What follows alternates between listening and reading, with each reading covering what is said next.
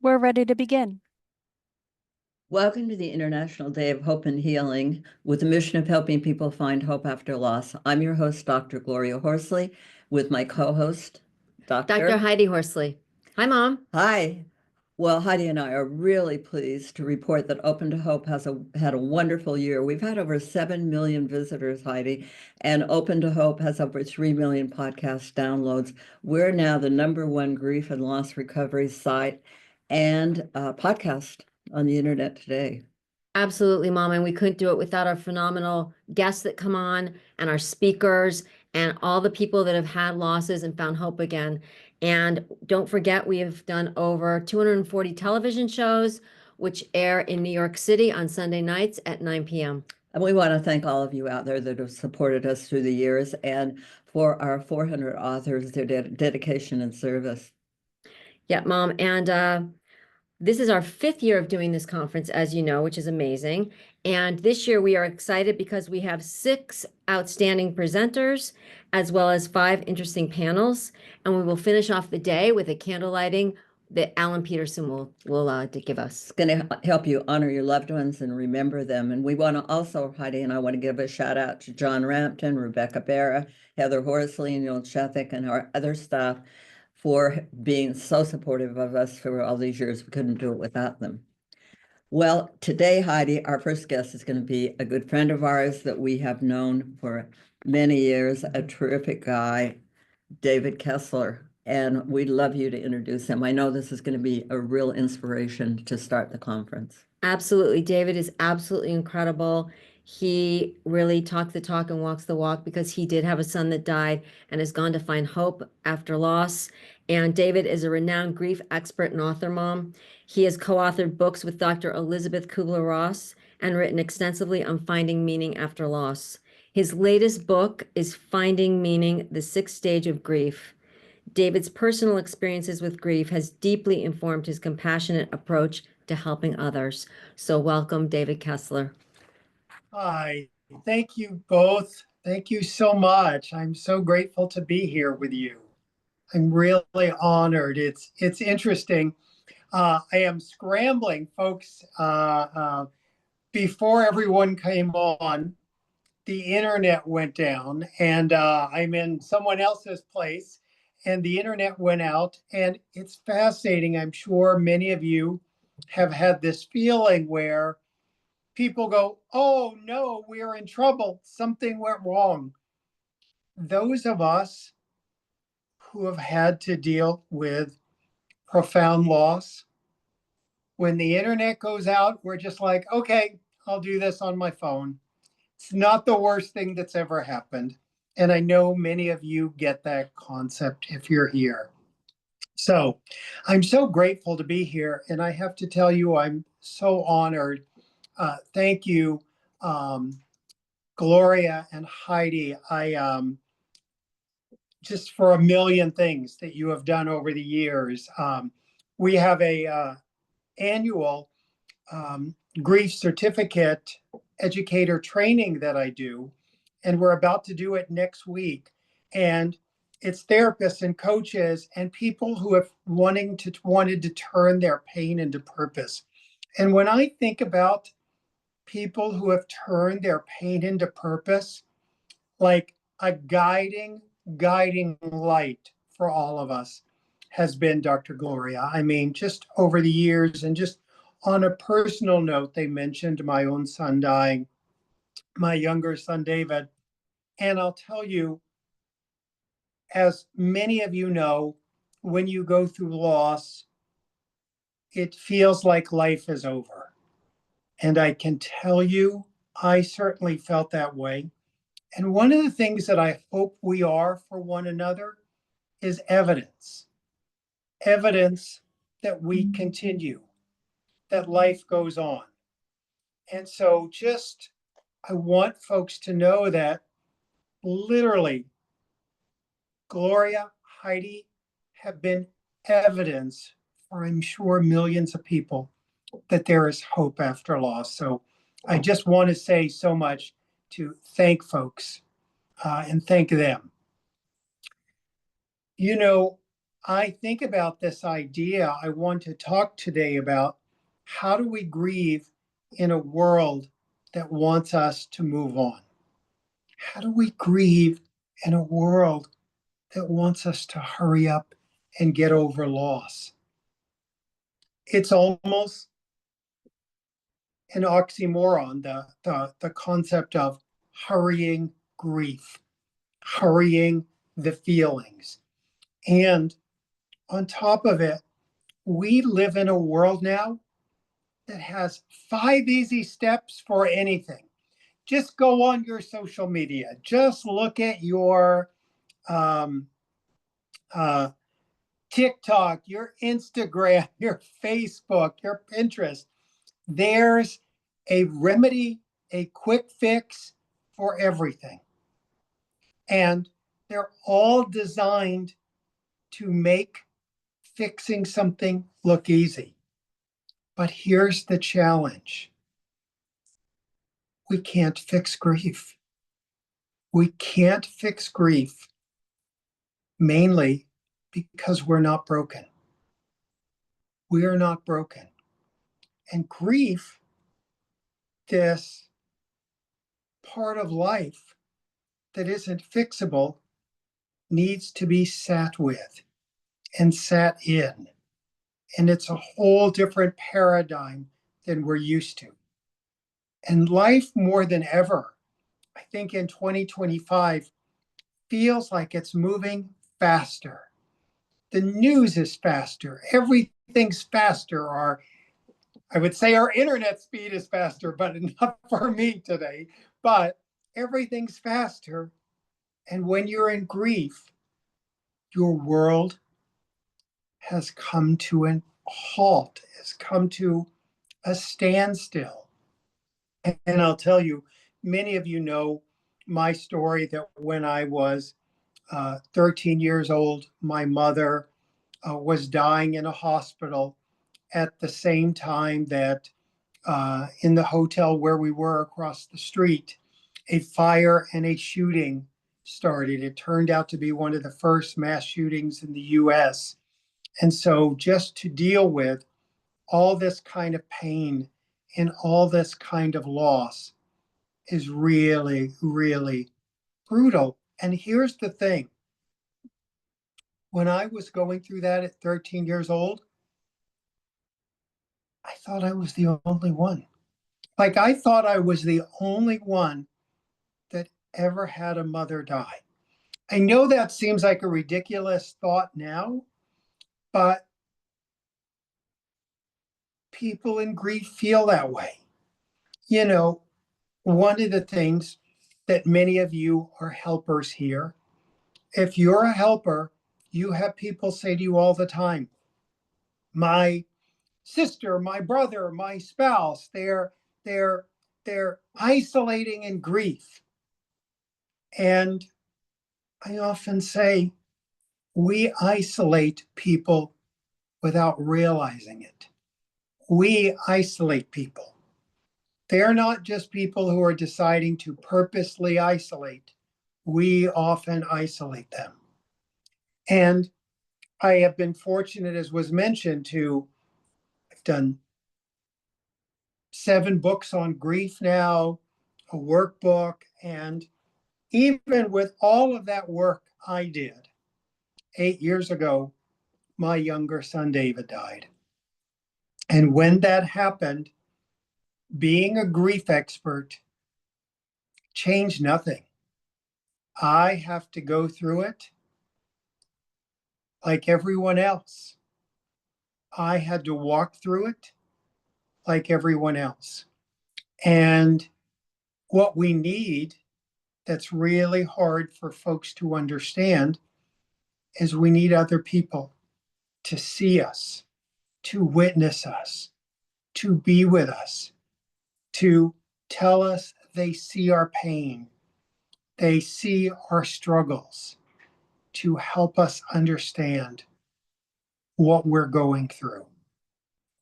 And, it's fascinating. How do we hold this outside world with the inside feelings we have? And the external world doesn't realize grief has a very long shadow. Grief has a very long shadow. And as Heidi mentioned, I wrote a book, Finding Meaning. And I'll tell you, at times, that title is challenging because the book is really about helping people through the pain. But a lot of people go, oh, I'm not ready for finding meaning. Or the opposite, they think it's a book that's going to get them to meaning right now and not have them go through the pain. Here's the thing, you can't skip ahead to the meaning. And people have thought, oh, that David, he just wants people to find meaning. Oh, believe me, if there was anything that I could hand anyone to skip the pain, I would. But I couldn't skip my pain, and you can't skip yours. And those we serve can't skip ours. We all have to walk through that dark night. And here's the thing, we have to walk through that dark night in our own way, at our own pace. You know, I think about the great artist, Michelangelo. People would say, how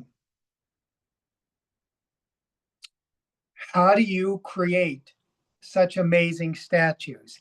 How do you create such amazing statues? And he would say, the amazing statues are already within. My job is just to chip away the excess to reveal what's inside. I think of meaning and hope that way. We have to chip away at the pain, and then the meaning can be revealed on the inside. But you really have to chip away. And I have always loved the title, Open to Hope. I think it's so beautiful because they've never said, get hope, be hope, do hope. It's, can you be open to hope? And one of the things in my online Tender Hearts group, we have 26 different groups. And one of those is for folks who are newly bereaved. And I always say for that group, that's the group when you've been thrown into grief and you don't want to hear about hope, you don't want to hear about meaning. Those things come later. And when people tell me in their grief, they have no sense of hope for a life after loss, I often talk to them about the death of their loved one is tragic, that the physical death of their loved one is permanent. But here's the thing, the loss of hope is temporary. The loss of hope is temporary. And I tell people, I will help hold your hope until you can find it again. I have hope for you. And so it's interesting to think about that idea of holding hope for one another, but never forcing hope or meaning on everyone or anyone. People have to find it.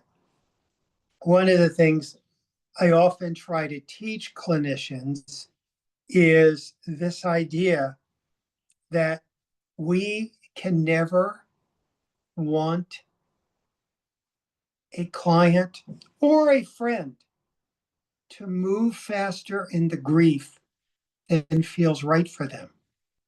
Literally, people have to go in their own speed. And I know for me or any other clinician, when you are wanting someone to be further along, that client, that friend in grief can smell your agenda, that you're wanting them to be different than where they are. And we really have to accept things as they are. We can't rush the grief. So it's interesting when I think about the outside world rushing us in our grief. I think, what does that look like? What does that look like to us? And here's the thing, because the external world has these expectations on us, and they can be contagious. We can rush ourselves. Now, what does that look like for the person in grief? Sometimes it looks like judgment. The outside world is judging our grief, and we might be judging our grief. Now, the fascinating thing about the whole judgment of grief thing is we can feel like we should be further along. Now, when I say to anyone, I want to invite you to consider if you're judging your grief, they might say, no, I'm not judging my grief. But I try to gently help them understand. If you say things like, I should be further along in my grief, that's a judgment. I should be further along in my grief means where I am, I think is the wrong place. Even when we're like, I'm stuck. I'm stuck can sometimes be, I think my grief should be faster. I think I should be going faster. And you need to go at your own speed. Stuck can also mean you haven't been taught the tools that you need to know to help with grief. Interestingly enough, I often think I'm teaching people what our great grandparents knew. They knew how to be with the grief. We know how to run from pain. And here's the thing, this idea of we're primitive beings at our heart that, of course, want to run from pain. And the problem is, this is one of those things you might think about, what we run from pursues us, and what we face transforms us. So it is about being with this. Even at those times where maybe we go, oh, feels like we're plateauing. Plateauing can be part of grief too. Sometimes you have to take it in. You know, it's interesting. When my children were young, I would be with the other parents early in the morning as they were waiting to go into kindergarten. And there was another parent there. And she knew at the time I had a book coming out. And she got a copy of the book. And she said to me, I read it in the afternoon. It was a quick read. It was basic. I was so hurt. I mean, number one, any of you who are authors or have written things know you. It takes years. You put your heart and soul into it. And she was like, it's a quick read. I read it in an afternoon. And I was just so hurt by her. The shocking thing is I ran into her like 10 years later. And she goes, oh, I don't know if you remember me. And I'm like, of course I remember you. But she said that her mother had just died. And she remembered she had my book. And she said she picked it up and she said this one sentence hit her and she sat with it for a week and it helped her so much. And I remember how, oh, no wonder like the book didn't resonate with her because she wasn't in grief and she zipped through it. These are feelings for us to sit with. And sometimes a feeling takes a week for us to be with. I did my first workbook recently. And one of the reasons is we always talk about grief work and people go, what exactly is grief work? So I wanted to do a workbook that like went through what my dream was if I was sitting with someone at their kitchen table doing grief work. And one of the things that I think gets confusing about some of the terminology like grief work is people think grief work is self-help work. Grief work is not self-help. Grief work is self-acceptance.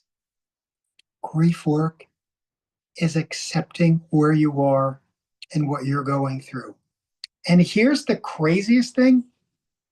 I'm talking about self-acceptance in a situation that we don't want to accept. We don't want to accept that our loved ones have died. Why would we ever want to accept that? People sometimes think mistakenly that acceptance is liking a situation or being okay with it. And I always say acceptance is about acknowledging the reality. Doesn't mean you like it, doesn't mean you wanted it, any of those crazy things. It means you're acknowledging the reality. And here's the other part. There's not one acceptance. There's a million acceptances. There's a million little acceptances that we have to go through. People think, oh, yeah, I'm going to try to find acceptance someday. Like you're going to discover, oh, it was in the top drawer. No. You find a little bit of acceptance when you just show up for the funeral. A little acceptance at the year point, maybe at the 2-year point. I often think about people ask me, is there a timeline in grief? And of course, I say there is no timeline in grief. Not only is there no timeline in grief, when someone says, how long will I grieve? How long will my sister grieve? How long will my spouse grieve? How long will my loved one grieve? I always say, how long is a person going to be dead? Because if they're going to be dead for a long time, you're going to grieve them a long time. Now, it doesn't mean we will always grieve with pain. To me, one of the goals of grief work is to eventually grieve with more love than pain, but in our own time and in our own way. So think of this isn't self-help. We have to accept where we are on that road, in this pain, in our dark night, in grief slowness. And I also try to invite people to tap into that inner wisdom that they have. All of us become reluctant grief experts. When people go, oh, you're a grief expert, I go, yeah, anyone who's been through that dark night becomes a grief expert. And it really is understanding that we have been built for grief. Sorry to say that, but we are designed to take a number of huge hits this lifetime. If you think of anyone you've admired, anyone you thought was remarkable, courageous, I promise if you look at their life, you will see that they have gone through their dark nights of the soul. They have gone through their dark nights of the soul. So to think of all these experiences and how so many things can come up that are very confusing to us. And yet, there's so many different ways that we can continue in life, continue walking. And it's a very confusing thing. And one of the things when we talk about this external world, the external world says to us all those things that I mentioned. You should be over it. You should be further along by now, all those concepts that come up. And sometimes I see people looking for agreement. Like, can you believe what they said to me in my grief? How my friend said this? And the interesting thing that happens to all of us in grief, your best friend who gets everything, your sister who understands you better than anyone, your spouse who knows you through and through, you get in grief, they might not get you anymore. Grief is a time when strangers can feel like family and friends, and our family and friends can feel like strangers. The other thing that's interesting in this process is I always say, when the outside world doesn't get us, it's sad in this grief illiterate world that you have to be the teachers. And yet, when we're ready, not at first, it's important that we do teach. And one of the ways I try to do this is when someone says something to me that I think is just horrible or just so stupid, I have to say to myself, when I feel myself judging it, what if it's just a question? What if it's just a question? Let me give you an example of that. As I mentioned, it's been 8 years since my son David died. I was at the cemetery and stopped there in the morning. As I was leaving the cemetery, my cell phone rang in the car driving away, and it's a good friend of mine who's an accountant. So keep that in, that's the context, an accountant. He said, "Hey, what are you up to?" Without thinking, I told the truth. I said, "Oh, I was just at my son's grave, David," who he knew. I was just at David's grave. And he said to me, "Still?" Now, when I heard still, question mark, on the inside, I wanted to go, yes, still, do you not? And I had to rein it in and go, what if it's just a question? And he said, still? And I went, yes, still. In fact, I think I'm going to be going to his grave for the rest of my life. That's what grief looks like. I understand it's his body. I understand it's not him, but it's a focal point for me. For some, it might be where their ashes are. But yes, still, that was my way of teaching him about grief for just a moment. Another thing I suggest sometimes is when people say those wrong things, those things that don't make sense, to understand it hasn't happened to them. They don't know. And sometimes I say, ouch, ouch. When you do that, people go, oh, what? And they think about what they just said. Ouch. So keep that in mind. And it's really important that we understand we get to define what our grief looks like. We get to define our experience of trauma and healing. We get to define how we heal. People sometimes think like healing's a bad word, and I'll go, oh, because you have a story that healing means forgetting. To me, there's no forgetting in grief. Healing for me means remembering with more love than pain. Remembering with more love than pain. And it means that those losses no longer control us. Another thing that comes up for people as I wrap up, I want to leave you with something really helpful is disloyalty. We often think about disloyalty, and disloyalty is a very subtle thing we don't realize is happening. And laughing again, smiling again someday when you're ready in your own time actually honors them and honors their memory. And one of the things I wanted to give folks is I have a disloyalty worksheet for free to help you identify a place where you might be disloyal or your clients. So you can find that at disloyaltyworksheet.com.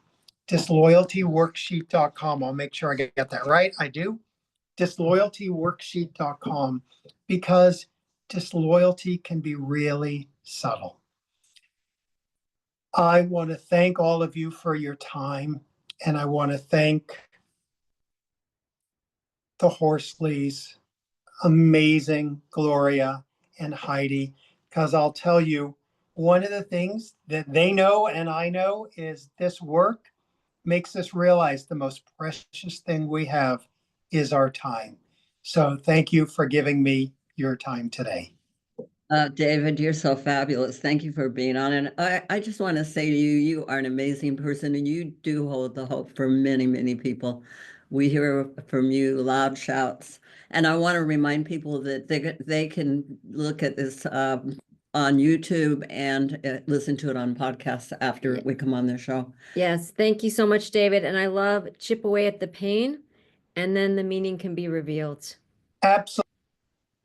Well, now we're going to have another great guest that we really Yes. enjoy, Heidi, Donna Sherman, and she is fabulous and has been a good friend for years.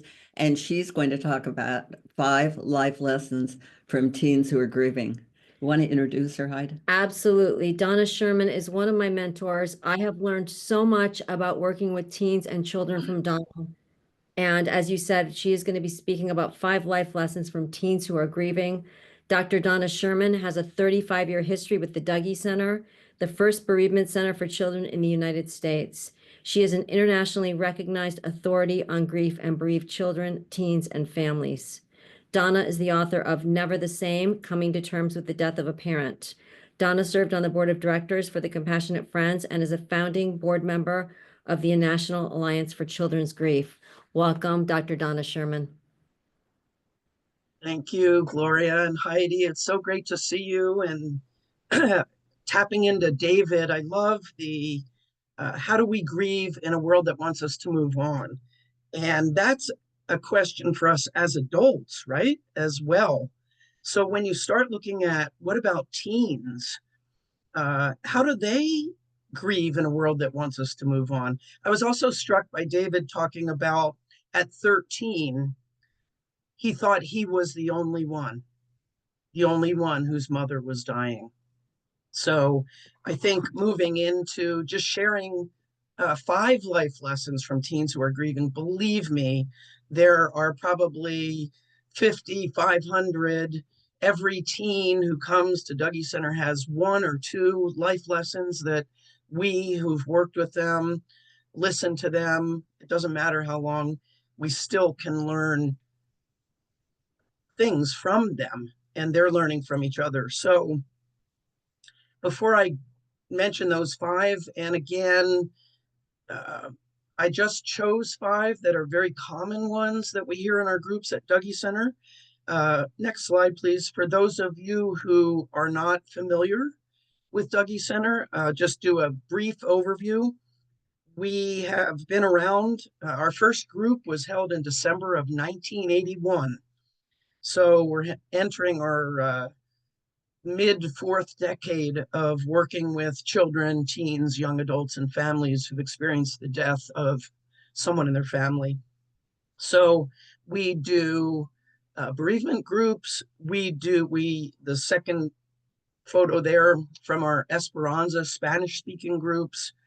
The third photo there represents our Pathways program, which is a program support groups for children and families who have a family member with an advanced serious illness. And then the fourth panel, LIGHT, LYGHT, which stands for Listening and Led by Youth in Foster Care, Grief, Hope, and Transition. So we've adapted the Dougy Center model to work with youth in foster care because very often, most often actually, in speaking with them, we found that their grief and loss issues were not being addressed in ways that were helpful to them. Next, please. Next slide, please. We have probably, I want to say, close to 80 different support groups going on at any one time. I mentioned the Pathways group. We have teen groups, littles groups for 3 to 5-year-olds, kids groups, 5, 6 to 12, teen groups. We have young adult groups. We have specific groups for after a death from violence, after a death from suicide, after a death from substance use, after a death from long-term illness, and also sibling groups. Next slide, please. Our kids groups are for 3 to 12-year-olds and their parent, caregiver, or sibling groups. Our teen groups are for 13 to 18, and they could be a parent, caregiver, sibling, or, as we know for teens, close friends as well. And then our young adult groups, 18 to 40, they're 18 to 24 and 25 up, could be a parent, caregiver, sibling, friend, partner. Next slide, please. And then our Pathways program for kids who have a parent, caregiver, or a sibling with an advanced serious illness. We added this group, I'm not sure, I want to say 10, 15 years ago. I think it was 15 actually, for moving kind of upstream for families who have a family member who's in the hospital. And prior to having these groups, we would only have families once the death had occurred. And they had so many issues that it was evident could have been addressed while the person was hospitalized or in hospice that now couldn't be addressed. And so we started those groups, and they're really amazing. We also, for teens. The next slide. Just a little slide about how we want grief to work. We want to get from here to there, wherever the imagined there is. And how it really works is like this tangle of things. The metaphors are everywhere in terms of waves of grief, or all different nature metaphors. But the reality is that there's no one way to do it, no correct way to do it, no standard way that we should do it. And that's really evident when you start listening to teens and their experiences. Next slide. One of the things I want to mention before I share the five lessons that I've selected from things teens have said is that we often hear, and honestly, if you Google grief, for example, you can go to the American Psychological Association, American Psychiatric Association, all kinds of places, and they will very often say grief is an emotion. And I think we need to understand and really broaden that. Grief is not just an emotion. When we are grieving, our bodies, our physical bodies, our brains, our immune systems, our relationships with other people shift. We have physical symptoms. We sleep, and we can't wake up, or we can't sleep. We have nightmares. We have stomach aches, headaches, all kinds of things. So we need to really broaden that grief is not just an emotion. And we also need to look at the social factors that influence how people grieve. And I just have to throw this in because in the field of thanatology, the study of grief, death, dying, from the Greek god Thanatos, the god of death, there's this increasing and very strong movement to pathologize people who are grieving too long, yearning too deeply, and the standards by which those assessments are made are questionable foundations, which I can't go into right now. But I want to say that sometimes teens, especially, and middle school age youth, are acting out the pain, the anger, the frustration, the aloneness, the loneliness that they're feeling inside after someone in their life has died, because their whole life has shifted, and they're often medicalized. Oh, they can't sit still, they have ADHD, they can't sit still, they're depressed, and prescribed medication and over medicated, especially youth in foster care who are medicated at 3 to 4 times the rate of youth their same age and same social factors who are not in foster care. So we have to understand, and we also know that populations that are marginalized by dominating populations have increased risk and decreased access to support.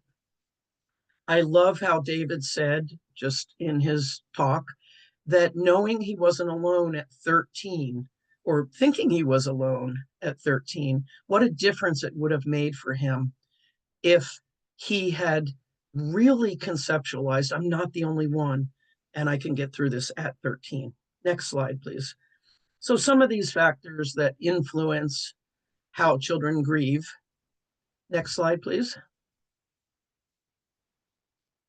Thank you. Their age, their maturity level, prior experiences with death, the circumstances of the death, the relationship with the deceased, the response of others, which is huge, especially in this age group, family history, and also generational history and history of their identity, whether those are identities that are marginalized because their ethnicity or their sexual identity is marginalized by the dominating society, and cultural aspects, and also so critical, what is the social support that they're receiving or not receiving? So I'm going to jump into, here are the 5 statements that we hear frequently in our teen groups.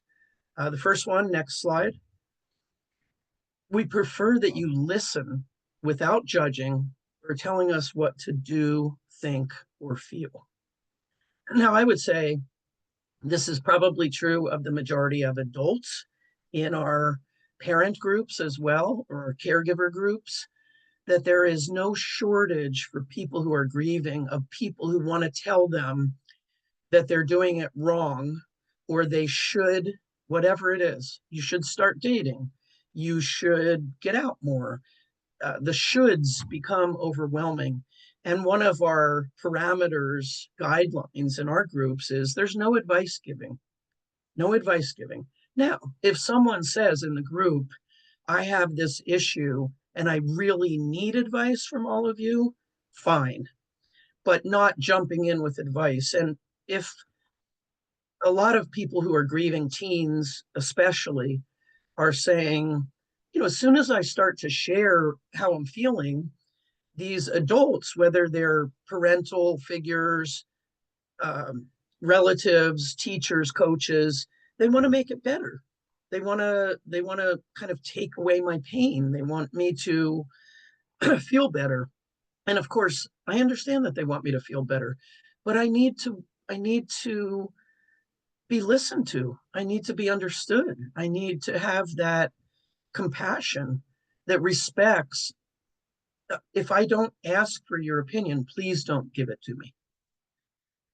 Next slide, a second common kind of statement from teens who are grieving the death of a friend, a relative, someone in their life. You know, we do use the terminology frequently in our world for people who have died, the term loved one.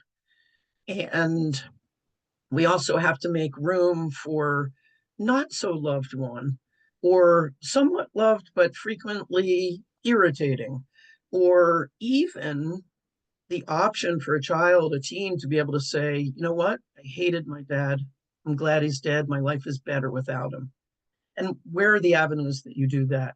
Fortunately, I would say in our 44 years at Dougy Center listening to teens, it's not common for them to say, I'm glad my dad's dead, or I'm glad this person is dead, but it happens. And we need to not glorify automatically and call every deceased person a loved one, because that may not be that teen's experience. We need to make an opening for them. I remember a teen in one of the groups, was a sibling teen group, and there was a 15-year-old sitting next to me, and he never talked in group. He just passed every time there was a question. And one day they were talking about, actually, the question that came up was, did you see your sibling's dead body? And that was a very lively conversation. And that was generated by one of the teens in the group. And this teen sitting next to me said, me and my brother didn't really get along. And that was the very first thing he said in the group, while everybody else was saying, my sister was so cool, my sibling was this and that.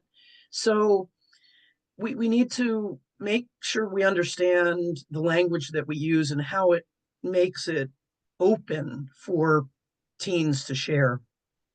So a statement from teens, we want and need opportunities for expression, but they may not be what adults around us are offering. So I'm a big fan of schools in particular who say, well, we don't want to glorify a death. We don't want to romanticize a death or this person. And I always respond, well, you don't want to demonize them either. So how do you find avenues for expression?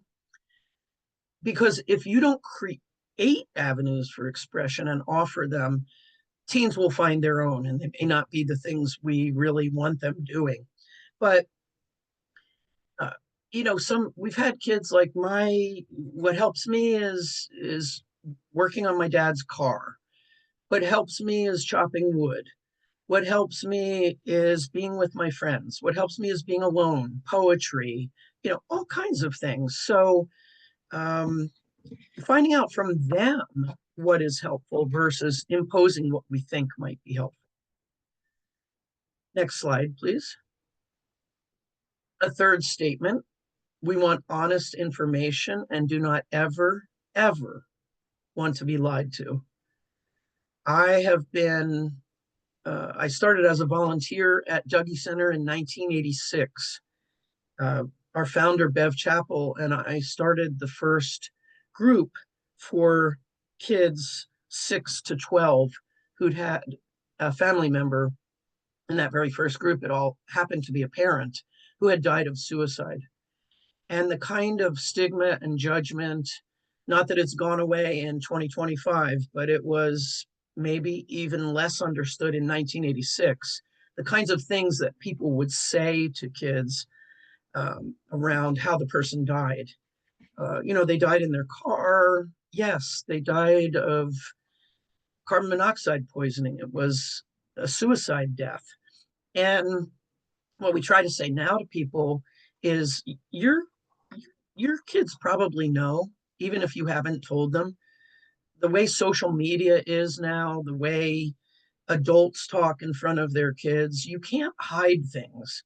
And I'm not suggesting you should, but I have never in any culture I've ever worked in, at any country, and I've done trainings in South Korea, Taiwan, Italy, Germany, foreign areas like Los Angeles, and I have never heard one child or teen say, I'm glad they lied to me. about something that had to do with the death. I've heard many, many, many kids say, I can't believe they lied to me. And I found it out from a friend. And now I question everything I've been told. So never lie. Number 4, next slide, please. Because our friends are our chosen family and we're wanting to be independent, we may or may not choose to share how we're doing with a parent or other adults. We have to understand that in teen years, what they're striving for is really independence. They're trying to pull away from adult supervision, whether that's school, home, and find their own way. So they're not always looking for adults or parents to share with.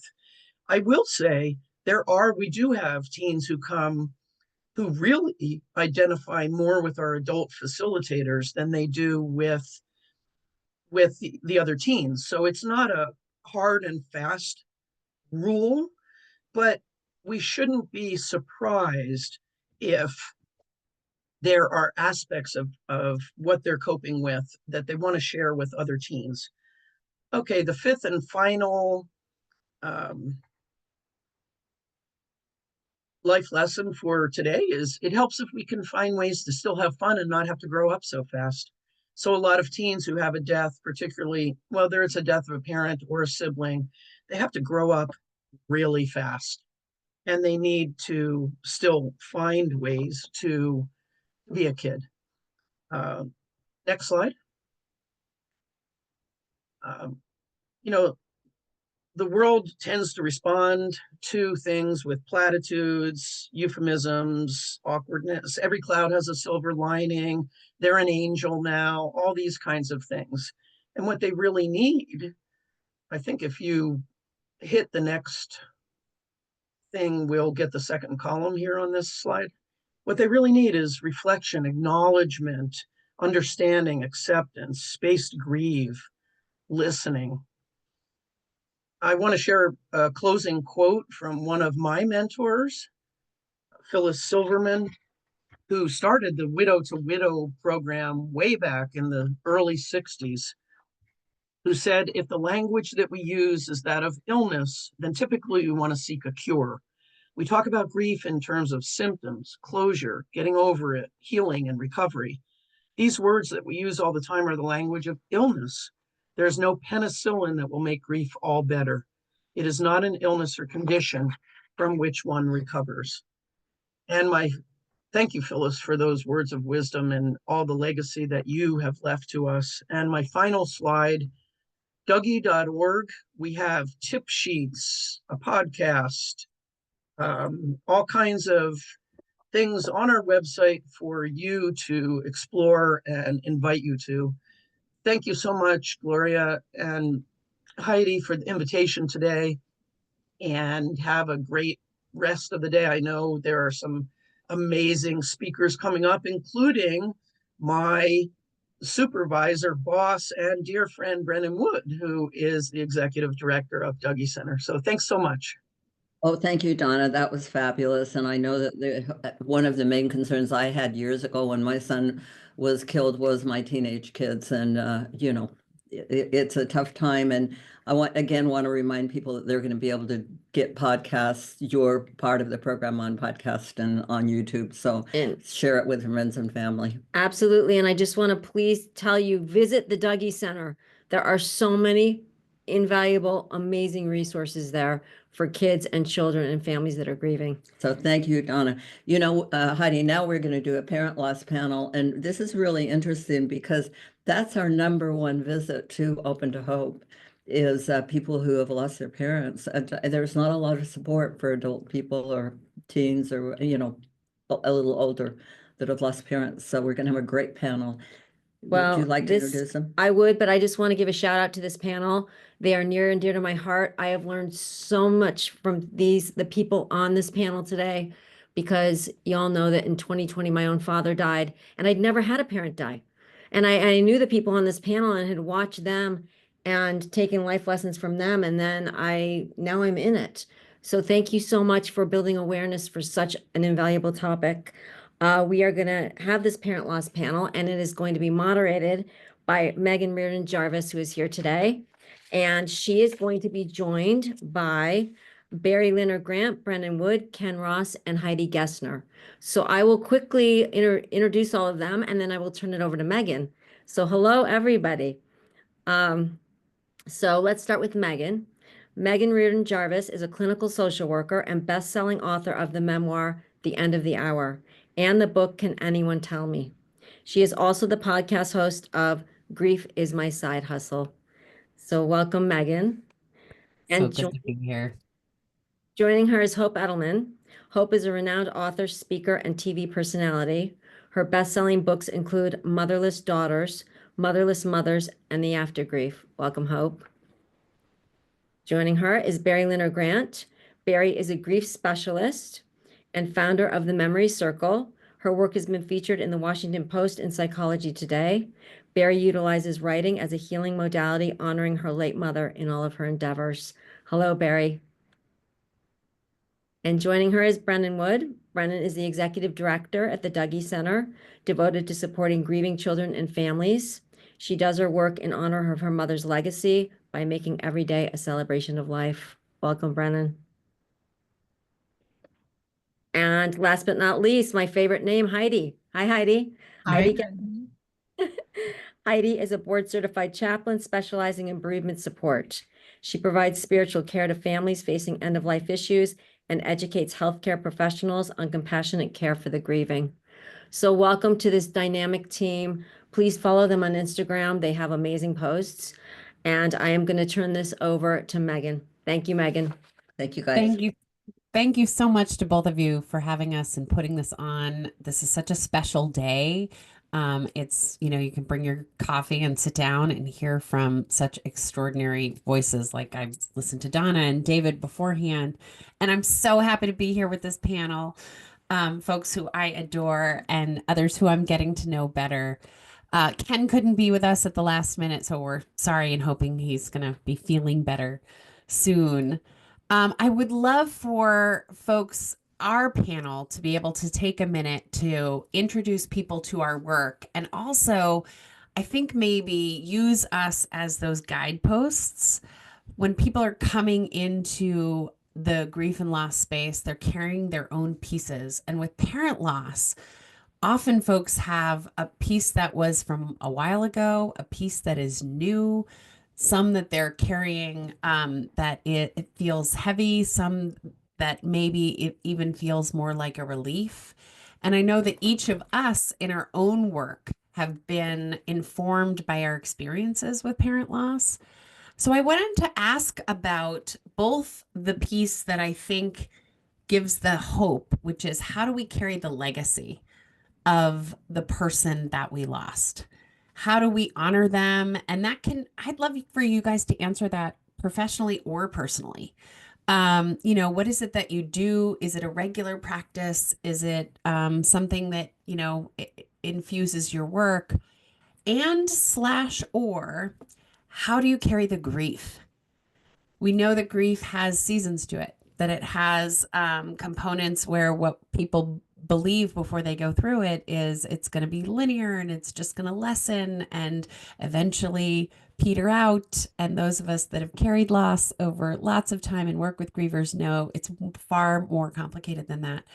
And so I'll just start by saying one of the things I've been talking about recently, even though we're headed into the warmer weather, is I was really stunned this particular holiday season by, and maybe I taunted the universe because I had said openly multiple times, I've done pretty well. My dad died in 2017 of cancer. My mom died suddenly in 2019, it just absolutely stunned me and made me ill. I was so undone by her death. And I said out loud a couple of times, the holidays just really haven't been the time that's been really hard for me. And lo and behold, 5 years after my mother's death, 7 years after my dad's, I was just brought to my knees. I cried every day. I can still have a little choke in my throat. And I was really stunned by that. I was really stunned by just how much I missed them. I was so sick of not talking to them anymore. I'm so tired of that. I often text that to a friend. I'm so sick of my mother being dead. And I did find as I came out into the new year that there was this little fire in my belly about feeling really deeply connected to them through that loss. And that it led to some writing that I was doing, and it led to some, this kind of a conversation and a speaking engagement. So that was my experience. And I would love, maybe Hope, I'll pass it to you. Will you talk to us a little bit about your work?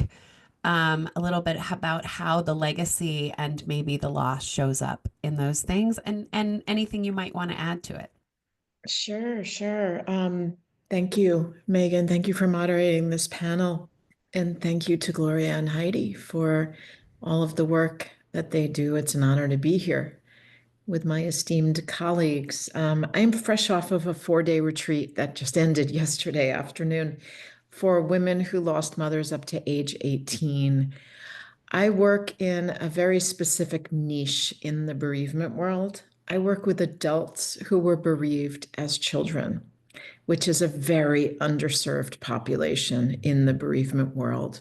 So most of my clients and most of those that I work with were children, teenagers, and young adults when a parent died, specifically a mother in this past retreat. Though my most recent book, The After Grief, is about losing a parent or sibling, whether you're male, female, non-binary, at any age up until young adulthood.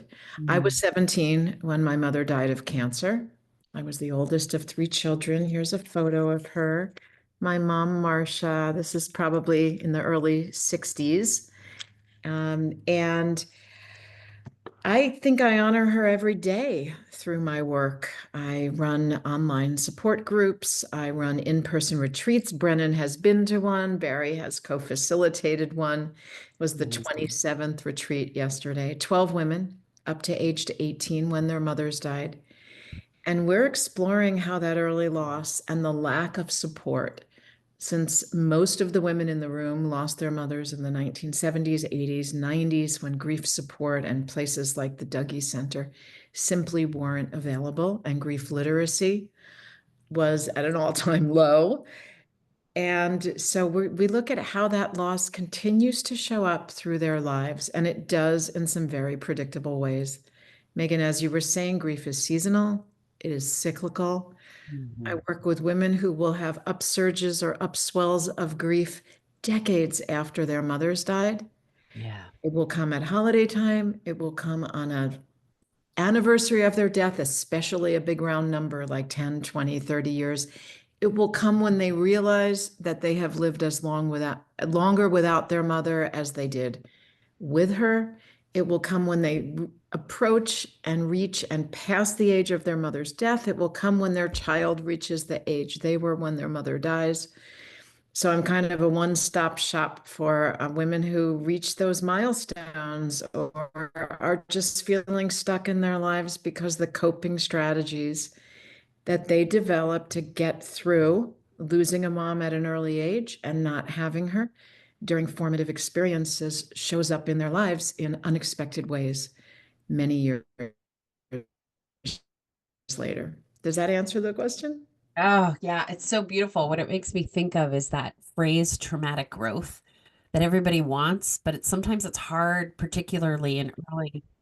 Yeah, and Post-traumatic sometimes growth, it's right. hard in early or fresh grief to kind of know, or even be able to hope what that might look like, right? When you're really in your pain, hearing from folks that something good might come of this can make us feel minimized or uncomfortable. And I think when you're describing your work, what it's reminding me of is that there's lapse of this. That kind of growth continues for people, just the same way the pain can also continue for people.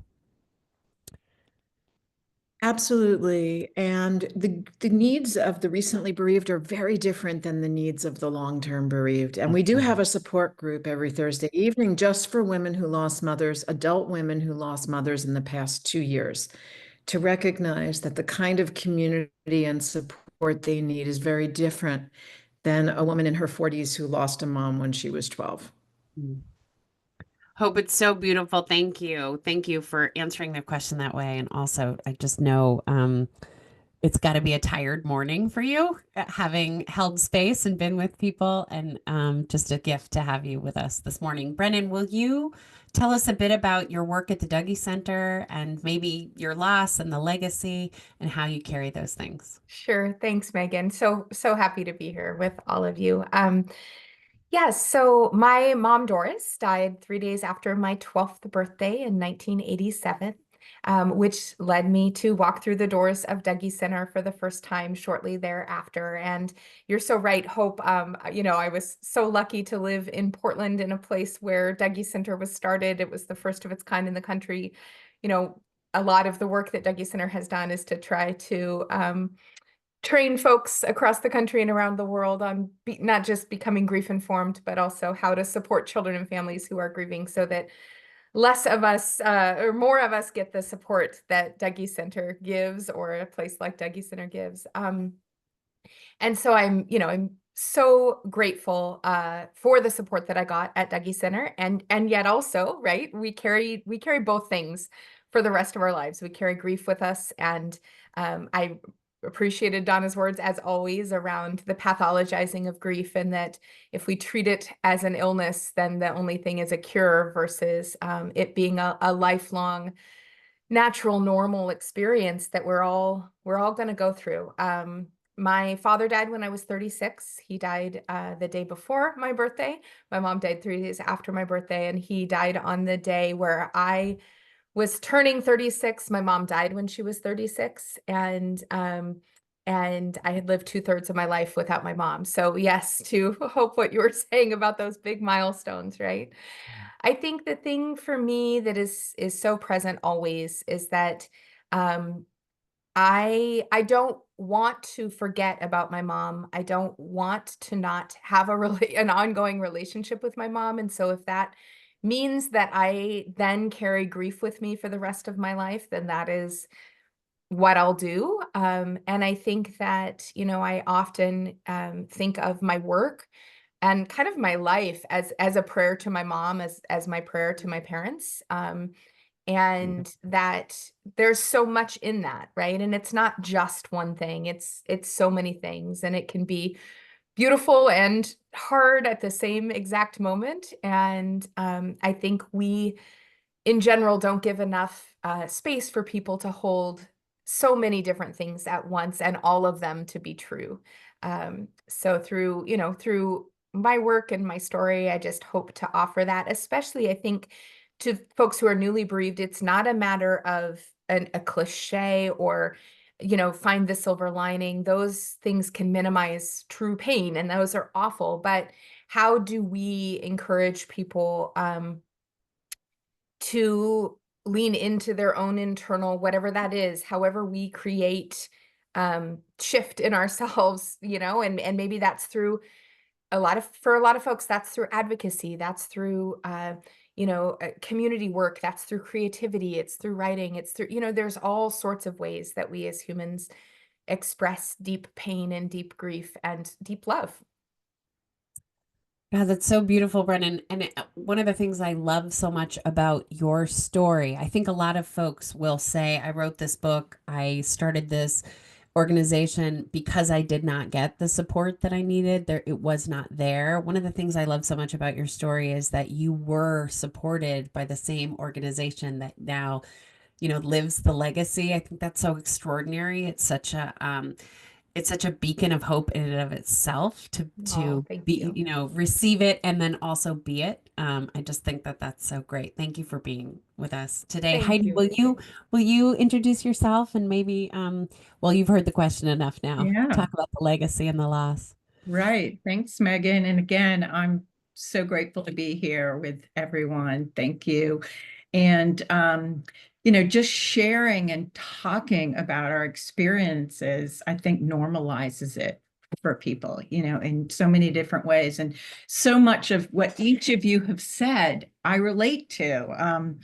you know, my mom died 3 days before my 60th birthday. My dad died when I was 30. So, I mean, feeling different about those. As far as my father, that was really my first experience of death. And I really kind of found my life through that, which I'm sure many of us here can relate to. And he was a type A businessman who, when he was diagnosed with terminal lung cancer, his authenticity, his genuine humor, we connected on ways we never had before. And I feel so lucky to have been able to journey he lived 4 months with that. And one of the things he said is, I just don't want to lose my dignity. And we heard that. I have 3 siblings and my mom, and we had hospice at the end. And it was really quite amazing. Like, his cat was on his bed and we had friends. And I, like you, Brennan, I felt so much support through this from the universe in ways of serendipities and signs. And, you know, songs would come on the radio that I was thinking of. And then even acquaintances, people I didn't even know that well, leaned in and helped me. So remembering my father's, you know, wish of not wanting to lose his dignity and experiencing all this depth and support, I went into hospital chaplaincy so that I could support other people in the way I was supported, and have, you know, provide as much dignity as recreating that in the hospital setting. So started a bereavement support program where I was working at University of North Carolina hospitals, and then actually left the hospital during COVID, fast forward 20-something years, because my mother had advanced Parkinson's. So with COVID and masks, I stepped out and was her main caregiver for, gosh, through COVID. And I moved her 3 times in 2 years during that.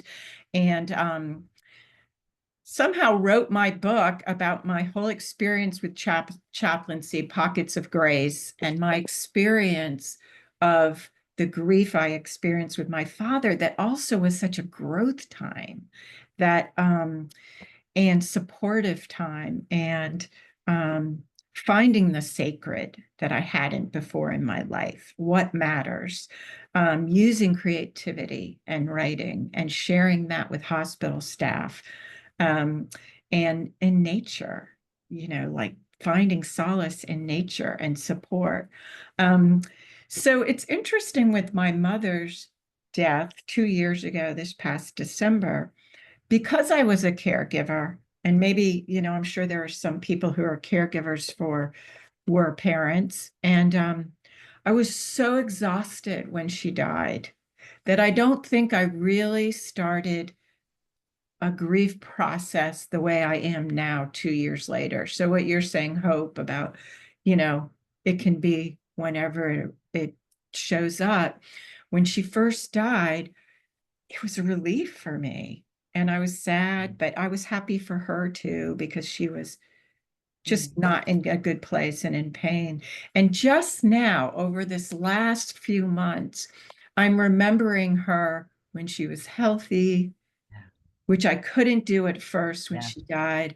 I'm remembering her, like, funny little sayings will come to mind, and I'll be saying them and I'll be like, oh, thanks, Mom. You know, so I feel like she's very much with me, but back to before she was so sick right now. So it's interesting, just kind of feeling it and just being aware of her around me and That's missing her. It's you so know? beautiful what you just described. And what I'm struck by when you're talking, Heidi, it feels like talking to somebody from my hometown that's referencing all the landmarks and the experiences that I, you know, like, oh, the playground at the, you know, but the grammar school and the library, that when you're talking about the elements of spirituality, that's such a common thread that grievers need to talk about when you're describing what it's like to care for someone over time, that thing where like your mind can only remember them in illness for a while, and then it just wakes back up and brings, people are so afraid they're not going to have that memory of their healthy loved one. And when you've been through it and also held people in that space, you can offer them sort of that hope and, that joy. I was moving my camera because it's so tiny, but I have my little 333 necklace on because in the early days after my mom's death, I just was I was so unwell that any spiritual message, anything that could, allow for there to be some kind of connection to something larger was really turned off in me. And actually, I'm so excited to introduce Barry because I feel like Barry has been in constant conversation while that has been lighting back up and growing in me. Barry, will you introduce yourself and talk about your legacy and loss? Yeah, sure. Thanks for having me. I owe so much of my experience to Hope's book, Motherless Daughters. In 1993, I lost my mother, Ellen. In 1993, nobody was talking about grief or grieving. And the message I got from the universe at 27 and society was, and my stepfather, that we were all just going to return to work. At the time, I owned a public relations firm in New York, and I think the message I got was I was very much a grown-up. You got this. You had her for this much time, and you're good. You're cooked. You're an adult. And I think the one thing that has been certainly profound for me was not only meeting other motherless daughters, like that this is going on, and it has gone on before and it will continue to go on, but there is so much loneliness and there is so much isolation when the world is telling you one thing and you feel something so wholly different on the inside. So when I found Hope's book, I found all the women on the pages, all the people she had interviewed, there they were. And suddenly I was not alone. And it gave me the permission that I felt I needed in opening up conversations. And those conversations, I almost felt after that, like I must be wearing a magnet or some neon sign on me, because I met motherless daughters wherever I would go. And having these conversations, I realized like there was nothing about me that made me the sad girl, which I think I was fearful of if I had had those conversations aloud and shared my feelings. So a lot of those feelings were like in a little diary and bunches of journals. And I've been a writer for as long as I can remember. And it certainly helped me make sense of the world. But then my world grew when I started to have these conversations with other motherless daughters. I realized as different as our relationships might have been with our moms, there was so much that was so alike. If you had told 27-year-old Barry, fast forward, that she would be on a retreat sitting next to Hope Edelman and helping co-facilitate, I wouldn't have believed you. It was such an honor. And also, again, just that affirmation that we really do need to show up for our grief in a way that is on purpose and with purpose. And I call that a grief tending practice. And once I realized like it would not make me the sad girl, and it actually would make me what I say now is a hope dealer. And that is like a little nod to hope. And also so that when I say I work in the grief space, I don't clear a room, and I just say, I'm a hope dealer. And I think what my interest in and I loved what you shared, Heidi, about keeping my mom's legacy alive has been not only to start my company, which is called the Memory Circle, where I too sit with folks one-on-one and lean heavily into writing and the science of writing and why that works and why that helps and how we can be our own story witness, perhaps if we don't even have one, and we can make sense of the grief outside of our body when we see it on the page. I keep my mom's memory alive in so many ways, partly because she didn't have a lot of stuff. My mom died when she was 50, and it looked like she knew she was going. She died suddenly in a beach chair, an ending my mom may have in fact written, her favorite place on earth. But there was very little stuff. There was very little to like hold on to. And so I became a crazy memory maker. Snippets of handwriting in frames and charms and tattoos. I have a 444 on my body that would totally horrify her, but it was a number that I kept seeing. So I think the idea of keeping her memory alive and her legacy alive has been the honor of a lifetime. And sadly, I have to update my bio between the time that I said yes to being here today. I also lost my dad, Neil, and I was his caretaker with my siblings for over 10 years. He lived with memory loss. It's a muscle I'm learning to flex for sure, saying that I am now a girl grappling with that, what it feels like to no longer be a caretaker, what it feels like to get in the car and not want to like go visit him. You know, I feel like I'm on autopilot. So allowing, as Heidi was saying, the before dad that I never allowed, those before memories to come rushing back in, flowing back in, is so different than the sudden loss of my mom. So a grown-up orphan, I think we need our parents forever, forever. So no matter what age or stage you are, just remember that. I think there's this, whether you're 60 or 6, there is this changing of the guard that makes us official grown-ups, unofficial grown-ups, if you will, in the world. And I think just give yourself the grace and space and honor that at every year, whether you become their age or grapple with their birthday or your birthday or whatever it is. Just remember to give yourself the grace and space. Hey, that you ladies, thank you. It's been fabulous, and what great information, Yes. and what a great panel. And we're so sorry to cut in, Barry. My heart Oh, goes out yeah. to you. I love the shout outs you've given about your dad on the Instagram. And I love how all of you are keeping the legacy of your parents alive. Thank you so much for being my guiding light during my time of grief as well. Okay, thank you. And now we have another great. Thank you, everyone.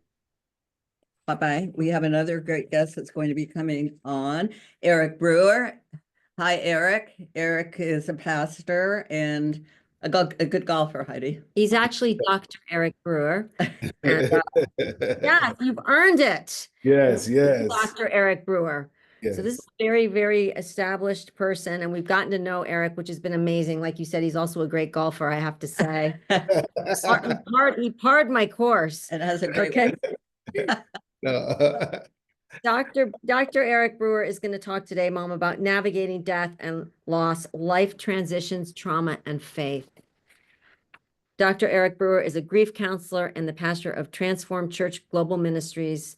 He is also the director of field education at Howard University and the author of the groundbreaking book, From Grief to Growth. Thank you, Eric. Thank you for the opportunity. Well, great morning, everyone. And I want to thank you, Doctors Gloria and Heidi Horsley and the Open to Hope staff for this opportunity to share on International Day of Hope and Healing. It is truly an honor to stand before you today and speak on a topic that touches each of us at some point in our lives, navigating death and loss, life transitions, trauma, and faith. Death and loss are universal experiences, yet when they strike, they can feel deeply personal, isolating, even overwhelming. Whether you are grieving the loss of a loved one and facing major life transitions or healing from trauma, I want to assure you that you are not alone. There is hope, there is healing, and through faith, there is renewal. I want to tell you my story. I've been pastoring for over 20-something years, and where I pastored, it was in Hackensack, New Jersey. It was ground zero for COVID-19. I am a COVID survivor, but I also became a COVID widower. I lost my late wife of 21 years. And so I had to go through my own grief recovery. And I had to lead a church while the church was grieving, the community was grieving, this nation is so much loss, doing services and grieving myself. And I had to take a sabbatical. I had to step back. And I decided to go back to school and get my doctorate. And I was trying to figure out, what should I study? And men were being referred to me from around the nation who had lost their wives. And so I started a support group for African-American men who have lost their wives, eventually to all men who lost their wives, because grief is universal. And I had to process my own journey and help my daughter to go through her grief journey. And today I want to share 3 key areas that I learned that will help us to navigate this journey. Number one, understanding the impact of loss. Number two, embracing the process of healing. And number three, relying on faith as a foundation for resilience. Grief is the deep emotional response to loss, particularly the loss of someone or something we deeply love or value. It is a natural yet complex process that affects people emotionally, mentally, physically, and even spiritually. And so grief is love in another form. Grief exists because love exists first. It's not just about sadness, it's about the love that remains even after a person, relationship, or a phase of life is gone. Grief is a journey, not a destination. There is no timeline for grief.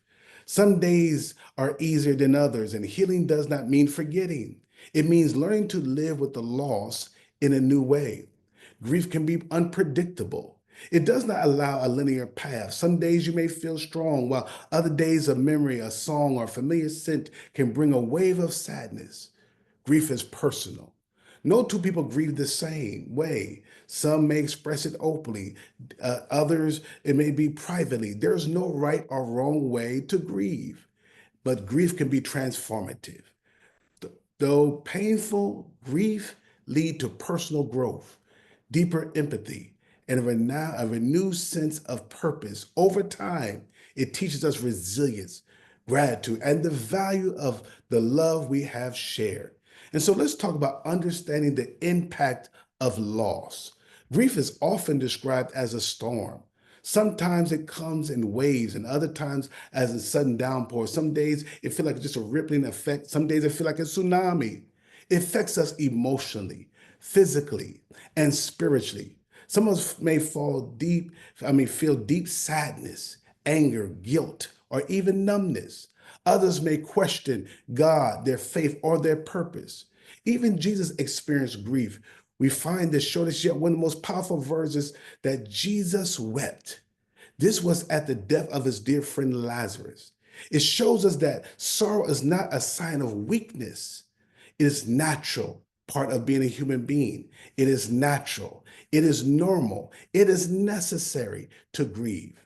And so even though so many people say, well, I'm going through this stage of grief, I've read Dr. Kubler-Ross' book on the art of death and dying, and the 5 stage, I'm in denial or anger or bargaining or depression, acceptance. But she was writing that to those who had experienced, they was on hospice care. And while these stages may provide some insight to the grieving process, but it's a journey. Grief is not linear. And so people move through different, through the stages or process. The emotion, the way a person emotes can be so different at different times. Most people are functional grievers. Let me just pause right there. You are functioning and grieving at the same time. And it's okay not to be okay. An inspirational quote that speaks to this truth comes from Helen Keller. Although the world is full of suffering, it is also full of overcoming it. So you have to decide, are you going to be an overcomer? Because grief does not mean that we are stuck. It means that we are in the process of healing. And so we have to, number 2, embrace the process of healing. Healing does not happen overnight. It is a journey that looks different for everyone. In Ecclesiastes 3, verse 1 says, to everything there is a season.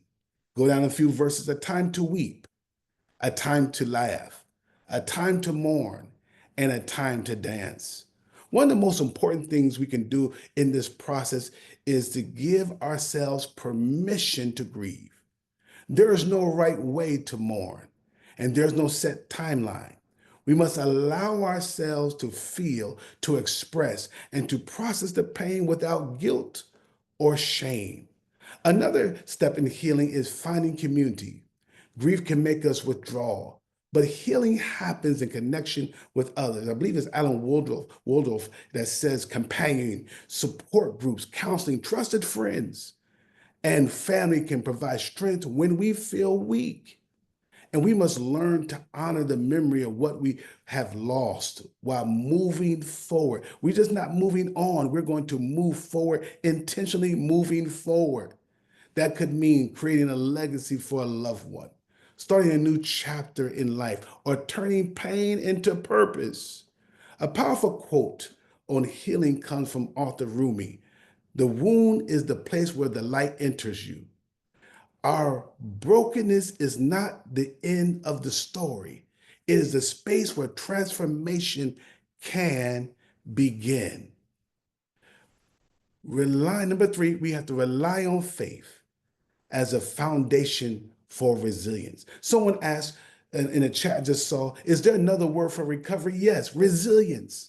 Faith does not eliminate grief.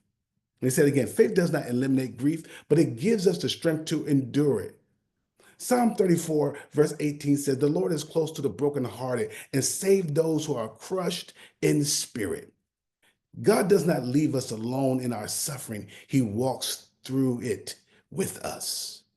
When we experience loss, our faith may be shaken and we may ask difficult questions. Why did this happen to me? Where was God in my pain? How do I move forward when I feel so broken? And these are valid questions. And God welcomes our honesty. Even in his deepest suffering on the cross, Jesus cried out, my God, why have you forsaken me? Yet through that suffering came the ultimate victory over death. So when we lean into our faith, we can find hope in these truths. God is our refuge and strength. God is our refuge and strength and an ever-present help in trouble. We are never alone. He said, I will never leave you nor forsake you. There is eternal hope beyond this life. We will wipe away every tear from their eyes, and there will be no more death or mourning or crying or pain. As the great theologian C.S. Lewis once said, hardships are often prepared ordinary people for extraordinary destinies. Let me say it again. Hardships often prepare ordinary people for an extraordinary destiny. Our faith allows us to endure suffering with the knowledge that God is still working even when we cannot see it. And so as I come to a close, we have to find purpose in the pain. As we walk through grief and loss, we must remember that pain does not have the final word. Our sorrow can be transformed into strength, our suffering into testimony, our loss into a renewed purpose.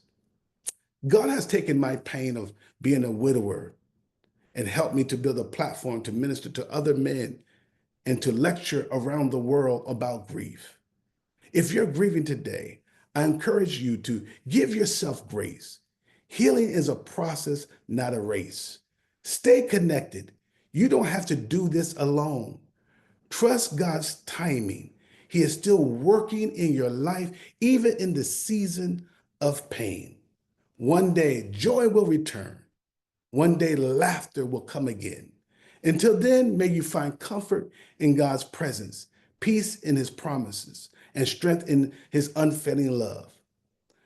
I have found life again. I have found the time to laugh again. And even I found love again. I'm remarried to a wonderful woman, Judge Tiffany Williams Brewer, who's also a professor here at Howard University, where she's at the law school. I'm at the divinity school. I believe she filled out the application so she can have a driver to work.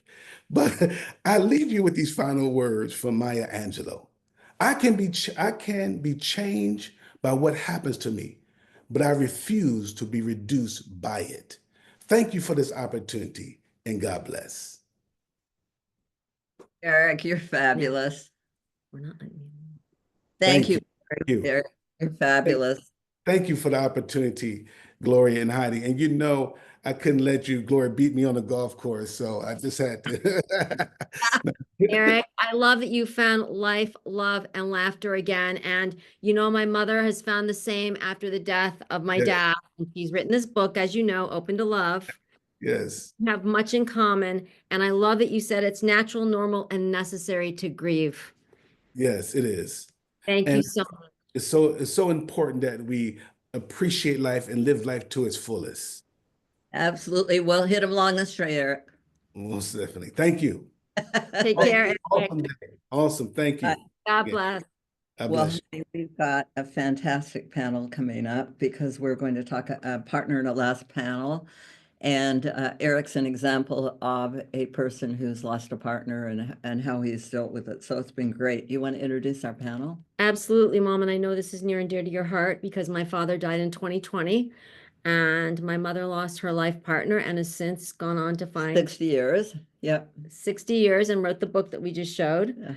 Open to Love. Showed again the secrets of senior dating. We wrote it for all those out there who've had a loss of a partner and are hoping to find love again. You can get it on Amazon. So I'm looking forward to hearing about this panel right now because everyone on this panel has lost a partner that has been near and dear to their heart. And today we are going to have Jill Johnson Young moderate this panel. And Jill will be joined by Abel Keogh, Dr. Red Hoffman, Dawn Nargi, there she is, and Taisha Scott. Welcome, everybody. I will introduce you and then I will turn it over to Jill Johnson Young and she will moderate this. So, where's Jill? Oh, there she is. Hi, Jill. Hey, Jill I'm Johnson, here. Jill Johnson Young is a licensed clinical social worker. She co-owns Central Counseling Services and is the author of several grief books, including The Rebellious Widow, A Practical Guide to Love and Life After Loss. Joining her is Abel Keogh, who is a relationship coach and the author of several books, including Dating a Widower. And Abel offers guidance through his YouTube channel. Then we have Dr. Red Hoffman, who is an acute care surgeon and one of the few U.S. surgeons board certified in hospice and palliative care. She has personally experienced multiple traumatic losses, including the murder of her father and the suicide of her boyfriend. Welcome. Welcome, Red, and welcome, Abel. Then we have Dawn Nargi, where there Dawn is. Dawn is a grief counselor and executive director and co-founder of the W Connection in New York City. She provides support to women who have lost a partner, creating a community for those navigating profound loss. And then we've got Taisha Scott. Taisha is the founder of A Widow's Voice, an organization offering support to widows and widowers. She provides resources and community to those grieving the loss of a spouse. She does her work in honor of her husband, Phil, and that was my father's name also. Okay, so welcome. I'm going to turn this amazing panel over to Jill. Thank you, Jill. Thanks very much for having us again, Gloria and Heidi. It's always fun to do this every year. This is a great panel. For those of you who are joining us, we've spent some time talking by text, by chat, by Facebook, by email, and in person before this because we wanted to make sure we covered all the things that all of you might want to hear about, and we got a short time to do it.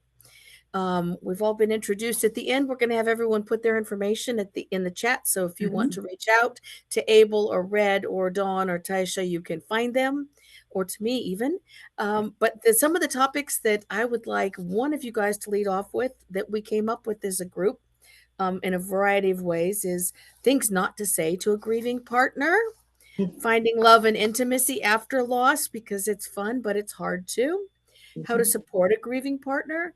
One thought you'd want to share with someone who's new to our group, because when you join this club, it's not one you choose, but it's sure one that you have to learn to navigate. And usually you don't have experience. I did. I've been widowed twice, but the first time is a learning curve. Right. The importance of boundaries. That's a Jill moment. You got to have the boundaries when you're doing loss, because otherwise people will try to help you do it and they're not you and it's not their loss. Additional losses that come with partner loss, which is a hallmark feature of a partner loss. Financial issues, social isolation, what grief does to us physically as partners and the importance of getting to the doctor. Loss of productivity and concentration.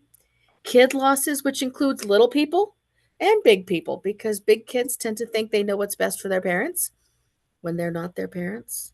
And little people need a lot of support when there's a loss, if they're still little when it happens. My kids were all teens when I lost both my partners.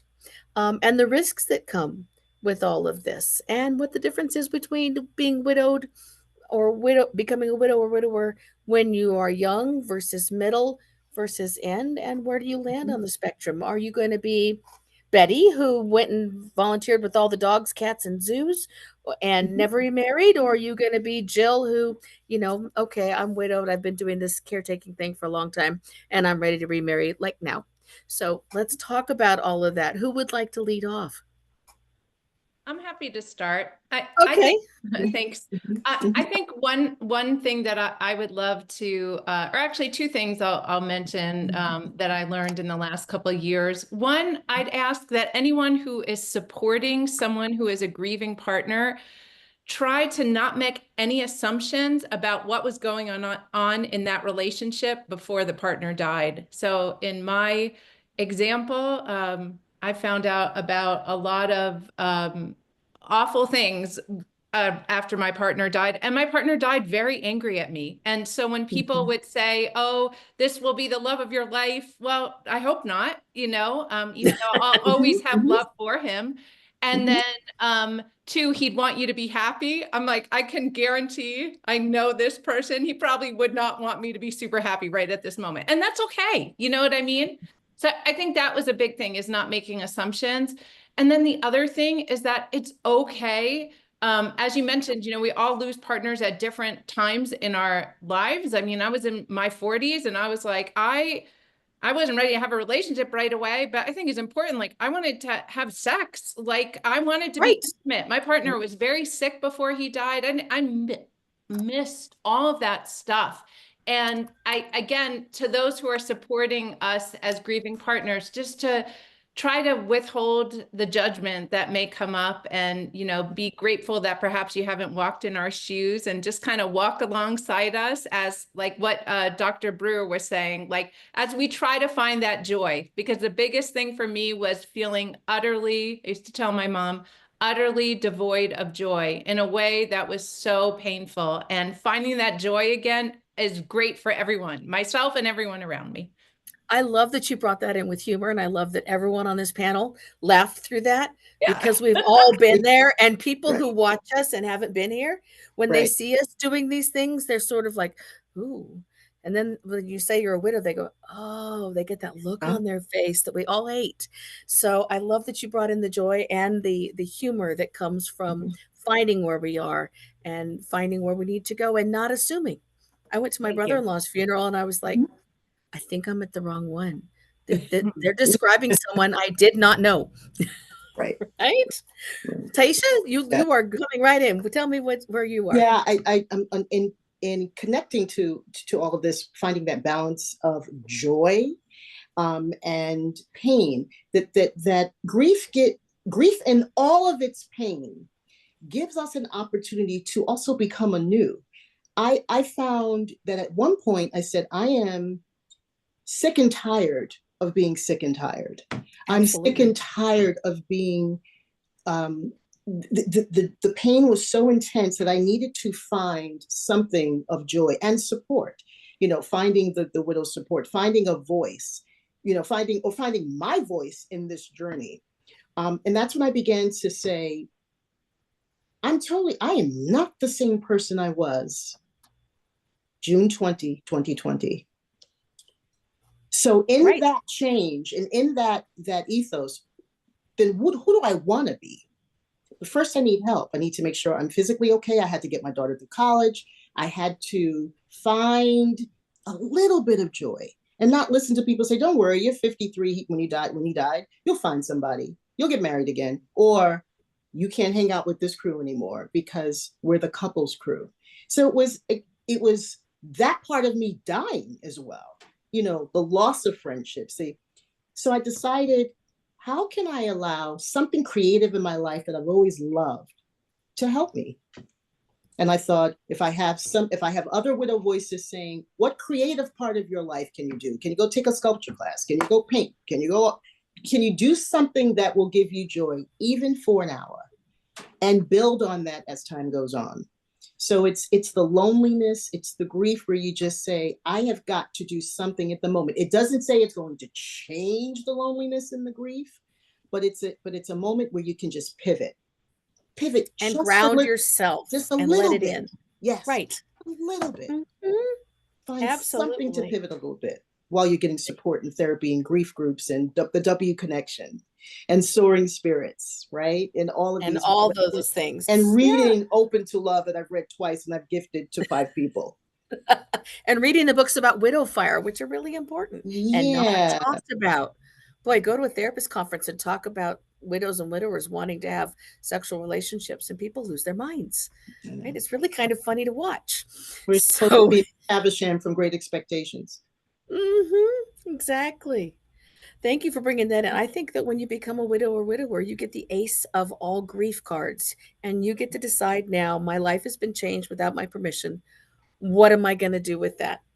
What did I want to do when I grew up, and what did I like doing when I was little, and all those things. Abel, you're the man in the groom. Tell us how this fits for you. Yeah, I think the biggest challenge I see is, yes, you should go out and figure out what you want in chapter 2, but a lot of people, they don't know what that is. When I talk to widowers, especially, a lot of their identity is tied up in their spouse and in their job and things like that, and that gets kicked out from under them. And one of the first questions I always ask them is like, where do you see your life headed, or what do you think the next chapter of your life looks like? And I usually get a deer in the headlights look. It's like, I don't know. And I think it's okay not to know, but I think a lot of people, they don't spend the time to really kind of take a step back and maybe, and really decide what it is that they want to do, right? It doesn't have to involve dating or relationships, but it's like, it's like, figure out what it is that you really want to take this next chapter, because I mean, it's awful and it sucks to lose a spouse, but at the same time, there's an opportunity there to kind of reset your life and figure out what is it that you want to do. And your second chapter can be just as wonderful as your first chapter, but it's also very different. I've remarried, and I have a wonderful chapter 2. It's very different than chapter 1, and that's okay, but it's still just as wonderful. But I think to get there, it took me consciously kind of thinking and figuring out, at least having the general idea of where it was I wanted to go. Absolutely. And you're right. The chapter 2 can be anything. And Betty didn't remarry ever. Her chapter 2 was dog rescuing and zoo helping and all those things. We've got lots of places that we can apply our grief and take our loved one with us. And it doesn't have to be remarriage, but that also shouldn't be out of the question. Depends on when you're ready. Everybody's prior relationship with their deceased partner is different. Everybody's process is different, and everybody's what I'm going to do from here is different. And sometimes we muck it up and we have to start over again, even in chapter 2. Dawn, you're the W connection. Tell us about where you sit with this topic.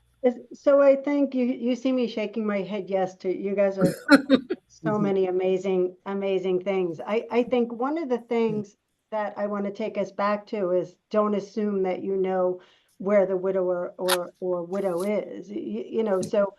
So when I was before I was widowed, before I started the W Connection 17 years ago, I was working on Wall Street as an executive. I was just married.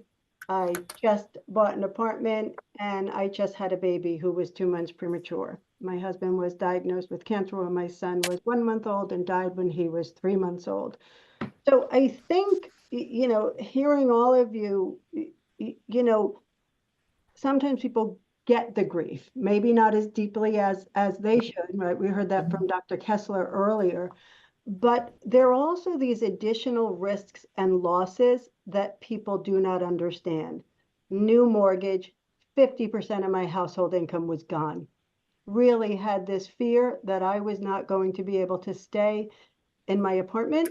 I was on maternity leave. I went back to a job on Wall Street that expected, 100% of me, and that changed, right? So I think widows and widowers also face a decrease in productivity. Some widows and widowers have even lost their job during this time. If you have children or aging parents, it's taking care of those people on your own.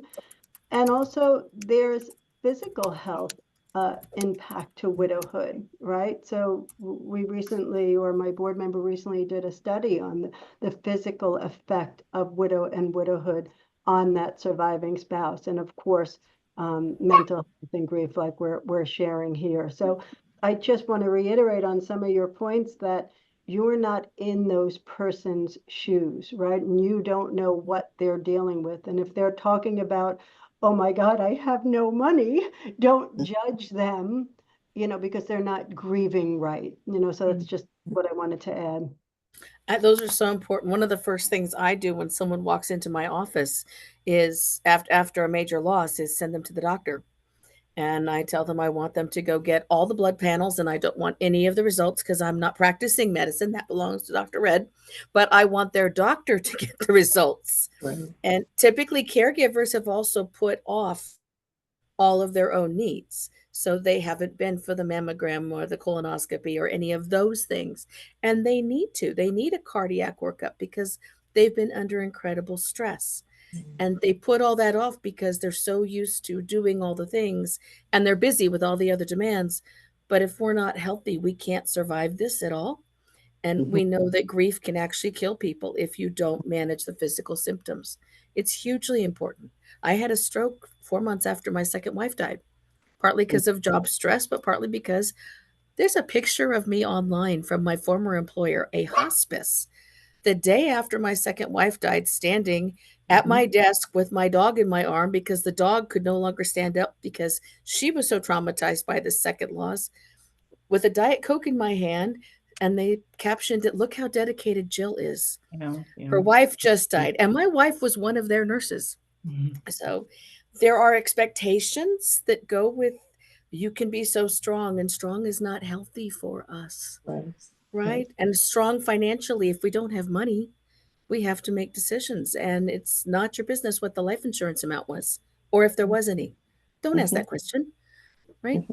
That's where the boundaries come in, right? The term strong to a grief, a widow, oftentimes made me feel like that they didn't know what else to say. And that they looked at my situation. My daughter graduated high school June 13th, 2020, which I thought the worst thing in that year would happen was that she wouldn't have a normal graduation. 7 days later, to the hour that she graduated, on camera, my husband dies of sudden cardiac arrest right in front of me. 2 weeks later, we buried him. And 4 weeks later, I sent her off to college in a pandemic. And then I'm back home alone with the dog. So people because life doesn't stop when you become a widow. Stop. That tuition needed to get paid. The mortgage had to get paid. And I had to resume some normalcy for her so she could get through. And she was our child that we were going to travel. That was our second, that was our empty nest child. In an instant, your life can change. So don't ask a widow or a widower, well, you must have life insurance to pay the tuition, which I got. Well, I'm sure if you and Phil set yourselves up, I can't imagine, or you're so strong. And I know it's hard to find the right words to speak to us, but sometimes the best thing you could do for your person who has lost a partner is to say, I'm holding space for you. Yeah, my favorite is let me just hold space for you. Or my heart is with you is something that I just say a lot because I find anything else I want to say, once I start saying it back to myself, it somehow falls short. Right. Yeah. Let me just take you out for coffee in another town so nobody knows you, so nobody has to talk to you. Right? That was one of my rules as a young widow, was anything I did outside of 30 miles from home, because otherwise people would know me and stop and chat. Right? Let me hold space. Let me just support you. Yeah. I'm sorry, Taisha, what'd you say? I thought I was having a heart attack 3 times. Yeah. Yeah. Anxiety. Yeah. I think it's hard for widowed people as well to even ask for help. I think sometimes we have a lot of things that we need, right? And I think a lot of times it's like our life is so turned upside down, and maybe people have already helped so much. It's hard. At least I see it in my clients, and and partially in myself. It was hard. I knew I needed help in certain things, and I think it can be difficult for them to even reach out and help. So anyone who has lost a spouse or a partner, I would just encourage you. It's okay to reach out and ask for help, and find a friend. If you just need to go out and talk to somebody, reach out to that friend and go out and just say, yeah, let's go travel 30 miles away and go do something. But it's like, I need to get out. And I think being proactive in that can just asking for help, or just even asking for 5 minutes of somebody's time, can be very beneficial. And I think, Abel, some of the things we say at the W Connection too is that people will come to you and they'll say, hey, so sorry for your loss. What do you need? And it's like, we're new to this too. Like, I think people forget that I don't know. Nobody gave me the list of things I would need as a widow. So I think sometimes, if anybody who's seeing this, who's helping a widower, please just do what you think they might want.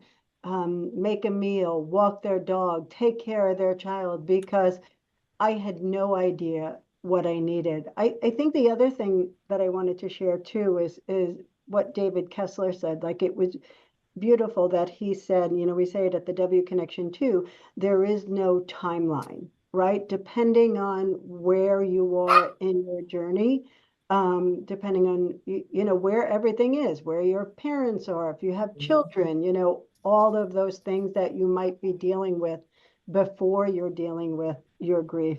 And then, there's no playbook either. We each do it in our own way. And, I've seen, just to make it positive, I've seen so many women in my organization, men and women, that are amazing. Like, I am blessed to be with all of you and see that you found purpose. And, I always say I will be sad that my husband died, but I'm very, I'm no longer the executive on Wall Street anymore. I'm a person running a nonprofit who gets to see so many amazing people move through my programs and find growth and joy. It's just a beautiful privilege. Isn't that a gift?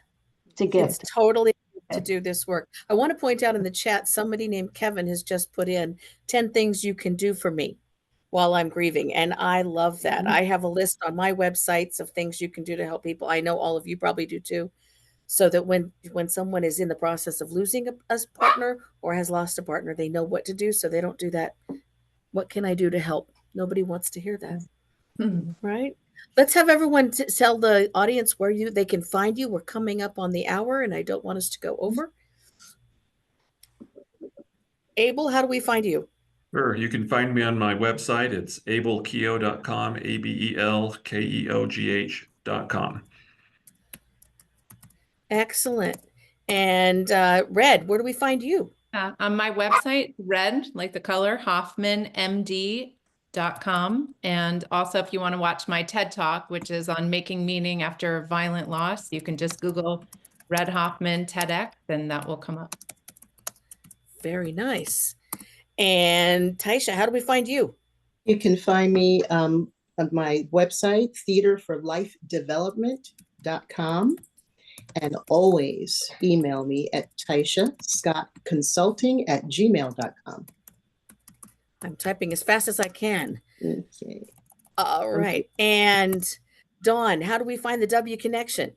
So it's as easy as saying wconnection.org is our website address. We're also have a new product called Last Laughs, which encourages families to have end-of-life conversations. So it's wconnection.org or lastlaughs.com, which is coming soon. Wonderful. I think I'm going to put that in my stuff when I speak at the International Death, Grief, and Bereavement Conference in Wisconsin in June. Wonderful. Thank you, everyone, for being here. This has been a great topic. Any last thoughts for those who are in this process? I'll just say you are not going to die. You are going to feel like you're going to die because your partner or loved one died, but we are all proof you're not going to die. But go to the doctor anyway to make sure you're not going to die. Thank you. Or have a stroke. Right. Yes. Be stronger. And You'll come through it a stronger and better person. be kind to yourself. Love your. Yes. Yeah. Great. Don't forget to love yourself. Be kind. Just be kind to yourself. And Dawn? I may steal Dr. Kessler's. I love that he said, you'll always grieve the loss, like the loss is permanent, but loss of hope is only temporary. I thought that was such a beautiful thing that he said. So there's hope. It comes There back. is hope. Gloria and Heidi, thank you for having us. Thank you. Oh, thank you all. I learned so much from you. Fabulous. And as a widow, and I would have to say as a widower, courage. You guys have such courage, and I know you don't want somebody to say that to you that's not a widower, but I will say as a widow, courage is what I see, and it's amazing. The one thing that I learned from this is it's okay to laugh. Yeah. You had me laughing. Humor is Humor. a great way to grieve and to honor Oh, those who healing. died. And it keeps you alive. Yes. Uh-huh. Well, thank you all. It was marvelous. So our Thank next you. Thank Heidi is you. ours. Thank Diane you, Gray. Jill. Thank you. We've known her for years through child loss.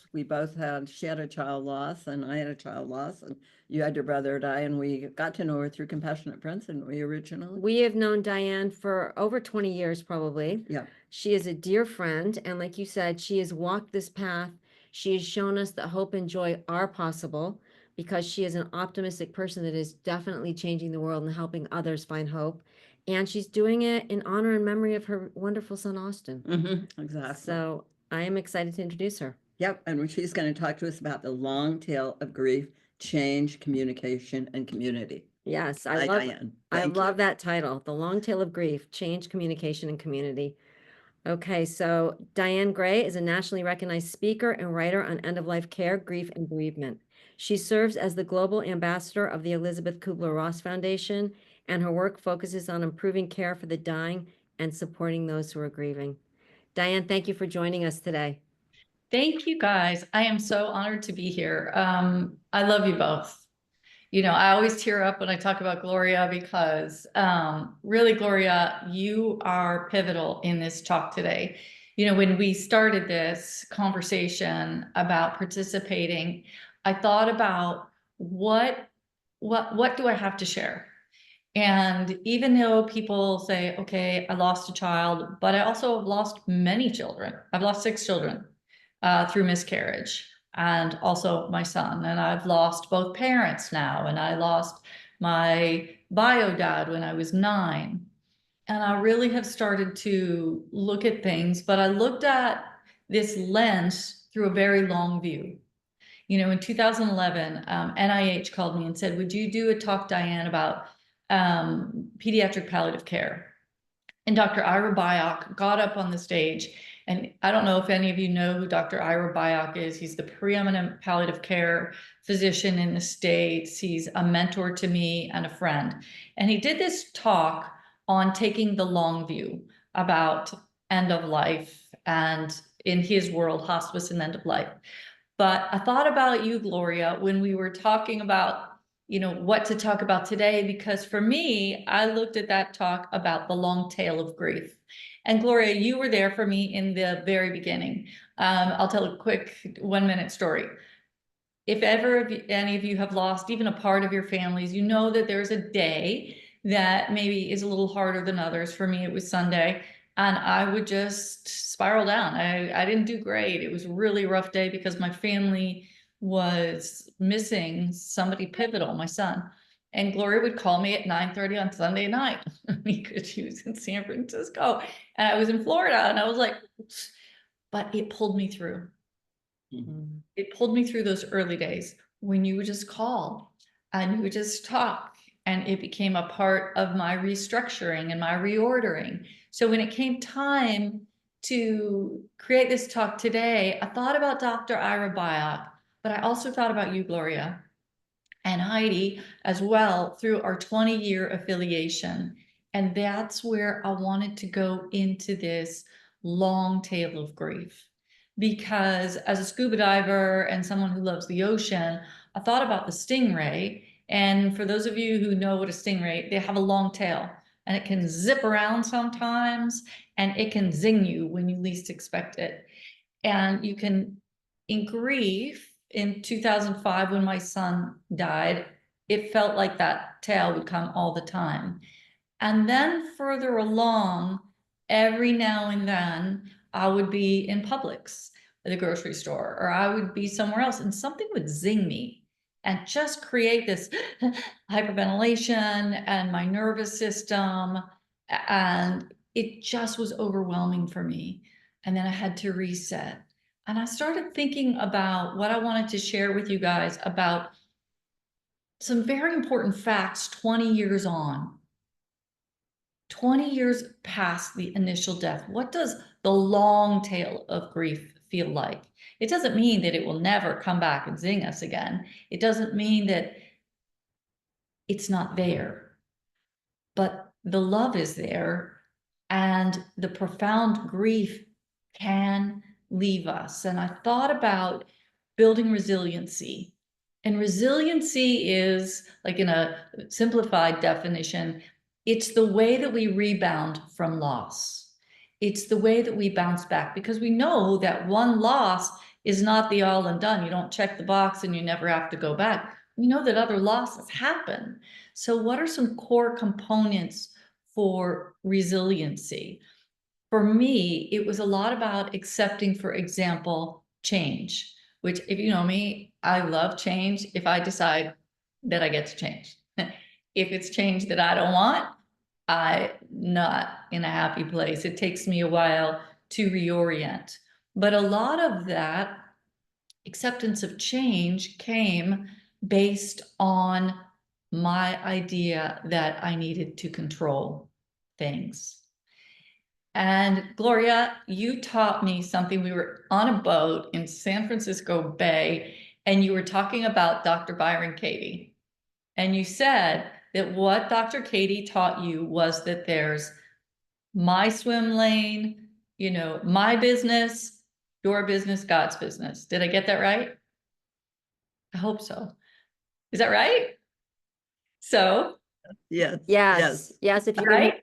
yeah, We're here, yeah. And it stayed with me forever because it applies to change too. There's my business, your business, God's business. And sometimes what I have in mind for my business is not how it works out. And grief is a lot about that. It is a lot about acceptance of change, that, to David Kessler's point, that you don't ask for. But there it is. So when I take my hands off the steering wheel and try to stop controlling change and just say, look, I need to stop resisting this because this is what happened.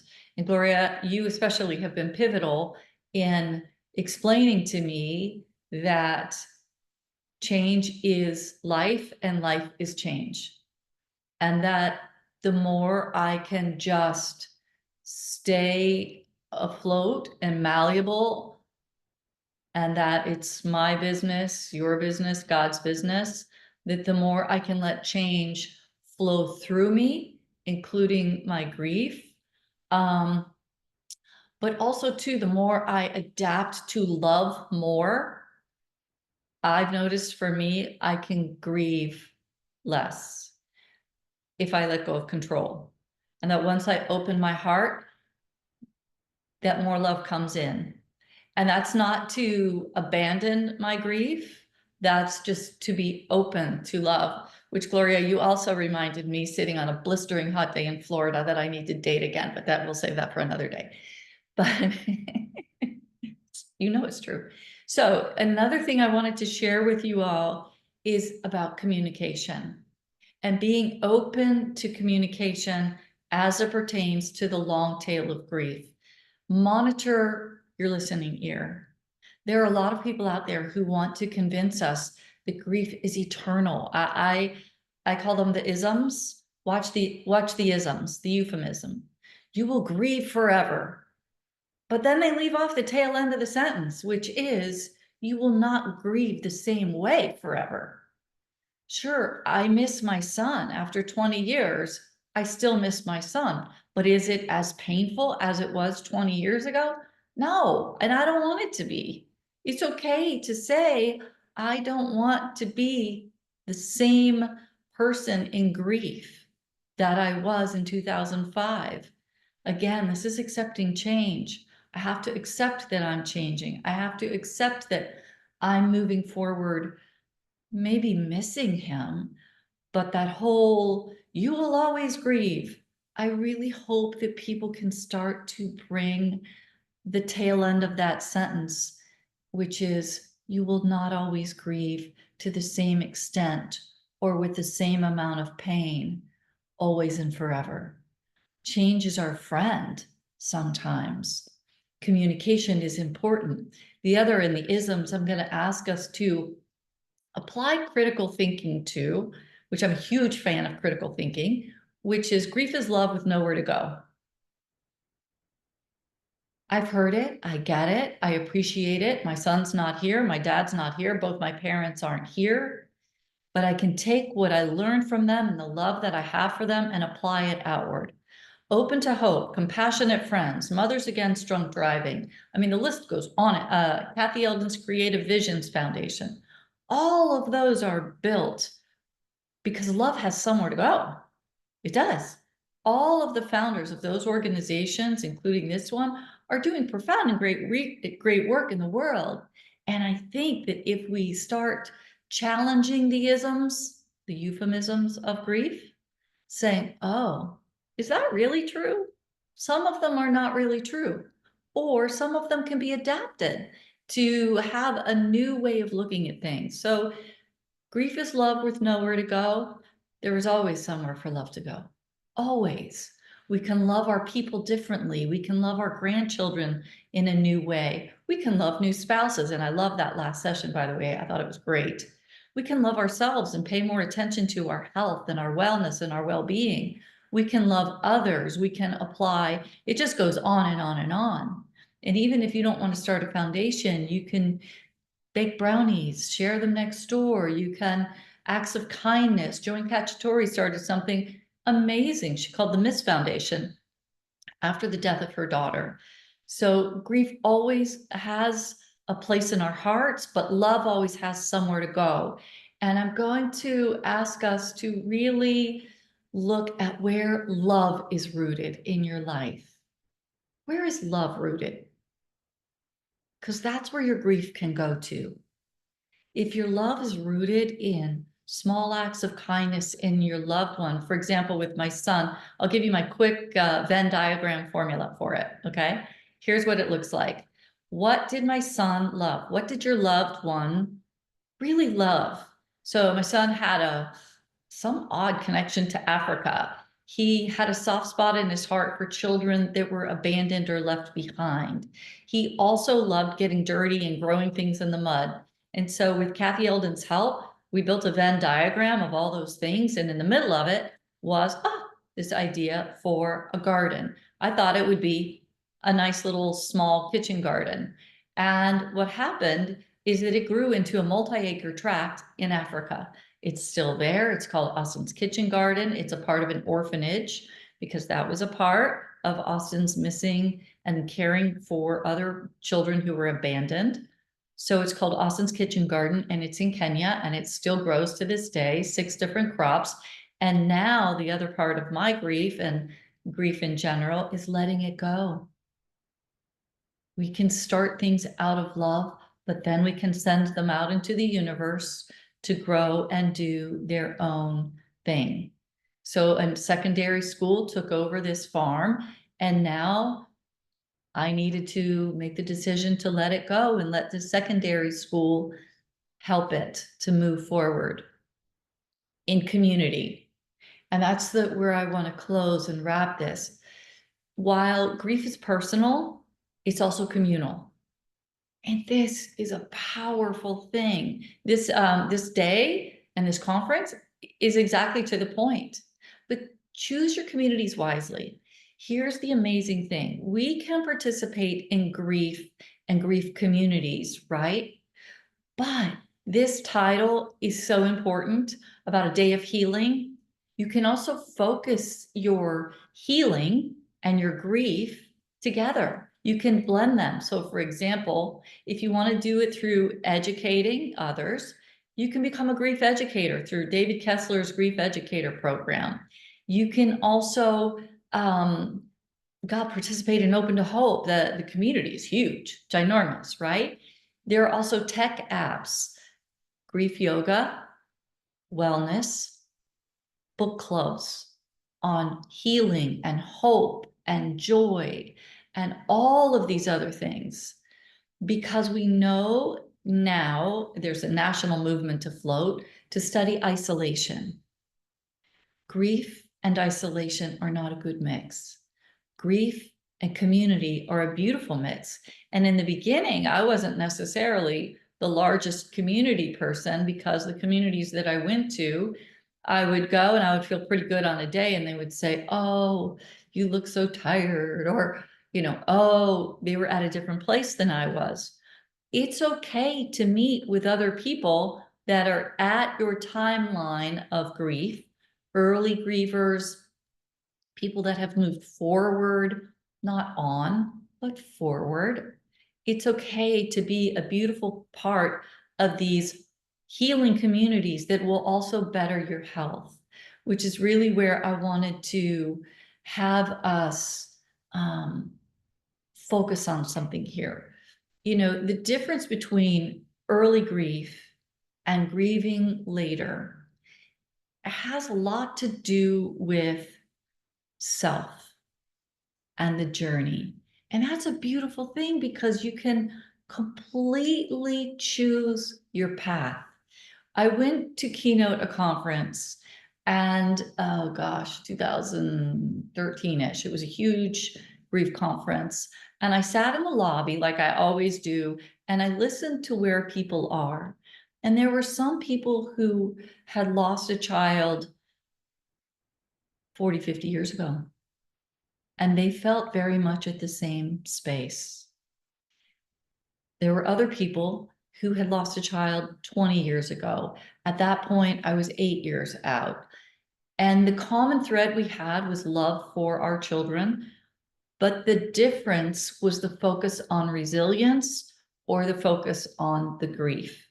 And I think sometimes it's okay to focus on your wellness and your well-being. Focus on your health, focus on community, choose grief yoga, choose movement-oriented activities, because there are also studies out there that talk about bereavement health and your general well-being. So it's okay to say, I accept that my loved one loved me and that I need to focus on building my resiliency and my well-being. And I want to share this with you in closing. While we are grieving, and I've been listening to the other beautiful keynotes, I also want to share that I'm an end-of-life doula. And and I've been doing this for 30 plus years, helping people pass. And one of the most beautiful things about it is that even if they were pretty darn angry when they went into the pipeline of what I call the birth canal of death, even when they angry as hay at their different people, when they got closer to death, they really wanted everyone in their lives to be happy, find joy, find peace, seek reconciliation, expand your life, not stay rooted in the loss. Feel free to grow, just grow. And so I want to thank you, Gloria and Heidi, for being an important part of my growth journey. And people like John Edward, who have an app too, called Evolve Plus, who talk about connection and spiritual connection. It's really a long, long journey. I suspect that as we all move forward and grow and endure other losses, one loss will feed the next one, but not in a negative way. How we heal is also endemic of how we'll heal in the future. So I'd like to encourage us to sort of keep growing, keep searching, and find what works for you and for all of us. Thanks for allowing me to be a small part of your day. I really appreciate it. You, Diane. So great to see you. You're so fabulous, and we miss you and hope to see you soon. I would love that. I would love that. I hope this was helpful. My goodness, there were so many takeaways. One of them that I loved is you will not always grieve with the same amount of pain. Change is our friend. Such an important message. Thank you. Thanks, Diane. Thank you. Take care. Thanks, guys. All right, Heidi, now we've got a sibling loss panel dear and dear to your heart. We do. I love my sibs. Thank you so much for joining us. So yes, one of the reasons that I am so passionate about Open to Hope is because of the death of Scott. And he is my guiding light. And I know that all of your siblings are your guiding lights. So this is such an important panel because I feel like everyone on this panel builds awareness for our losses. And the worst loss that can ever happen to us is the one that's kicked us to the ground, the one that we don't know how we're going to survive with. And for me, that was the death of my brother. So with that, I'm going to introduce my sibs. I'm not sure if one of them is going to join us. Oh, there she is. Hi, Elizabeth. I wasn't sure. Hello, everybody. Okay, let me introduce everybody. I've known all of you for 20 and some more than that years, for a long, long time. You are my siblings. You're my part of my chosen family, along with my other two sisters. So today we are going to have a sibling loss panel, Mom, and Xander Sprague is going to be our moderator. Hi, Xander. Hey, how are you? So Hey. excited to be here. And you're joined with our fabulous crew. Okay, here we go. Elizabeth DeVita Rayburn, Dr. Chris Lorenko, Cindy Tart, Jason Wendra Fronicky, and Jordan Ferber. Hello, hello. I'll give you all a quick intro, and if you want to add anything else while you're speaking, go for it, because we want to get all the sibling resources out there. You all know this in big ways so that the siblings do not feel alone, and I know you all are part of doing that. So let me start with Xander. Xander Sprague is a licensed professional clinical counselor. He wrote Making Lemonade, Choosing a Positive Pathway After Losing Your Sibling. Xander serves on the National Board of Directors as the sibling representative for the Compassionate Friends. Yes, and he's our moderator today. And then joining him, I'll just do this in order, Elizabeth DeVita Rayburn, who I've known for a bazillion years, one of my besties. She is an author and journalist who wrote The Empty Room, Understanding Sibling Loss. And she interviewed me for that 20 plus years ago. Wow. Elizabeth's personal experience with the loss of her brother Ted informs her compassionate approach to the subject. Welcome, Elizabeth. And then we have Dr. Chris Lorenko. He lost his two brothers together, Zach and Alex, in a boating accident. And Chris serves on the National Board of Directors for the Compassionate Friends to honor his brothers and by supporting others navigating sibling loss. Welcome, Dr. Chris. And then we have my Fab Five sister, Cindy Tart. Hello, Cindy. Hey, Heidi. I always get a Southern accent when I introduce Cindy. Cindy is a clinical social worker with over 35 years of volunteer experience. After the death of her brother Dennis, she recognized the need for greater awareness of sibling grief. She has worked with the Compassionate Friends as a workshop presenter and a board member for the Compassionate Friends. Welcome, Cindy. Next, we have Jason Wendra Fronicky. Jason has a master's degree in psychology and is a certified yoga instructor and co-founder of Shine the Light on Grief, an organization offering yoga and meditation to support those grieving. And then last but not least, Jordan Ferber. Hey, Jordan. He's our comedian. He keeps us laughing. Waka. Which is a good thing. We need that sometimes. Jordan is a podcaster and a public speaker. He lost his younger brother, Russell, in a car accident, and he hosts the podcast, Where's the Grief? So with that, I have my amazing sibling team. I'm going to turn it over to Xander. Thank y'all. Thank you. All right, Sibs, and all the people out there who are Sibs, we're going to have a little discussion here. So let's try and keep our answers short because I got quite a lot of questions. But I'm going to start off with Jordan. Here's the question. What have been the most challenging parts of losing your sibling?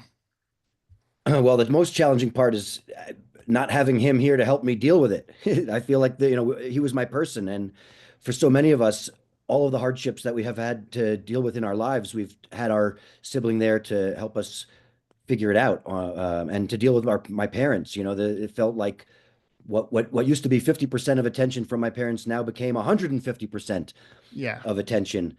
And I really felt very isolated. It became, I really felt so alone in the world without my brother. It was one of those things that reminded me how alone I am in the world without him. And it's been very hard to rebuild my identity without him, without having that counterbalance. And so, yeah, I mean, there have been lots of things that have made it harder, and in other ways as well. But I'd say that's the overarching theme for me, is the isolation and the recognition that I'm on my own in so many ways in dealing with it. Definitely. Thank you.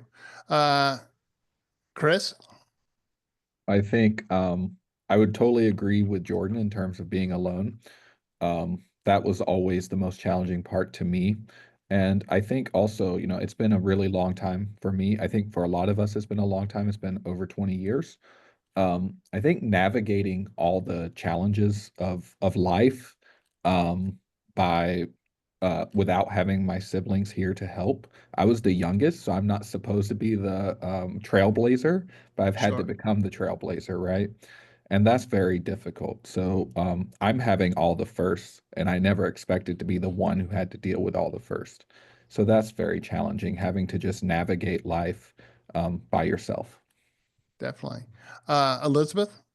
I resonate with everything everybody is saying. And again, it's been a very long time. My brother died in 1980. I think initially I was 14 when he passed, that the isolation, the not knowing that this had happened to anybody else, and this sort of masquerading my way through life, pretending to be like other people and not expressing this, not even knowing it was my loss because of the whole sibling loss thing of it not being acknowledged as a loss.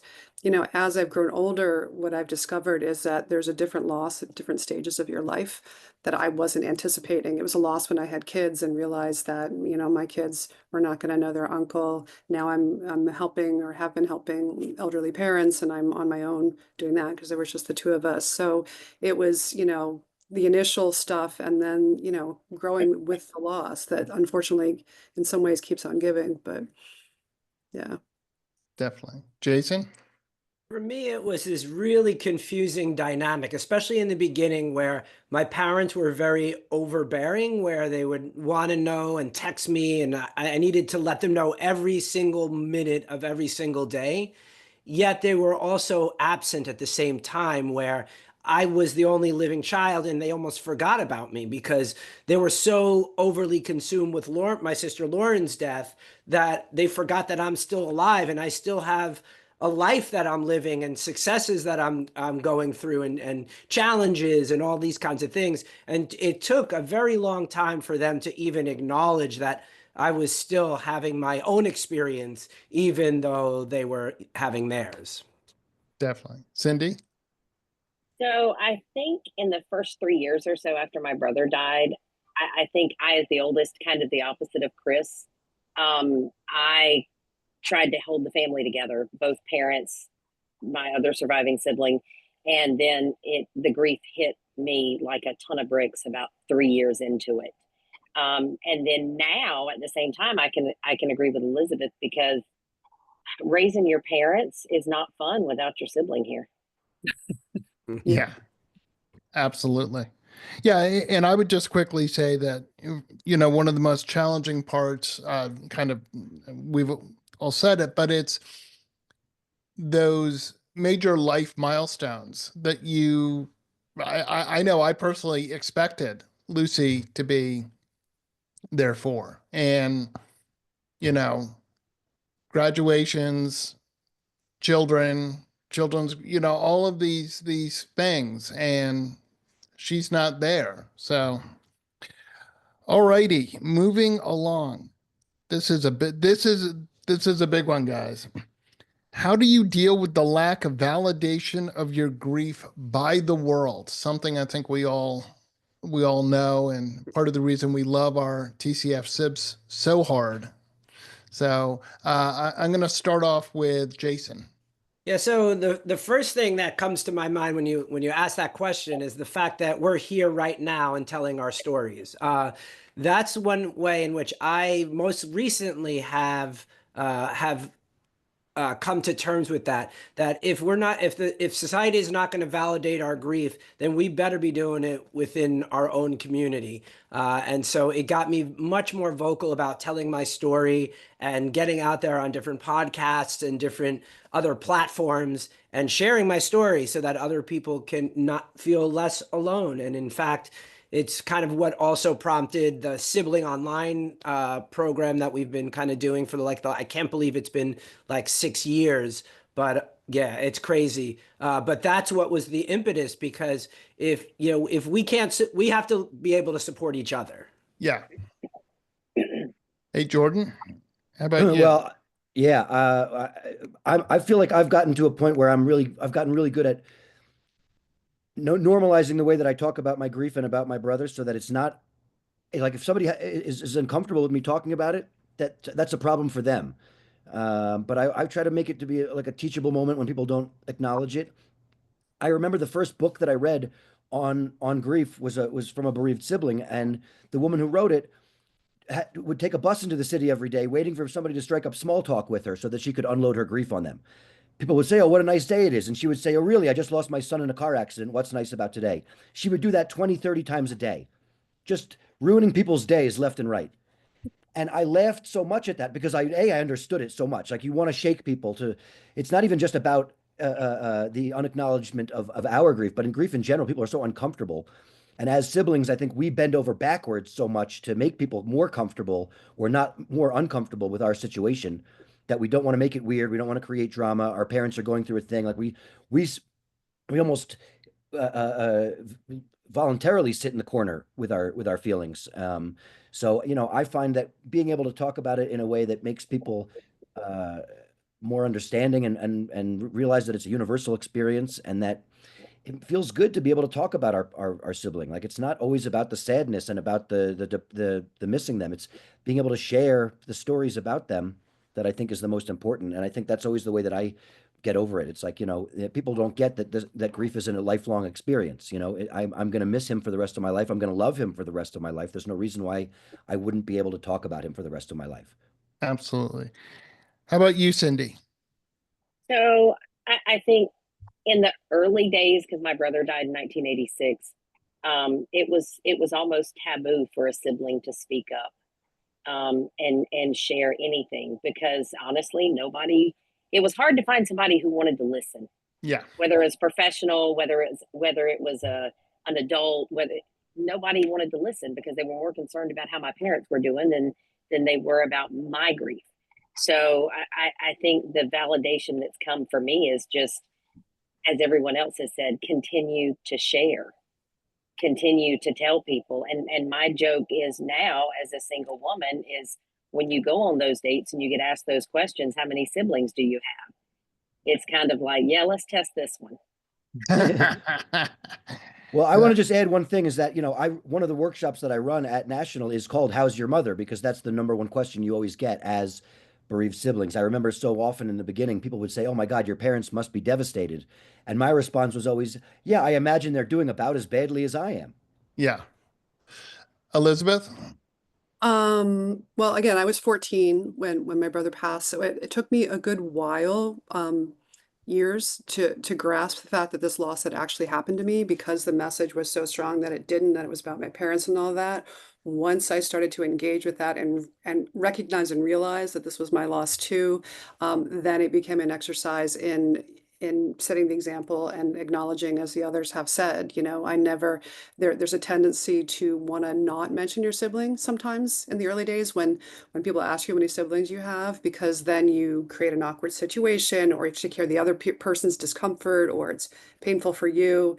And I got past that. And now I just say, I have a brother, or I had a brother, depending on, like, you know, how much I want to go into it, but I never don't acknowledge him. And so for me, that's been the right place to land. But it did take a while, because I did pretty strongly absorb the message at first that this was not my loss. So it's an evolution. Absolutely. Hey, Chris, what about you? I would second what everyone else has said. I agree that nowadays I don't really care about making people uncomfortable. If they don't like to hear it, too bad for them. I think early on, though, I would agree with Elizabeth that I was very reserved in telling people. And I think it's natural to kind of do whatever's healthy for you. If you're not comfortable going forward and having those conversations, then that's okay too. I think it's really important, even though we don't get external validation, to try to find at least one person who will validate your grief.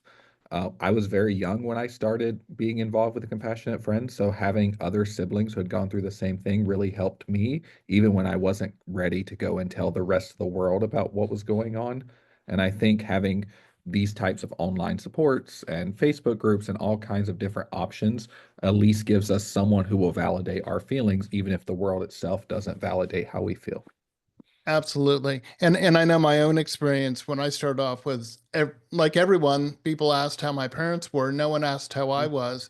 I certainly had about a year and a half, 2 years where I thought my loss was less significant than my parents, but I came to the realization that it is indeed just as significant. It's different, but equally as significant. And it took me 19 years to find TCF, and I must admit I'm a little bitter that I missed out on so many awesome years with my sibs, but so happy that I found my chosen family and that I can get that validation, because I think for lots of people who've lost a sibling, it has a profound effect on them, and it in many different ways, and sadly, some of them not as positive. So. Xander, before we just kind of go, I want to just address a little point that Chris said is about it's sometimes, especially when you're new to grief, it takes practice to talk about your sibling and about how they passed. And in the introductions to our online meetings, that's what it's all about. It's trying out different languaging. Is it my sister or my brother, is or was, like the past, present? And for each one of us, it's so different. And so having, it sounds ridiculous, but we kind of need to practice how we want to talk about it. And it's good to do it in a safe environment before like unleashing it on the public, Yeah. Absolutely. Yeah. Very hard to find the vocabulary that we need to talk about it in a way that doesn't feel like an emotional landmine for us, Absolutely. Okay, and our next question is, do you ever have conversations with your deceased sibling? And if so, what do you talk to them about? Cindy, I'll start off with you. So my brother, his name is Dennis. So you can only imagine he fit the description of Dennis the Menace. So my favorite conversation is when he was alive, he would love to put bugs, insects in my bed, just the typical little brother annoying. So now if a bug or an insect finds its way into my home, immediately out of my mouth, I'll say, Dennis! And my family knows there's a bug or there's an insect. That's one of the ways I talk to him. That's good. How about you, Chris? I do not. I'm not a religious person, so to me, like I don't see, I don't really get anything from talking to them. I do like to think about kind of what their lives would have looked like if they were still here, and think about that kind of thing. So that's kind of a way of keeping the memory alive. I do not talk to them. That's fine. How about Elizabeth? Here and there, sometimes, like my mother passed last year too. So, I'll see a daisy pop up or a schnauzer and I'm like, hi, Mom. I just think it as a nod, a hello. I kind of have a lot of beliefs about the presence of energy from the other side being with us here. So I tend to take things as little messages, but I don't have in-depth conversations. Sometimes if I visit his grave, I'll chat with him. I'll do like an update, but I wouldn't say it's a regular conversation. Totally fine. How about you, Jordan? I talk to Russell all the time, although, I mean, I also talk to myself with frequency. So really, it's just a great narrative device to make me sound, make me feel a little less crazy about it, I guess. But I talk to Russell all the time. I'm actually about to go skiing today. I'm going to be skiing all this week. I talk to Russell a lot when I'm skiing. I talk to him when I'm having a good moment, or I talk to him when I'm in strife, like, oh, what a pickle we've gotten ourselves into here, Russell, that kind of thing. But I do talk to him quite a bit when I don't expect anything back. I feel like sometimes I hear him in my ear, laughing at me. And those are moments that I talk to him a lot, like, I know. Yeah, I hear it. I get it. Those kinds of moments are, can be fun to laugh at myself about and just, be able to have a little bit of extra self-awareness about what my process is like. And I have often told people, though, back in the day, it's nice to have headphones that have Bluetooth in it, so nobody thinks you're actually talking to yourself. Exactly. Very easy How to about make you, people Jason? believe there is actually someone you're talking to. Right. So actually in the early stages of my grief, I did have actually a formal practice where I would sit down and I'd close my eyes and imagine kind of like a park bench and the two of us sitting on the park bench and connecting. And it was a really important part to keep her still alive in my world. And I would fill her in. I'd fill her in with what was going on with me, just like as if she were really sitting next to me. And I would imagine her responding so that I would intentionally play out the whole scenario of the conversation back and forth in my head, because, as brain chemistry, when what we imagine, it's just as if it's really happening. And so I felt like it was a great way of inviting her into my life, even though she's not here in physical form.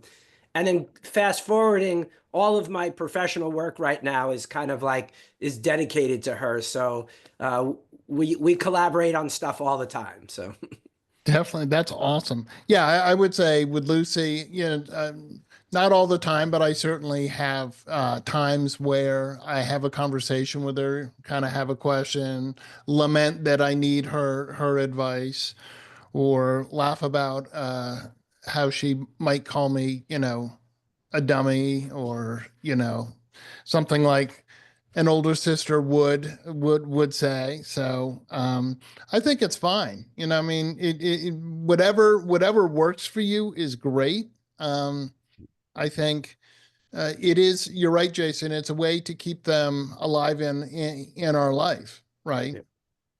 And that's why I liked the intentional practice of it, because I would literally say, okay, we're going to meet on Tuesday and put it in my calendar, and then sit down on a chair or a meditation cushion, and it was our time together. So right. One of the things I've done in the last 28 years, but I haven't gotten answers, I keep asking her for her phone number, but so far I haven't gotten it. But if I do find out how to get our siblings' phone numbers, I'll let you know. All right. How do you feel that you have grown since the loss of your sibling? I'll start off with Jordan on that one. Oh, well, I feel like I've gotten so much better at recognizing what's important. I think the immediate perspective shift that happens after a loss like this, it really shows you who the people in your life that you have are. Mm-hmm. The people that you have expectations of sort of seem to let you down, and the people that you don't really know come out of the woodwork and are supportive.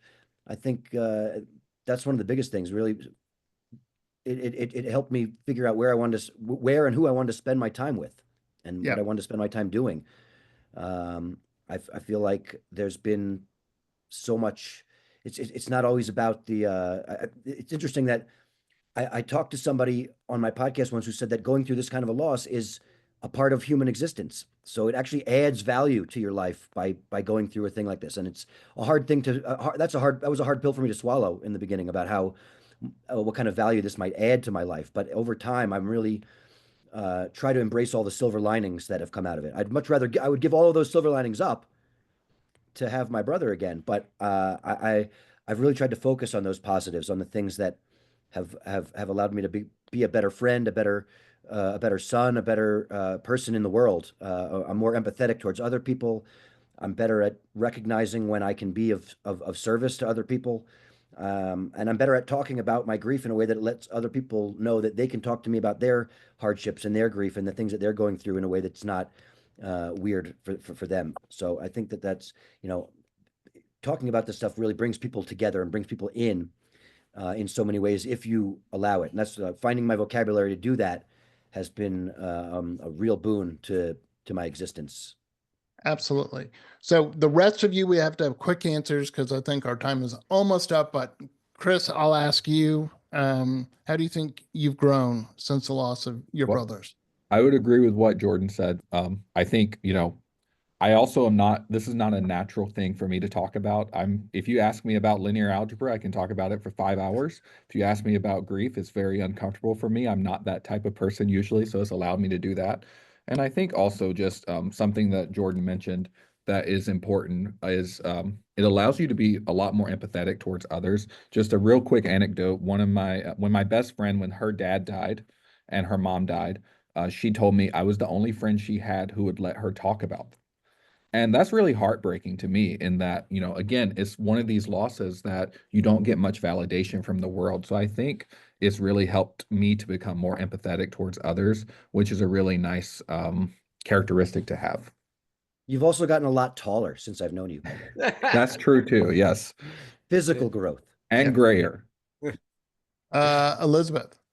I know we're short on time, so I would just wholeheartedly, endorse what Chris and Jordan said. What I'm fond of saying about my loss, and again, I was 6 when my brother got sick and 14 when he died, is just like all my strengths and all my weaknesses came from that experiences. I'm completely shaped by it. And again, I would love to have my brother back too, but I'm pretty happy with who I've become as a result. And it's about making choices to become that person as a result of your loss. So Definitely. Cindy. Absolutely. I'm more empathetic. I think I've grown because I'm definitely a better hugger, and I'm definitely a person who will make the time, not just be empathetic, but carve out the time and make the time to listen to others who are grieving. Mm-hmm. And Jason. Yeah, if you had asked this question in the early stages of my grief, like I'd be like, there's nothing good about grief. Like I wouldn't have been able to hear the answer. But looking back, 26 years later, the courage and the bravery that I've gotten out of it, like there's so many things that I wouldn't have done. I wouldn't have taken chances. But I know that my time, I don't know how much time I have left. So it really put an urgency on time for me, and I have to take those chances, and I have to make those opportunities work. And I had, if not, then it would be like my sister's car accident killed me too. And I made very clear I didn't want that to happen. Definitely. And for me, I mean, ways that I've grown, things I never thought I'd do. Write a book. I've written 3 books, serve on a board of a organization that represents grief.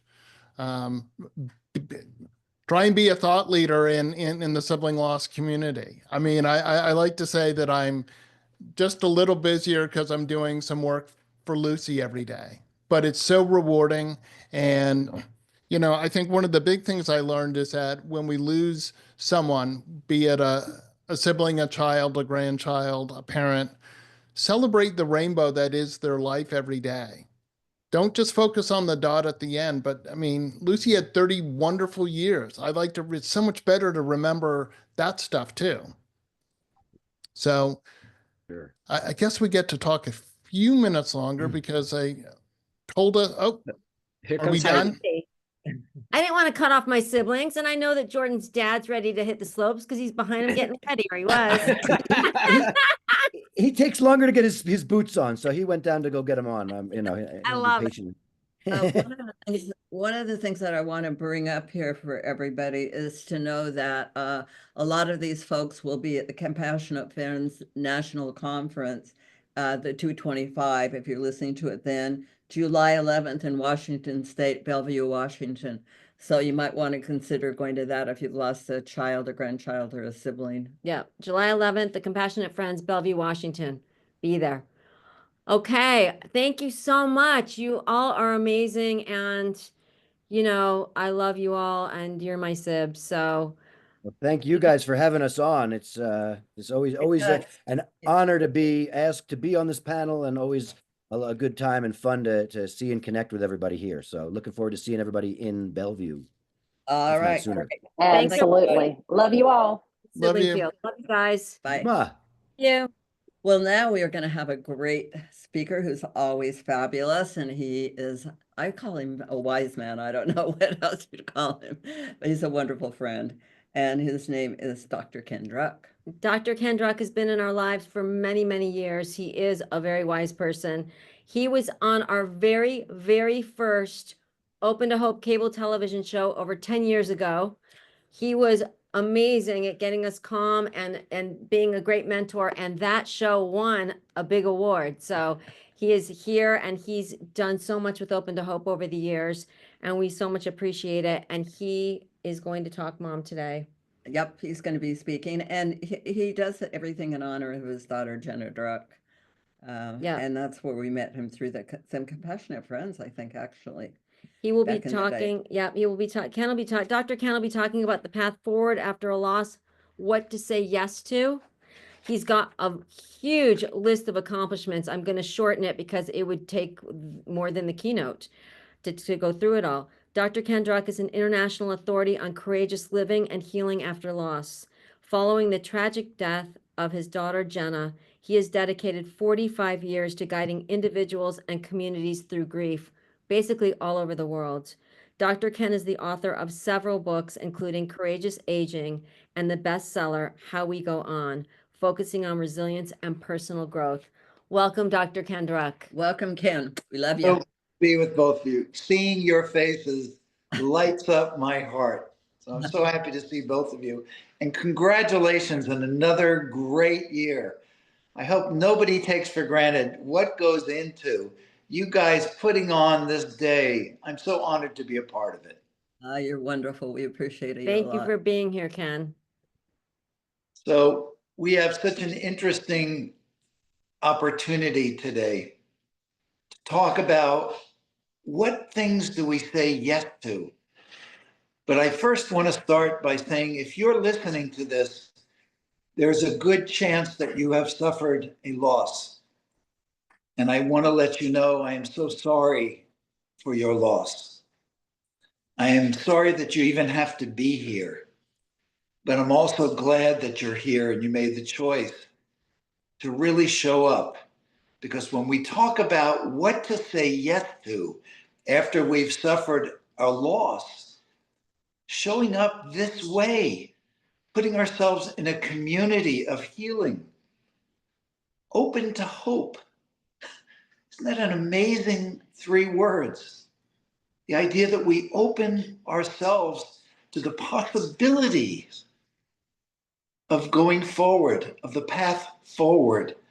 So I want to talk a little bit for a few minutes about what it means to say yes and what to say yes to. And the first thing I'd start with is, on this path forward after a loss, is to say yes to giving yourself permission to be a human being,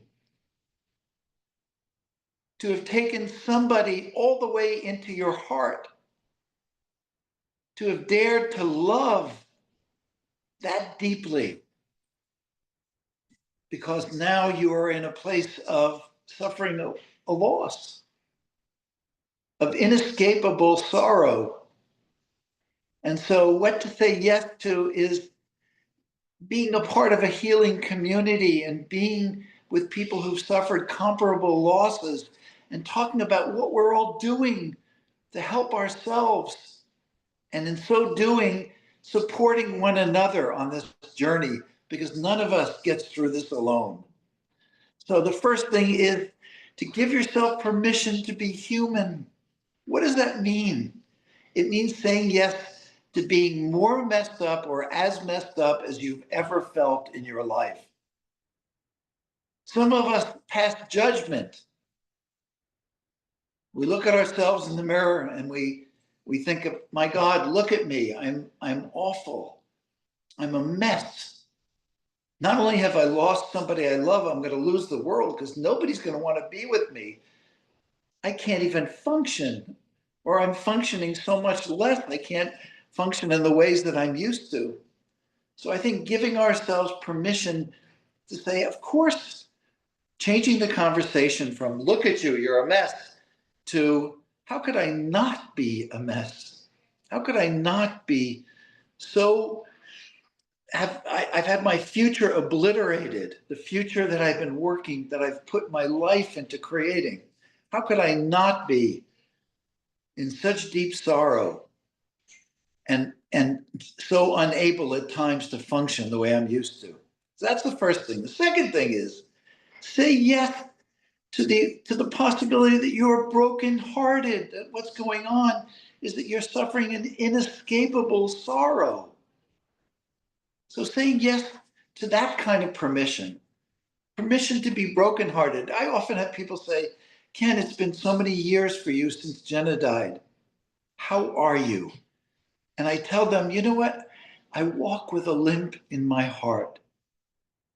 I've stopped being ashamed of my brokenheartedness. As a matter of fact, my brokenheartedness and the way I take care of my heart is the greatest and single most important part of my wholeness is my brokenness. It's the part of me that has risen, that has summoned the courage and the faith and the strength to somehow go on, even when I walk with a limp in my heart, even when I have a huge gaping hole in my heart as I go forward. What else to say yes to? Saying yes to not knowing, not having all the answers is so critically important. Some of us beat ourselves up. We have our foot on our throat, criticism. What's the matter with you? You don't know what to do? How could you be so confused? How could you be so disoriented?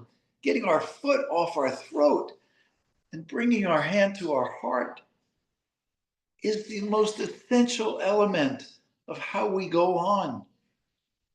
Not knowing is a part of it.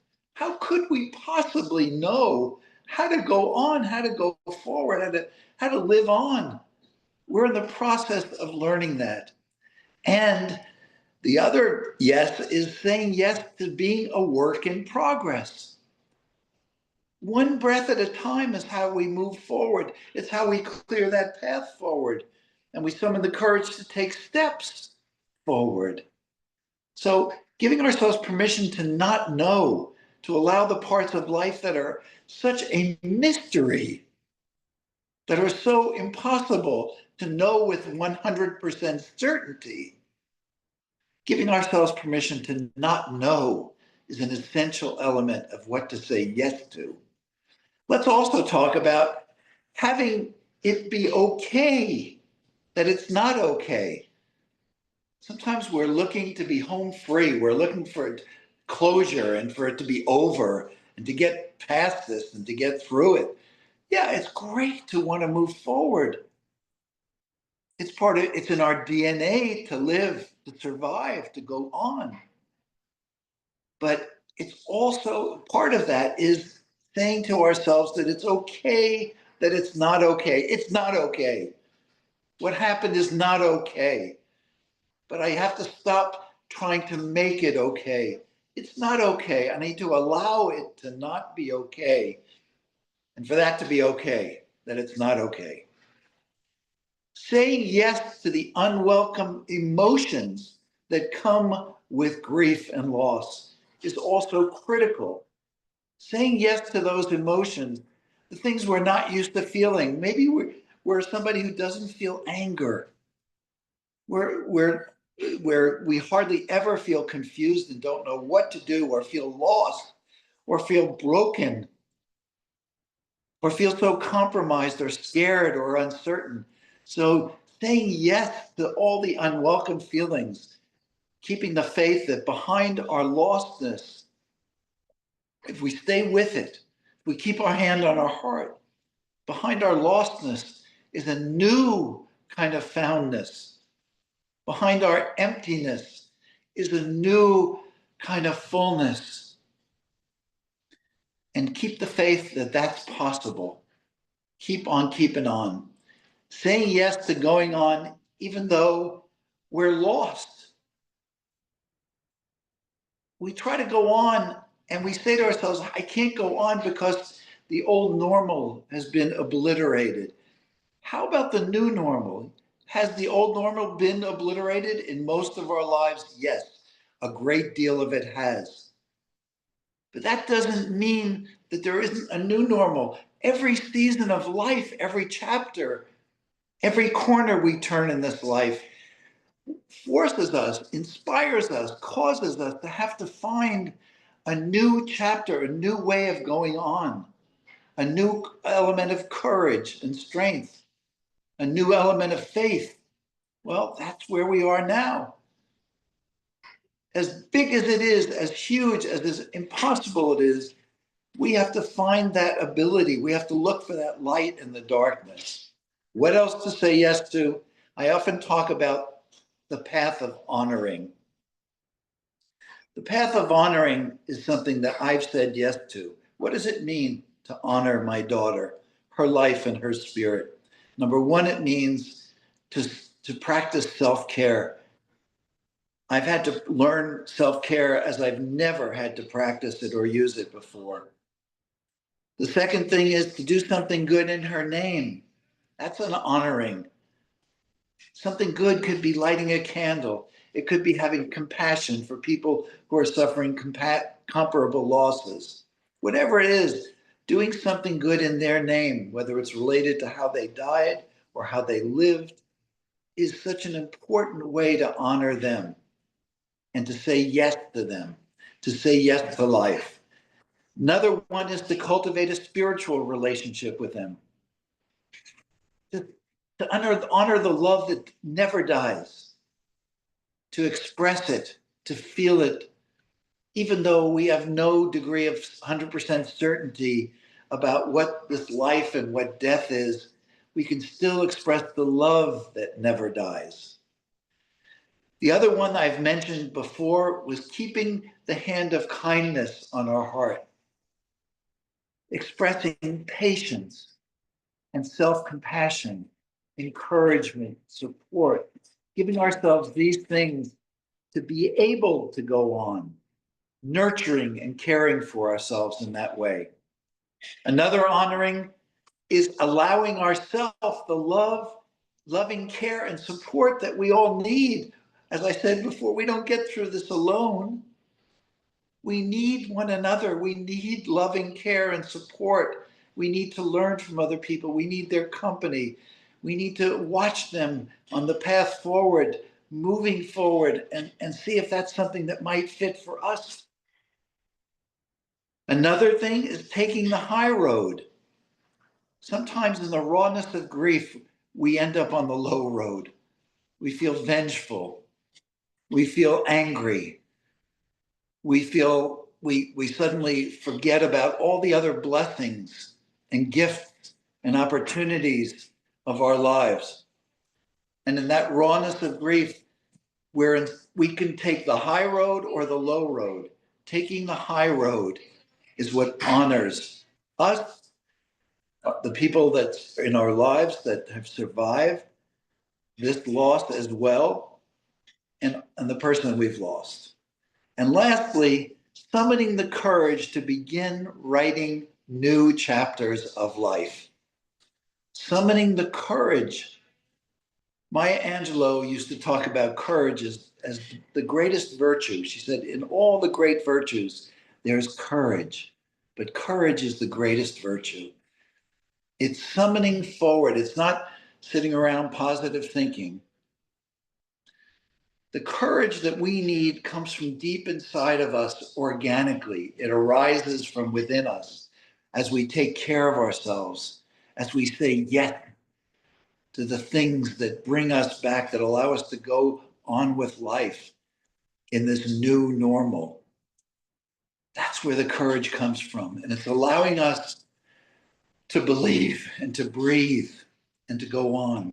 And today is such an amazing opportunity for all of us to be reminded, if we already knew or if we already had a sense of what we needed to do, and to learn new things that we haven't tried, and to try new things that make sense, that intuitively feel like this is going to help me clear the path forward. It's going to help me go on and live out the rest of my days in an honorable way and bring meaning into my life. You know, my 5-year-old grandson asked me the other day, he said, "Puppy, do you think heaven is real?" And I said, "You know, I don't know for certain." He says, "Well, if it's real, you're going to see Jenna there. Aren't you going to be happy?" And I said, "Yes, you will hear noises of the greatest happiness in the world. If that's the way it works out, if there's some way for me to reunite with my Jenna." I said, "But I'm also going to be sad because I won't get to be with you in the way that I'm used to being with you. But isn't that life?" And he looked at me and he said, "Poppy, I think you're telling me that's what life is. That, you know, people finish their life, they complete their life, and new kids are born, and the rest of it's a big mystery.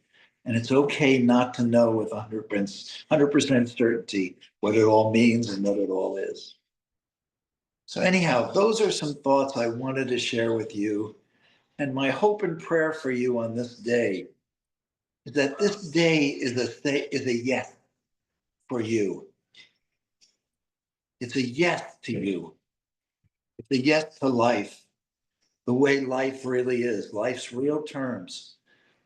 And it's a yes to you being able to go on with your hand on your heart, with your foot off of your throat, with your arms welcoming the love and support of other people, and giving yourself the love and support that you need.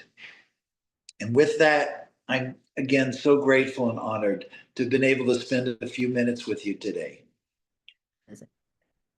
Oh, thank you, Ken. That was fabulous. You're always so wonderful.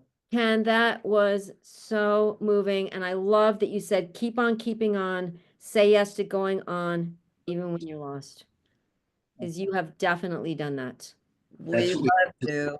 Have a fabulous day, and we hope to see you soon. Love is with you, and my deepest gratitude. You know, there's a gratitude that's bigger than the word gratitude. And that's what I have and hold for both of you. And my good thoughts and prayers are with everybody as the day goes on. I'll be with you. Thank you. Love you. Thanks, Ken. Well, Thank you. now we're going to have a musical break with Alan Peterson, and we want to remind you that he's going to be doing the candle lighting later. So you want to stay on for that. We want to remind you that all these shows are going to be on our podcast. You'll be able to get them at Open to Hope. And now we are going to have a break. Then we'll come back at 12:15, and we're No. going to have breath and movement. We will, Mom, we will come back at 12:10. Oh, 12:10. We will come back at 12:10. So you've got, what, 5 minutes to take a break. And then we're going to have breath So- and movement. So make it fast, Gloria. Okay, break. Thanks, everybody.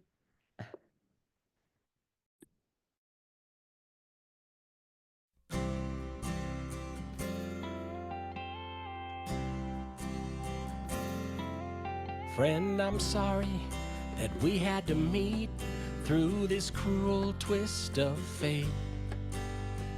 Don't know where I'd be today. And friend, I do appreciate those times we've cried together and even shared a laugh or two.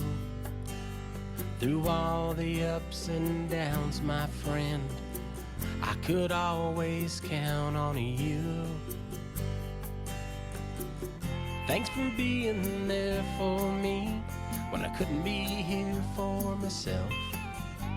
You've helped me get to where I am, so now I can be here to help somebody else. In my darkest hour, I was never on my own. Thanks to you, my friend, I did not walk alone. Thanks to you, my friend, I did not walk alone.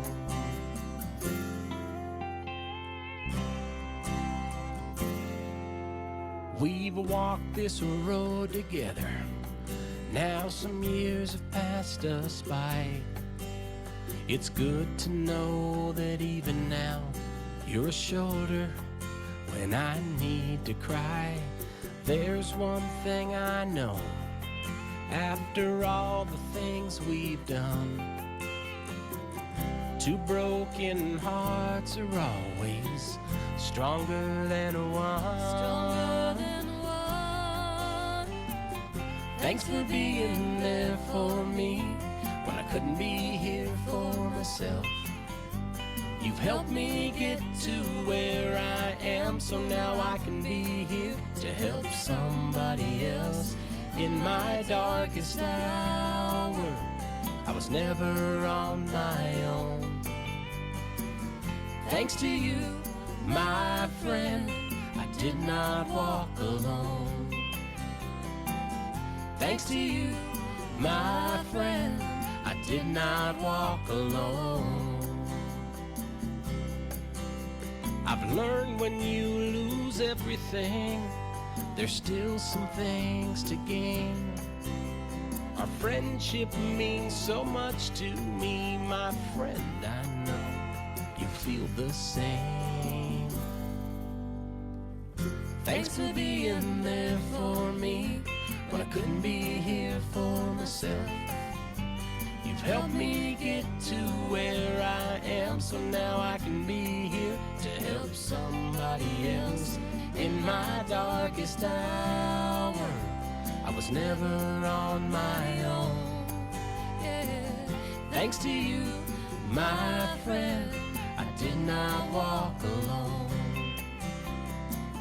Thanks to you, my friend, I did not walk alone. Yeah, thanks to you, my friend, I'll never walk alone.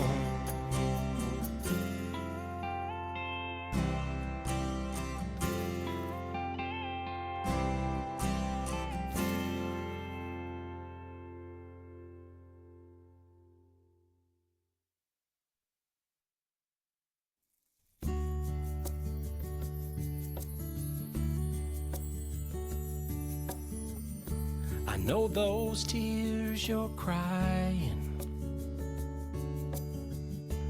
I've been in your shoes.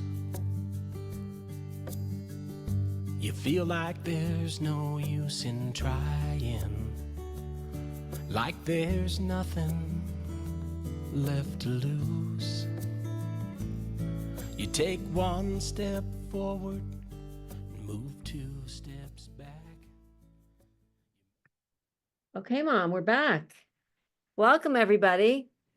Yeah, welcome back from the break. And now we are going to have a wonderful breath and movement. I can't wait. This is going to be so relaxing. This is a great way to get your body moving because, you know, grief gets trapped in our body. And as Dr. Bessel van der Kolk said, the body keeps the score. And we had him on 3 cable shows, and it was very, very important. It's important to move our bodies, and it's important to get the grief out. And that's what we are going to do right now. And we are going to have a phenomenal person on, Paul Denniston. Wonderful. We've had him on our show before. Paul Denniston is the creator of Grief Yoga and the author of Healing Through Yoga, Transform Loss into Empowerment. Paul has trained thousands of therapists, counselors, and healthcare professionals to use movement as a tool for healing grief. Welcome, Paul. Thank you for having me. Hi, Gloria. Hi, Heidi. Thank you for everybody who's here. Sweet. We're Shall ready. I just go into it? We are ready to move, Paul, because we have been in our grief and in our healing, but we haven't moved today. I get it. I get it. Well, we're gonna move today. So, hi everybody who is here. I know a lot about grief and loss, whether it be loved ones who have passed away, and I get how much we hold in our body, how it affects our breath, how it affects our body. And so what I'm going to explore within just this couple of minutes here is just how we're going to use movement, breath, and sound to take whatever struggle and pain is and just going to move it through in safe and empowering ways. As I guide you, if anything doesn't feel right for you, just pull back and rest. No new injuries. I'm going to do it from a chair and from standing. And yeah. So let's just take a moment and breathe together, shall we? Just take a deep inhale here. And a deep exhale. Again, take a deep inhale. And a deep exhale. Take a moment and feel where you're touching the earth. Feel your sit bones in your chair. Feel your feet. And as a way of centering, I invite you to place maybe one hand on your belly and one hand on your chest. Just take a moment and say hello to your body here for a moment.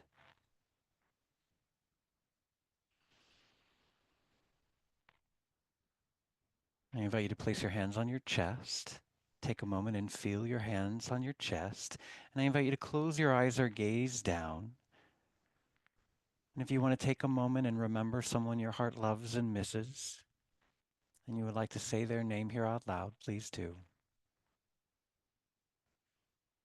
Ella. And breathe. Good. I invite you to bring your hands down by your sides, and we're just going to gently begin to warm up our body right now. Okay? Okay. I invite you to bring your right ear to your right shoulder. Bring your left hand and just tap all the way from the ear to the shoulder. Good. And then release that down and bring your chin to your chest. And then allow your left ear to go towards your left shoulder and bring your right hand. Just begin to tap all the way from the ear to the shoulder.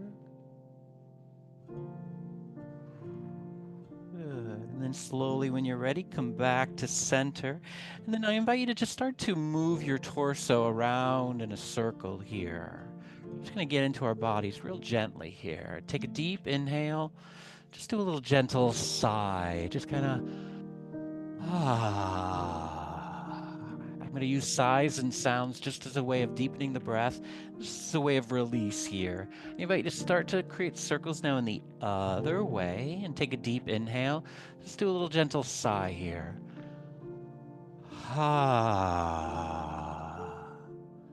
Again, inhale. Exhale, sigh. Good. And slowly, when you're ready, come back to center and inhale through your nose and reach your arms up. And then side stretch. Allow your left arm to come down and your right arm to stretch over. And take a deep inhale. Exhale, open the side of your body here. Then inhale and reach both arms up. And then right arm down, left arm stretches over. Take a deep inhale. Exhale, open up the side of your body. Let's just do one time on each side. Inhale, arms up. Exhale, side stretch. Inhale, arms rise up. Exhale, side stretch. Good. And slowly, when you're ready, come back to center. And then just float your hands down. Good. Inhale, float the arms up. Exhale, float the arms down. Now, good. You can keep doing this floating up and down seated, or I'm going to stand up. You're welcome to stand up if you'd like here, okay?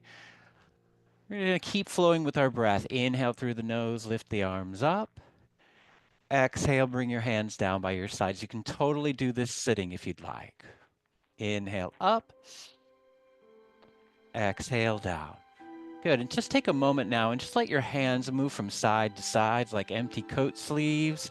You can go really slow here if you'd like, or you can go a little faster if you'd like. Just kind of gently twisting from side to side. All right, good.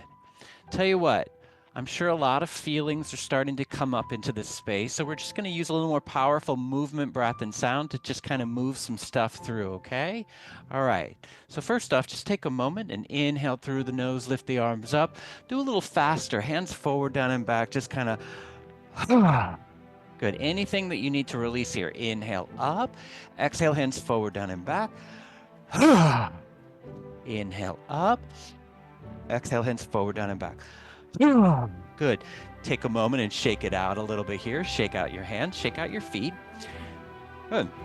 Now I invite you to interlace your fingers together. We're going to do a little more powerful movement, breath, and sound. Inhale through the nose, lift the arms up.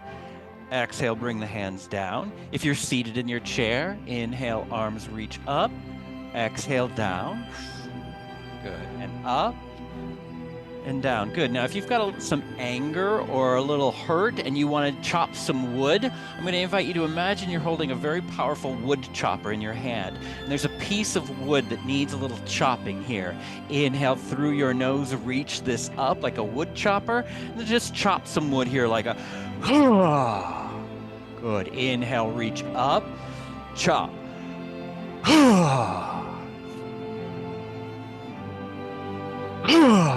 Good. One more time here.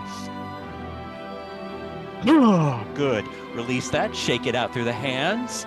Good. Let's keep moving some stuff around. I invite you to bring your fists right here towards your chest and just start to gently begin to punch out in front of you and breathe through the mouth here. Equal inhalation and exhalation through the mouth. Like, keep going here for 5, 4, 3, 2, 1. Now bring both fists in and just release something behind you with a inhale. Exhale, release behind you. Good. One more time. Good. Take a moment and shake it out. Move your hands a little bit from here from side to side. Okay, good. Now we're going to literally do a shake out here. I invite you to just start to move your body right now and just begin to shake your body here. Shake your feet. Oh, shake your arms. Anything you want to kind of shake off here.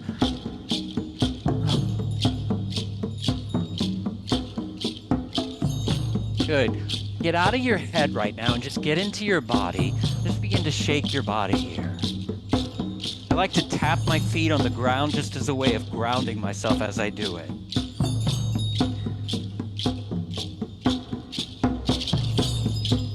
Good.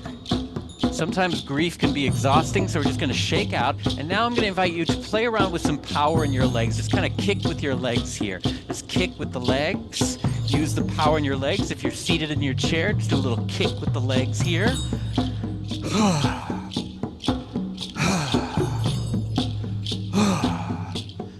Good. Again, any last little shake, just kind of move it around here. Shake it out.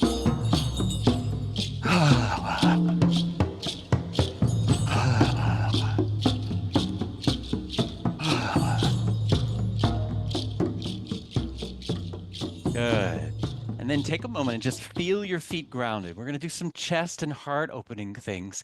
Take a moment now, just let your wings, hands go up and down. I invite you to bring your hands up and just bring your elbows down and open your chest here for a moment. Open your heart. Keep letting those wings float up and down.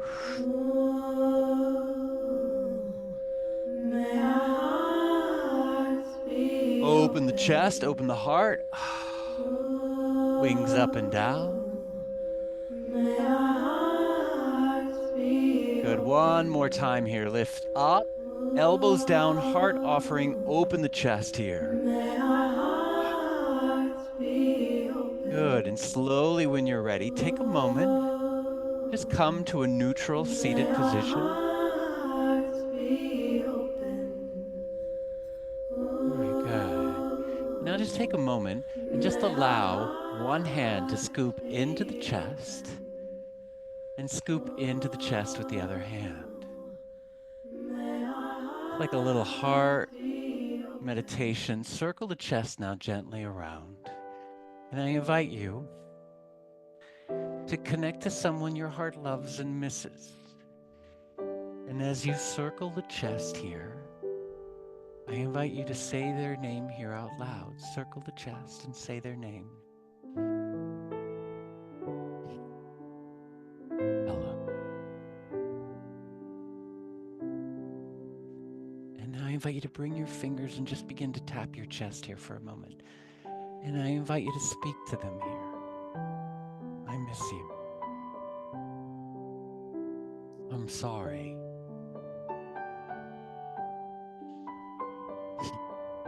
If you are hurting or in pain right now, share that with them. Tell them, I'm overwhelmed. I miss your laugh.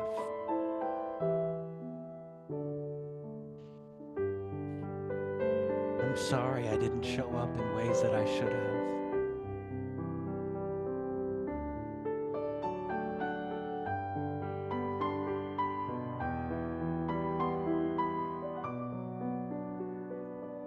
Keep speaking to them here as you tap your chest.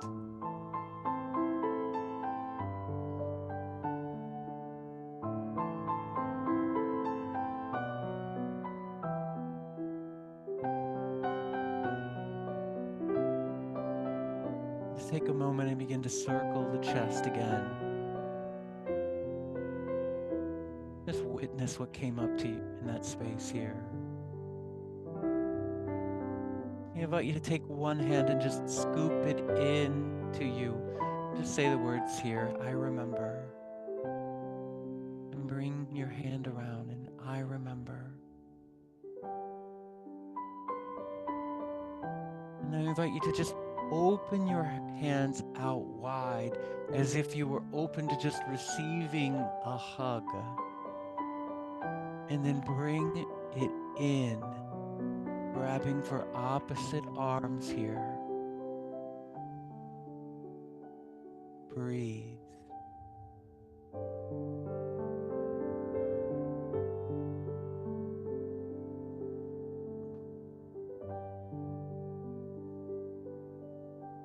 Now take a moment and just begin to feel the earth.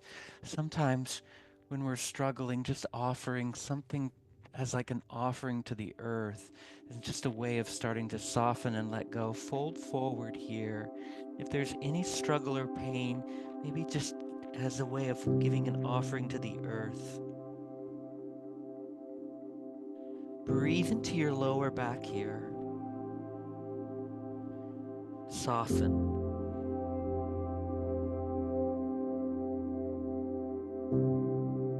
And slowly take your time. When you're ready, roll up one vertebra at a time.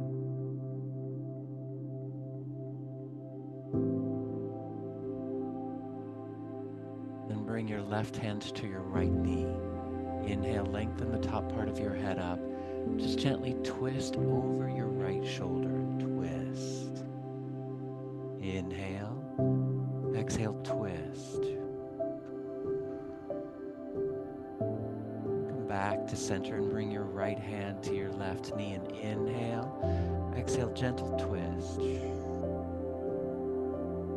Inhale, exhale, twist. Slowly, when you're ready, come back to center. Bring your left foot up to your right knee. Let's just open up the hips here for a moment. Left foot to the right knee. If that doesn't feel right for you, you can also widen your stance to just kind of breathe here into your hips. You're welcome to hold right here, or if you'd like to bring your chest a little deeper towards your shin for a hip opening, you can do that here.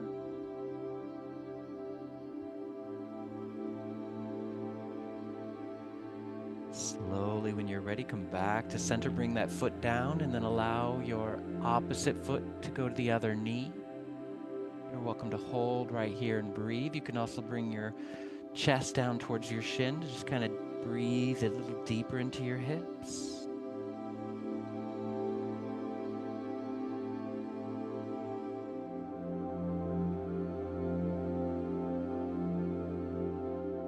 Slowly, when you're ready, come back to a neutral position, neutral seated position.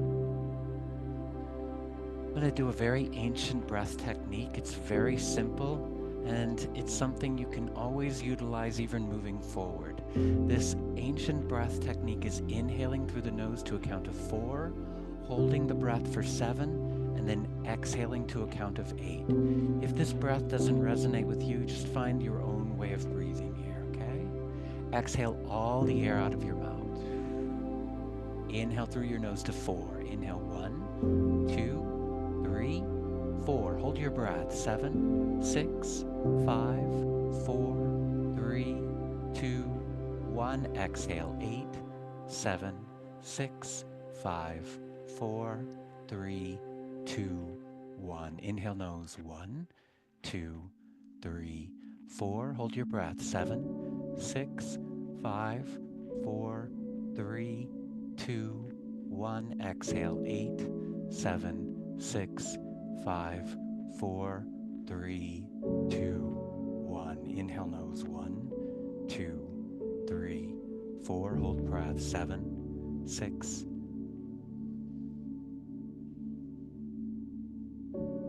Exhale. 8, 7.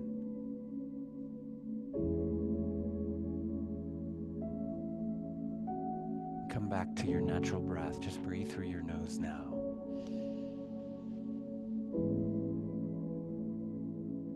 Let's just take a moment and breathe together.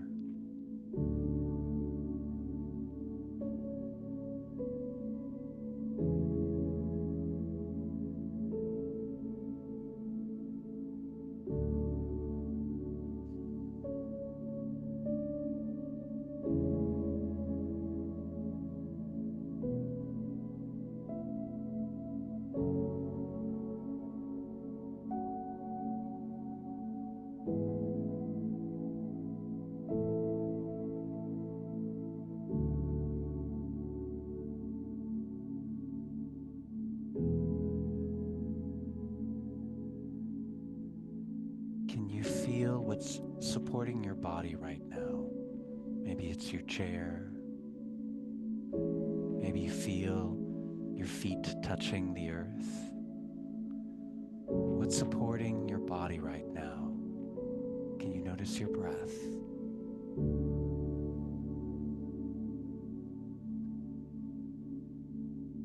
Where's your center in your body? For some, it's at their belly. For some, it's a combination of your belly and your chest.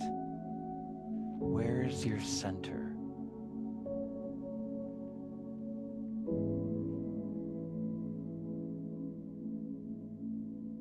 Maybe place both hands on your chest here for a moment. Notice your breath. And we'll take one more remembrance here of those that our heart loves and misses. If you'd like to take a moment and remember them here by saying their name out loud, please do. Noah.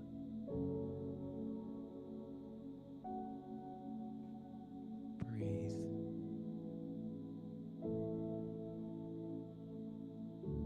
I invite you to bring your palms together in front of your chest. Soften your shoulders and lengthen the top part of your head up. The light and teacher within me honors the light and teacher within you. Allow your chin to come towards your chest. Namaste. Namaste.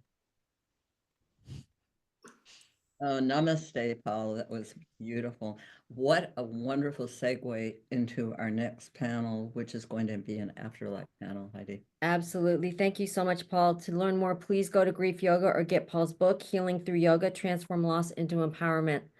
I feel so different right now. I do feel too. lighter. I'm This ready. just shows you how we need to do that movement. Movement's important with this, especially in the grieving process. So find your ways of movement, and griefyoga.com. Come and visit me there. All Thanks, right. Paul. Thank you, Heidi. Thank you, Gloria. Hey, so do you want to introduce our next panel? I do, and I'm in a mellow place to do it, which is good because we are going to be talking about afterlife with this panel. And we are here with an amazing person, Elizabeth Boisson, who started Helping Parents Heal. And she is going to be moderating. She is going to be joined by Gordon Smith, Dr. Mary Neal, Jacob Cooper, and Brian Smith.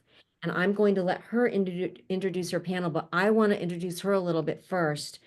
And then she can say a little more about herself if she'd like. Elizabeth Boisson is the president and co-founder of Helping Parents Heal, a nonprofit organization dedicated to assisting bereaved parents. Elizabeth also hosts the Helping Parents Heal online radio show, sharing stories of resilience. And she is the author of Life to Afterlife, Helping Parents Heal. Thank you, Elizabeth. Thank you, Heidi and Gloria. It's always so wonderful to see you. And we're excited that you'll be back at the conference, hopefully in 2026. But also Paul will be there doing his yoga. So that's something that we're looking forward to. And we have very little time, so I'd like to just jump into this if possible. We're going to go in alphabetical order. So we're going to start with Jacob Cooper, who was also at our conference this past year. And he is a very enlightened soul for his just over 30 years. So he's a little bit older than 30 years. But he is someone who has written 2 incredible books about the afterlife. And unfortunately, I have a spinning wheel on my computer, which never has happened before. So I'm not getting to his information, which is just a little bit frustrating, but I'm going to get there. But anyway, he has written 2 incredible books. One of them is called Life After Breath, and it deals with his near-death experience that he had when he was on a playground when he was 4.5 years old. And then the second one is called The Wisdom of Jacob's Ladder.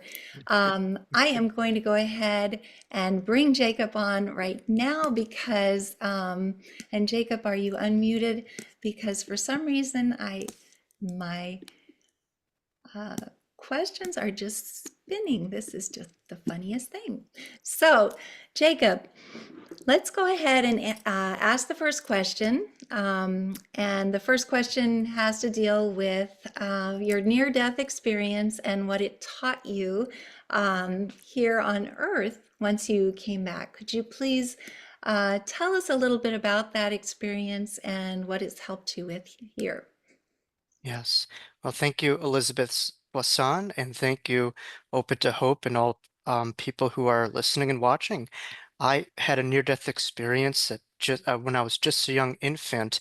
I had an NDE in a playground as a young child, and I completely suffocated. I lost all ability to breathe, but there was something else that I was able to tap into, a breath that went beyond my physical body that I now know as the breath of eternity that we're all created from. And I was just a child, in a playground when I had my near-death experience. So there's so many lessons that I've learned from my NDE. First being is this isn't all that there is. We are so much more than our physical bodies, our names, and just the stories that we walk around this lifetime. And there's such a beautiful guiding force for all of us. And we are far more than just a body. But if there's any lesson that I could take that sticks the most out of my near-death experience is location of it occurring in a playground and how we are all, children playing here in the playground of God, here as our brothers and sisters keeper to try to make this world a more beautiful, more unified world and place. And it wasn't by coincidence that I did have this, but from someone who looked at physical death firsthand. I'm the living embodiment that there is no real death of the soul. The body, of course, can go, but the soul will continue, and your loved ones will continue, and so will you.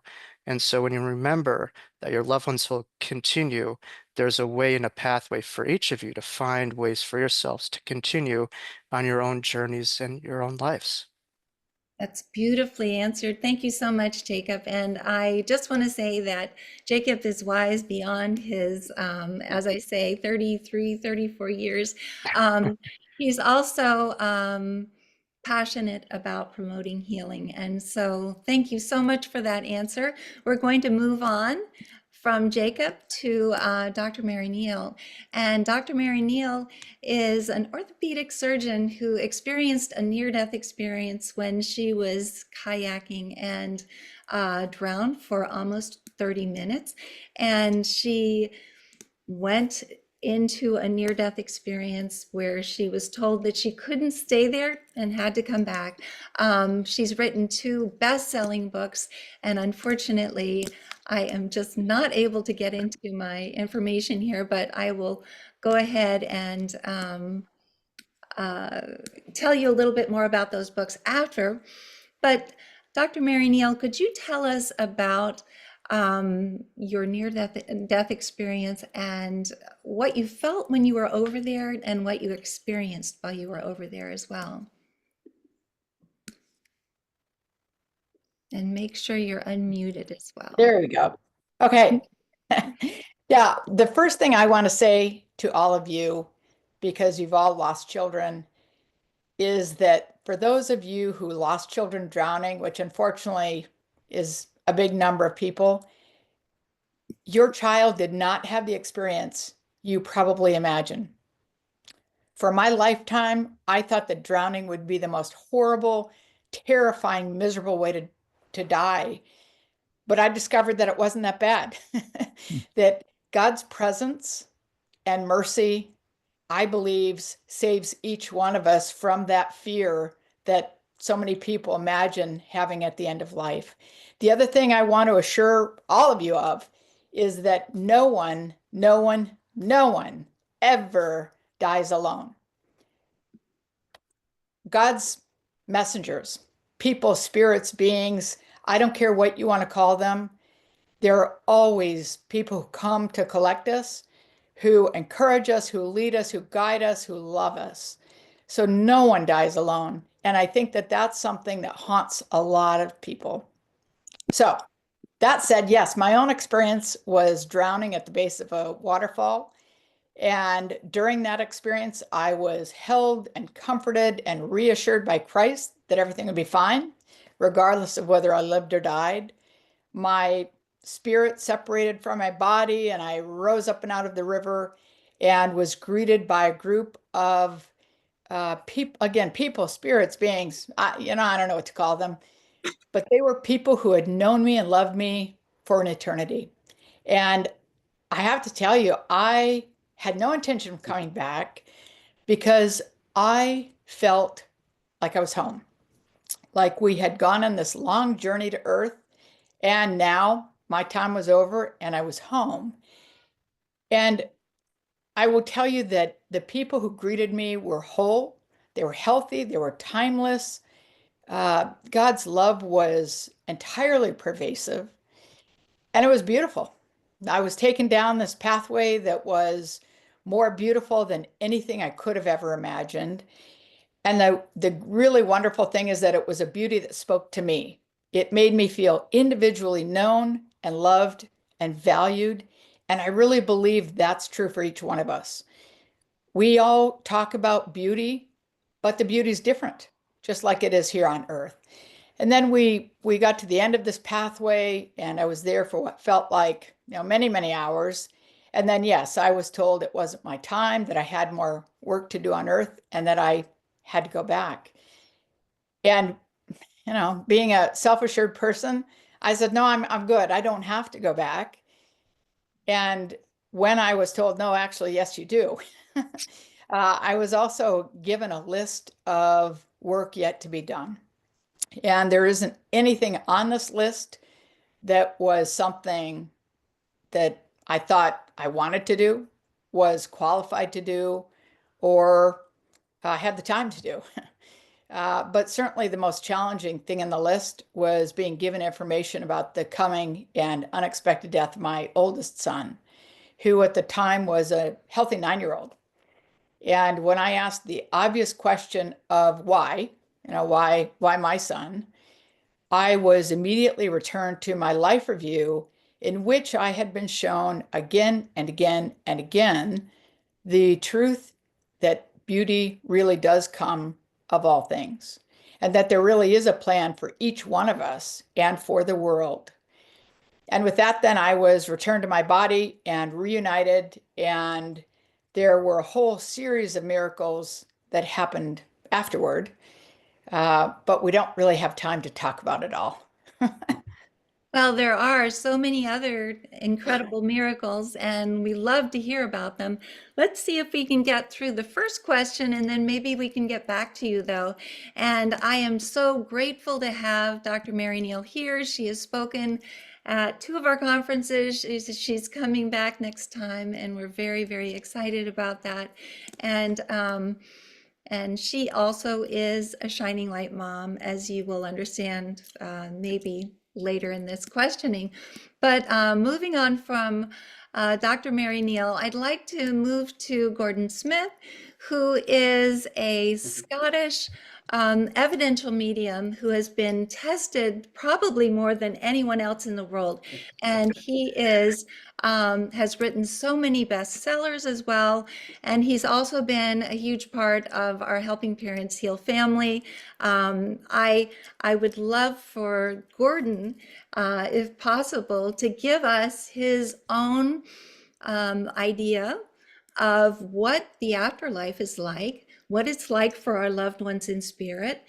And then after he does this, the next question was going to be something about if all of us can do this, or if it is only available to certain people. So maybe, Gordon, could you express what the afterlife, in your opinion, is like? What it's like for our kids in spirit? Sure. So hi, everybody, and from Scotland. It's a pleasure to come and chat with you guys.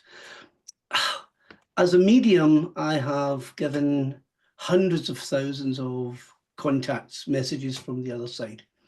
I've never encountered any that haven't been full of joy, love, hope, everything you can imagine. And it comes from our loved ones on the other side who are in their light life. And if you think of that, the light life, not this heavy jacket life. And I think Mary put it beautiful when she talked about her experience of being held and being loved. Everyone who comes through makes me feel happy because I feel the expression of their love and their joy.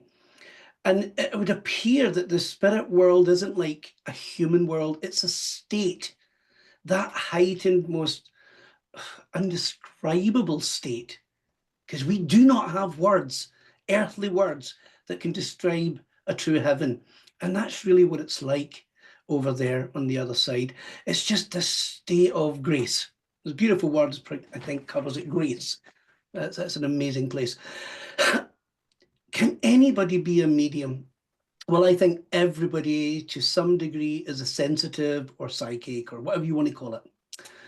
I think like anyone can be taught to play the piano or even paint a canvas. But I think some people are born to do it. And I think that gift then maybe accentuates through them differently or maybe more so. And since I was a tiny little boy, I had visitations from the spirit world, which I didn't know were different until I explained them to my parents or my school teacher. I was always seen as that creepy child that talks to dead people. But I didn't. I talked to the living, not the dead. They were very much alive. And as a child, you're innocent. Your mind is so open and innocent. And therefore, to me, when people even say, is it frightening? Never. And if I ever hear mediums saying, oh, I'm exhausted or I'm frightened, I have to question that, because touching the spirit world with your mind, and I hope a lot of you do this, whether you do it for the reason to meet your children again or you just do it to help others, I hope you do it because that takes you beyond belief. If somebody asked me today, do you believe there's an afterlife? I'd say no. I know there's an afterlife. And that message in itself, I hope, brings the kind of healing that our lovely Jacob and Brian and everybody else brings to this, because it's all about healing those of us left behind, guys. So I don't really mind which level of mediumship people are on, if they're doing it for the right reason and with compassion to help and heal the minds of those who have been stuck by the loss of a beautiful loved one, but to give them the permission to carry on living and recognize that it's all part of a story. My sister's boy died 3 days ago, and I sat with him. He wouldn't die if everybody was there for a long time. And I just decided, I said, okay, son, come on. You and I are going to go somewhere. And I took his hand and I went into meditation like that lovely guy gave us earlier and said to him, son, let go. It's beautiful. And he did. And it's like, wow. And I could feel my heart swell just with the experience that he had of, oh, I'm there. And there's no in-between place, guys. It's there. So remember this, my last little word, Elizabeth. You cannot die. You cannot die for the life of you. There you are. I love that saying. You cannot die for the life of you. It's so beautiful.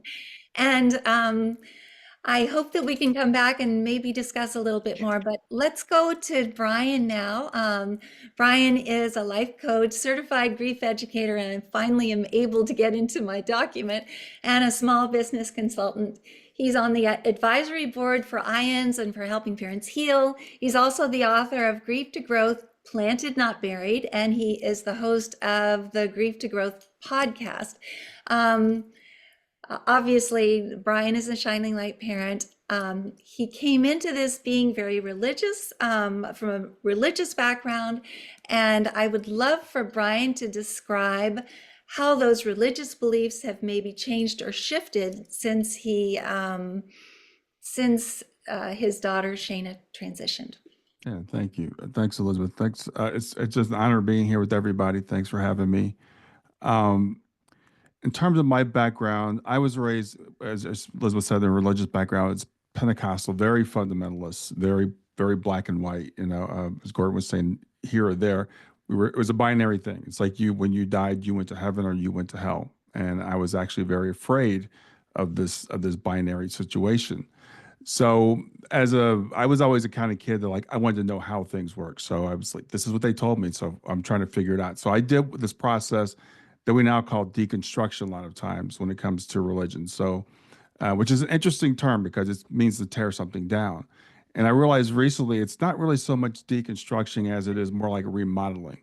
So when you start to, so you're going to remodel your kitchen, you start by tearing it down, but you do it in the hopes of building something better. So I went through this process of deconstructing, and I did a lot of research, and I found out there's a lot of evidence of the afterlife. As Gordon says, we don't have to believe, we can know. And a lot of times in our religious institutions, they tell us just have faith. Well, people here, you guys have seen it. You don't have to have faith. You know. And I know that we can have that. So what's changed for me is having Shayna on the other side is I've learned how to connect with Shayna. I've learned that even because I thought, well, there is a heaven, but it's over there. It's like way out somewhere, and I'll see her someday. I had no idea that we could continue to have the connection that we have. So that's one thing that's really changed for me. And it's really wild because as I was going through the deconstruction and kind of tearing everything down, I thought, well, maybe there's not going to be anything left. And I realized as I keep going through, I'm actually recovering a lot from those ashes. There's a lot of good stuff in what I was taught, but maybe the language is a little bit different. And I don't believe there's a place of eternal punishment. I don't believe that anymore. So I think they got a few things a little bit wrong, but they got a lot of things right. So I want to just tell people that I don't think there's anything to fear. It's all good news from everything that I understand. And that my religion, my faith is still a part of me. It's just changed a lot in the last 35, 40 years. Beautiful. Thank you so much, Brian. And I feel so grateful that you're on the board of Helping Parents Heal and that you're always a speaker at our conferences as well. We have just a little bit of time, so I'd like to quickly ask Jacob about, first of all, we talked about his near-death experience. I'd like to be able to just ask him how one is able to connect to higher awareness of the afterlife without having a transformative experience. So could you maybe go into that for us in as short a time as possible, Jacob? Yeah, absolutely. Well, heaven is not a place where you could, put on your GPS at this point, nor is it outside of yourself. And I think the most important position that we have to ask ourselves is, where are we facing? Are we turning outward or are we turning inward? And when I had my near-death experience, it really reminded me that heaven is really truly within. It's within the innermost part of our own being. And there's many ways to elevate higher consciousness, but for my own firsthand experience where I literally had my brain crack open due to suffocation, that's when God in the spirit realm came in. I could tell you how important it is for the brain to be very relaxed, and certainly through meditation you could get the brain within the delta as well as the theta waves, to a lot more deepened states. I'm sorry, the alpha waves and the theta waves. Delta is more sleep, but you get your brain into a more relaxed state. That's when you could really tune within, and also through enthusiasm, which you say enthusiasm, what does that mean? It just means entheos, the Greek word for the divine within. So finding the things that you love with passion really connects you to the spirit. God is love. That's all that lasts. And so too do all of our experiences and relationships and memories that we have here. And that's how we build a heaven on earth, where it's not over there, but it's right here, something that we could build and work on and progress through this lifetime. Beautiful. And speaking of heaven, I just want to mention the two incredible bestsellers that I absolutely love of Dr. Mary Neal, which are To Heaven and Back and 7 Lessons from Heaven. And of course, they're based on her profound experience of drowning in South America in a kayak. Getting back to Dr. Mary Neal, I would love for you to just let us know. You've had this near-death experience, obviously. What effect did it have on you to know that Willie was going to transition, and then to have him transition? Was it at all more helpful to be able to know all of these things beforehand? Well, as you might imagine, I spent 10 years waking up every day wondering if that would be the day, because I wasn't actually given a date and time. But I will tell you that burden is impossible to carry absent an absolute, I would say knowledge, but an absolute transformative trust that God is real and present, that there really is life after death, continuation of consciousness, whatever you want to call it. And when you accept that God is real, God is love, God is present and working in our lives, and there's life after death, then it changes your understanding of death. It's not a big scary thing. It's like getting on an airplane and going home after a trip to a foreign country. And so my transformational trust allowed me to experience great joy, even in the midst of my great sorrow. And believe me, I was as devastated as any mother could be. But it's, as Jacob said, heaven is not something over here and we're here. Heaven, I believe we exist within the spiritual realm. We don't typically have sensation to it. We are not sensitive to it. People like Gordon are. Most of us aren't that sensitive, but they're all around us. And I know without any doubt that my son wasn't afraid when he died. I know that he didn't want to come back. I mean, I know that he was welcomed with open arms, and he'll be the first one waiting for me. And, your children will be the first ones waiting for you, probably looking at their watch going, well, gee, how come it took you so long to get your work done? So it radically changed my understanding of death and what that even means. And therefore, what does life mean? And I think that's really important. And the beautiful thing is, I don't think you need a profound experience to make that transformation. I think you do have to look at your own life. You have to collect the data. You have to do what Brian has done, which is try to deconstruct your own current beliefs and then collect data and reconstruct them. But everyone can make that transformation. And therefore, I think everyone can heal and everyone can actually live. So there it is. So it made a big difference. Beautiful. Oh my goodness. And you know what? I think that we might be running out of time. Gloria and Heidi, do we have any time for another question, or are you about to? I think we're about ready to move on. And I wanted to mention for sure that people should go to your website to Helping Parents Heal, because there's and sign up for all your information, because there's so much from all these wonderful people here, and you guys were amazing. And they'll be back at the conference. So if you guys are interested in being able to meet these people in person, as well as Gloria and Heidi, then please join us in 2026. And thank you so much for having us on today. We feel very Thank you, grateful. Elizabeth, and thank you to the entire panel. Your conferences are so hopeful, and there's just a lightness about them. So I appreciate this message out there that, there's more after someone physically leaves. Yep. And thank you so much. Thanks, you guys. You did a fabulous job in such a short time. And Thank you for hosting this. Thank you so much. Thank you. Thank you. And now Heidi, we're going to have our friend Colin Campbell on. He's been on our podcast, great guy. And he's going to talk to us about keeping the community as we grieve, which is hugely important. Colin is incredible. I was scrolling through the internet at 1 a.m. one night when I couldn't sleep. I kept seeing this incredible story about this man finding hope after horrific loss. And I was like, who is this person? I have to get a hold of him because he's got this really incredible story. And he's going to share to us today about, like you said, Mom, keeping community as we grieve, and how do we do that, and how do we find hope? And Colin knows a lot about this.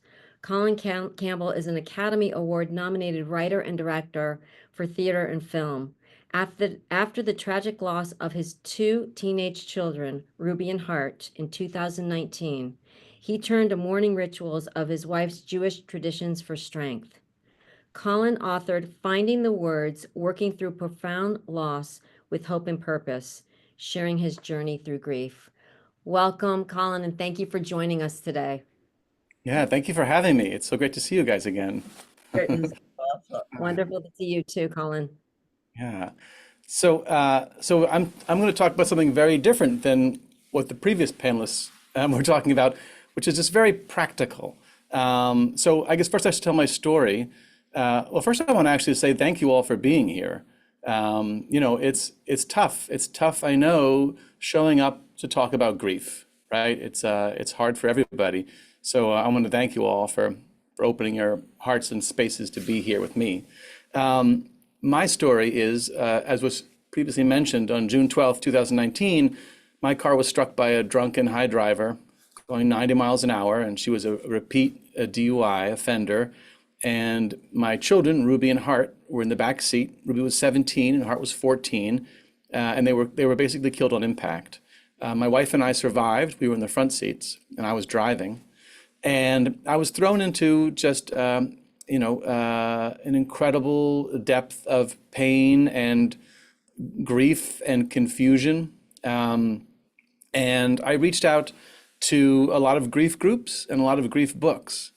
And I encountered this sentiment that kept coming up, which was, you're going to lose most of your friends.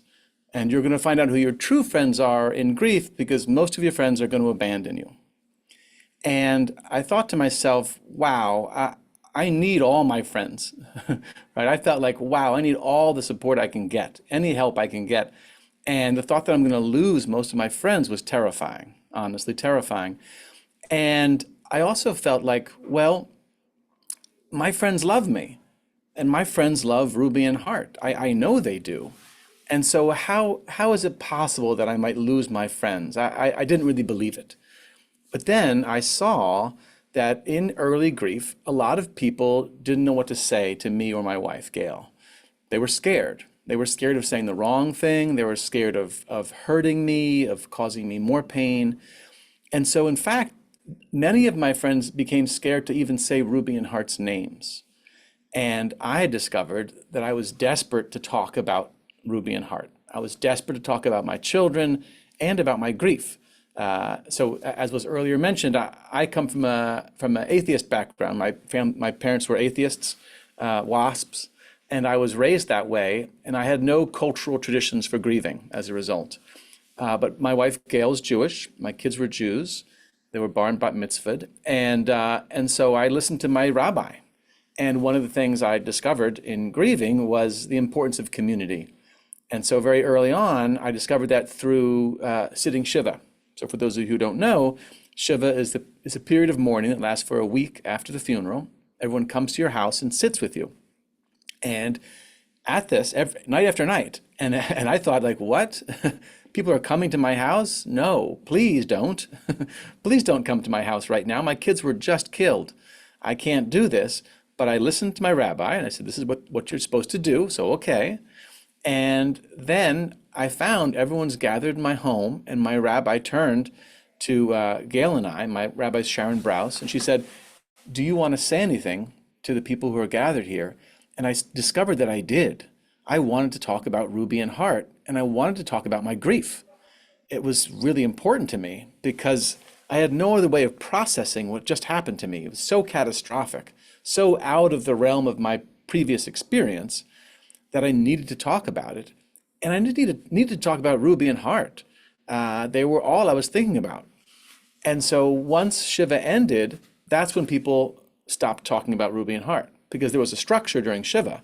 And that gave people license, and people would talk about Ruby and Hart to me. I talk about them to them. It was very kind and beautiful. And we all grieved together. And it felt like, oh, this is what grieving is. We're grieving in community. All the people that love Ruby and Hart and love Gail and I are gathering together, and we're grieving together. And it felt so helpful. And then when Shiva ended, that's when people started to be scared of us. And I'm going to talk about some of the very practical things that I did, but I want to make sure that I'm not making anybody feel bad. There's no should in grief, right? In grieving. There's no like, you should do this or you should do what I did. Please don't interpret it that way. I'm just sharing what helped me. And I just would encourage people to take whatever seems helpful to them. I really honestly don't want to make anybody feel like they should be doing what I did. It's just, I'm sharing what helped me. And so what helped me very early on was I needed to tell people how to talk to me because they were too scared to. And so I developed what I call my grief spiel. And Spiel is Yiddish, and it means basically like a persuasive argument, but there's a sense of fun to it because Spiel is play in German, so it's playful. So it's a playful, argumentative statement. So my grief spiel was I would take people aside one at a time, and I'd say, here's the deal. I need to talk about Ruby and Hart, and I need to talk about my grief, and I need you to say Ruby and Hart's names. And we can talk about other things for a little while, but then we have to circle back to my grief and my kids. That's just my deal. And I found, I was nervous doing this, right? This is not what normal people do. You don't normally tell your friends like how to talk to you, right? But I was so desperate. I was so scared and lonely. Gail and I together were lonely that I had the chutzpah to do it, basically. Another Yiddish term. But, and what I found was my friends were so grateful. They were like, oh, Colin, thank you for telling us. We had no idea what to say to you. We were so scared. Thank you. And that empowered me. So I was like, oh, I can share my grief needs to my friends and they want to hear that. How great is that? So I started developing my spiel even more. So I found that a lot of people very early on would talk about other griefs of theirs as a way to relate to me. And I get that. I get that sort of, they would think that would be helpful, but it didn't feel helpful to me in my early grief. So I'd have someone say like, oh, I understand. My cousin died 10 years ago. And I think to myself, your cousin died 10 years ago. My kids died last week, both of them. It felt rude to me to have them talk about their grief. And in early grief, I had no room in my heart or in my head to think about their loss. And I think that's true for a lot of people in early grief. It's very all-consuming. It's very greedy, selfish, because it's so catastrophic, right? And so I didn't want to hear about their cousin who died 10 years ago, or their dad who died 2 years ago, or their grandma who died 5 years ago. And so as a sort of preemptive strike, I incorporated that as part of my grief spiel. So I'd say, I want to talk about Ruby and Hart. I don't want to hear about your cousin who died 10 years ago, or your cat who died, or your favorite grandma who died. And I said it kind of like a joke. I was kind of obnoxious. People would laugh, but they got the message. And people did not share their grief with me in early grief. And that was very helpful to me. And I found also people were scared to talk about their own children because they thought that would really upset me. And it was hard for me to hear about other people's children, but it was even harder for me to be left out, to be like, feel like I'm now no longer part of our community because nobody talks about their lives with me anymore. They only talk about me and my kids. And so I incorporated that into my spiel. My spiel basically kept growing. And so whenever I felt like I had a different grief need, I could change that into my spiel and tell people right away. And that's why I kind of love a grief spiel as a concept, because you can tailor it to whatever you need. That's the idea. It's like sharing your specific needs in that moment with your community because it helps them, because they don't know what to say to us in general. Most people are grief illiterate. Our culture is grief illiterate. They don't know how to talk to the grieving. And I feel like it's very helpful for us to tell them what we need. So I'll give another example. I also noticed that people wouldn't cry in front of me. So they'd come to my house and they'd try and stay like upbeat, like, hi, oh, how are you? To like kind of cheer me up a little bit, I guess. And then they would sneak off to the bathroom and I could hear them, weeping in my bathroom. And they'd come back and they'd dry their eyes and they'd be like, hi, Colin, hi. They put on this happy face again. And I said to them at one point, I said, like, why are you hiding when you cry? And they said, well, I'm scared that if I cry in front of you, it might make you cry, and I don't want to hurt you. And I was like, oh, okay. Well, let me explain what's happening to me. And again, this is just me, but it's an example of how to, how I communicate with my friends. I said, I cry every day. I need to cry. If I don't cry after a while, I start to feel kind of sick inside. And I kind of love seeing other people cry about Ruby and Hart, because then it tells me that I'm not alone, that other people are feeling some version of my pain and other people are aching for Ruby and Hart. I kind of want the whole world to weep for Ruby and Hart. honestly. Certainly in early grief I did. And that was very helpful. And they're like, oh, great. They were, again, scared to cry in front of me. Now, in my grief groups that I've been to, I've heard people saying similar kind of ideas of like, oh, people are scared and I don't feel like I have to educate them. I don't want to educate them. And I've heard people say like, it's not your job to educate them about grief. Cut them out. If they don't know how to behave around you, that's a burden on you. Cut them out. They can't help you. And I feel like, personally, I was one of those people. I did not know how to talk to people in grief before I lost Ruby and Hart. I was grief illiterate. I was a bad friend to people in grief. So in a way, I have a lot of empathy for my friends who, quote unquote, don't get it right. And so I feel like, you know what? It's worth it to me to extend myself and to put out the energy it takes to educate my friends about my needs, because I need them. I need them in my life. And so I would sort of, gently push back on that sentiment, which I've heard again a lot of times from other bereaved parents. I would say that maybe it is worth it to actually extend yourself a little, to share your grief needs, because you might get a lot back. And I don't want to be a total Pollyanna. There are definitely people out there who you tell them what you need and they don't do it. They can't do it. There are some people that are just so scared of grief, or they're just so self-involved that they can't help you.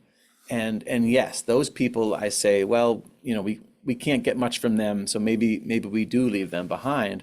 But I feel like the vast majority of the people who love you will come through for you if you find a way to help them help you. And I also say, do it with a lot of love. So one of my favorite ways of communicating my grief needs to my friends and family is through email. And the reason why I like email so much is because I can really think about it for a long time before I send off that email. So my first draft of an email is often like pretty angry, right? Like, you didn't do this. Why did you do this? This is painful to me. How could you not know this, right? And then I'm like, wait a minute. No.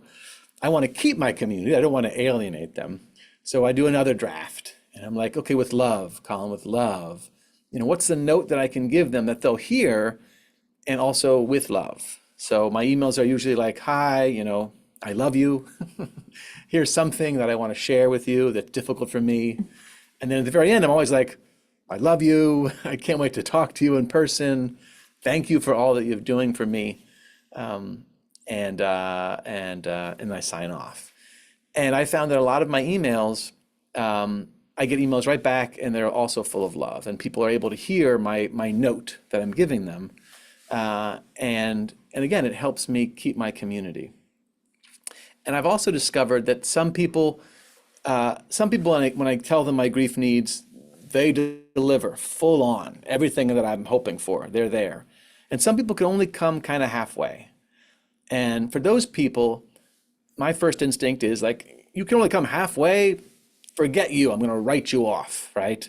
And then I think, well, wait, Colin, no, they love me, they love Ruby and Hart, what can I do? What can I do? And I try to set my expectations lower. And I say to myself, well, they're not going to reach out to me every week, every month. They're not going to invite me on walks, but they will come to me if I have a ceremony, if I host a gathering in honor of Ruby and Hart, they'll come.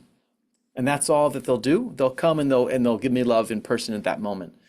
And that's enough for me. I can get that from them. I can get other things from other friends who are more present, who are more willing to sit with me long-term in my grief. But I try to think in a way of like, what can I get from all these people in my community who love me, even if they're somewhat limited. I try not to axe people out, even if that might be my first instinct. And the next thing I want to talk about really briefly is ritual gatherings. So that is also a great way that I've found for inviting community into my life. And so, for example, Ruby and Hart's birthdays are March 29th and March 30th. coming right up, right? Next week, or this week, coming right up. And those are hard days, right? The birthdays of the people we've lost are hard, can be hard. And my wife and I both try to gather people together. We try to have a little ritual. So this year, for example, we've just decided we're going to gather people together and have cupcakes. And we're going to eat cupcakes and we're going to talk about Ruby and Hart for a little while. And that's going to be our ritual gathering. And it's hard. It's hard to reach out to people, to ask them, come join us. But they're always grateful. So that's I know I don't want to run out of time, but that's my sort of last piece of action that I like to take in terms of keeping community. I like to schedule rituals and ask people to come join me and do a little something. Anything's a ritual, any action. And that helps me build my community, keep my community.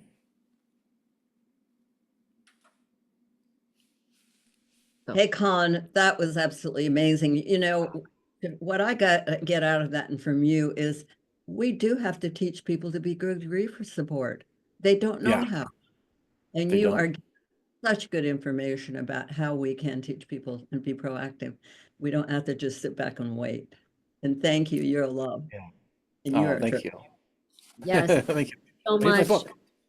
Colin. Oh, I love it. Finding the words, please. Finding the words, working through profound loss with hope and purpose. Please go get this book because Colin not only talks the talk, he walks the walk. So thank you so much, Colin. I'm glad I got a hold of you in the middle of the night.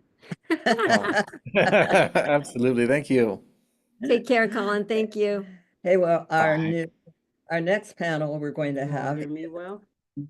an introduction grief and loss panel. And I want to remind you that we're going to have a candle lighting and you need to prepare yourself after Alan Peterson will be singing. You need to get a picture of your loved one, your candle and all that and prepare for our candle lighting. And Heidi, do you want to introduce our child loss panel? Yes, this is our child loss panel. And so we absolutely love the people on this panel. We know them well. We've gotten to know them through the Compassionate Friends. And since my mother is also a bereaved parent, she's connected with a lot of these people and it's helped her in her journey. Yes, for the So- last, I can't even believe it, like 42 years I've been involved with this, wonderful group of people and, the journey, amazing journey. We've also had all these amazing people on our podcast. So if you want to hear more from anybody today, please go on our podcast and you will be able to hear them. And let me introduce the panel. We are going to have Pamela Hagan moderating today. Hello, Pamela. Hello, can you all hear me well? Yeah. And we thank you. We know that you were going to be on the panel and Debbie Dulabon was going to moderate today, but she is stuck in jury duty. So Plan B, bereaved parents and bereaved siblings, we're used to Plan B and anybody that's gone through a lot of loss. So we just roll with it, right? Yes, can you all hear me? Yes, we can, Okay. Pamela. Very So I good. know, Pamela, you will be joined today by Glenn Lord, Johnny Serpilla, and Raul Morales. Is there anybody else? No, that's it. Okay. That is everyone. I love it. So I'm going to introduce y'all. And if you want to say more, please we want you to build awareness for what you're doing so that all the parents out there know where to go and where to get resources, etc. I will introduce you. If I leave anything out, just add it when you're speaking. Pamela, we know you well. Pamela Hagan is a bereaved mother and active member of several grief organizations, including the Compassionate Friends, where she serves on the board of directors. Following the death of her child, she committed to supporting others facing similar losses. Welcome, Pamela. Thank you. And then we have Glenn Lord, who we've known for over 20 years, probably. Glenn is the president of the Grief Toolbox and executive director of the International Grief Institute. After the loss of his son, Noah, he became a passionate advocate for grief support and education. Glenn was the president of the board of directors for the Compassionate Friends, and I had the honor of serving with him. Glenn's work focuses on providing resources and tools for those grieving, as well as training professionals. Welcome, Glenn. Then we have Johnny Serpilla. Hi, Johnny. Hello. Good to see you both. Johnny just gave a phenomenal keynote last year at the Compassionate Friends Conference. He is an entrepreneur, speaker, and author of Life is Hard, But I'll Be Okay, which chronicles his journey through multiple losses, including the death of his triplets. Johnny's message emphasizes personal growth and finding purpose after loss. Hello, Johnny. Good afternoon, everyone. And then I'm so glad to see Raul. Hello. Hi, Heidi. How are you? Wow, Raul, Gloria. this is so good to see you. So good Raul to see you. Morales is a bereaved father who turned his grief into advocacy and support for others. Following the death of his child, he became involved in various organizations dedicated to assisting grieving parents. Raul offers empathy and understanding to those navigating the difficult path of child loss. Thank you all for joining us. I'm going to turn this panel over to Pamela, and we will sit And back. then after, remember, get your candle, your picture, and we're going to have a candle lighting with everyone. Thank you, Dr. Gloria and Dr. Heidi. Thank you very much for this space that we have. I just want to greet the panelists. I want to say welcome to Noah's dad, and welcome to Nicholas, Mary, and Peter's dad, Johnny. I want to say welcome to Jonathan's dad, Raul. It is good to be in this space with you, and hopefully we can share transparently and just offer some wisdom and perspective to those that are listening in. And I want to start by just saying that we know that grief is a job. It becomes a job, more than a 40-hour-a-week job. It's a personal journey. What works for one may not necessarily work for another.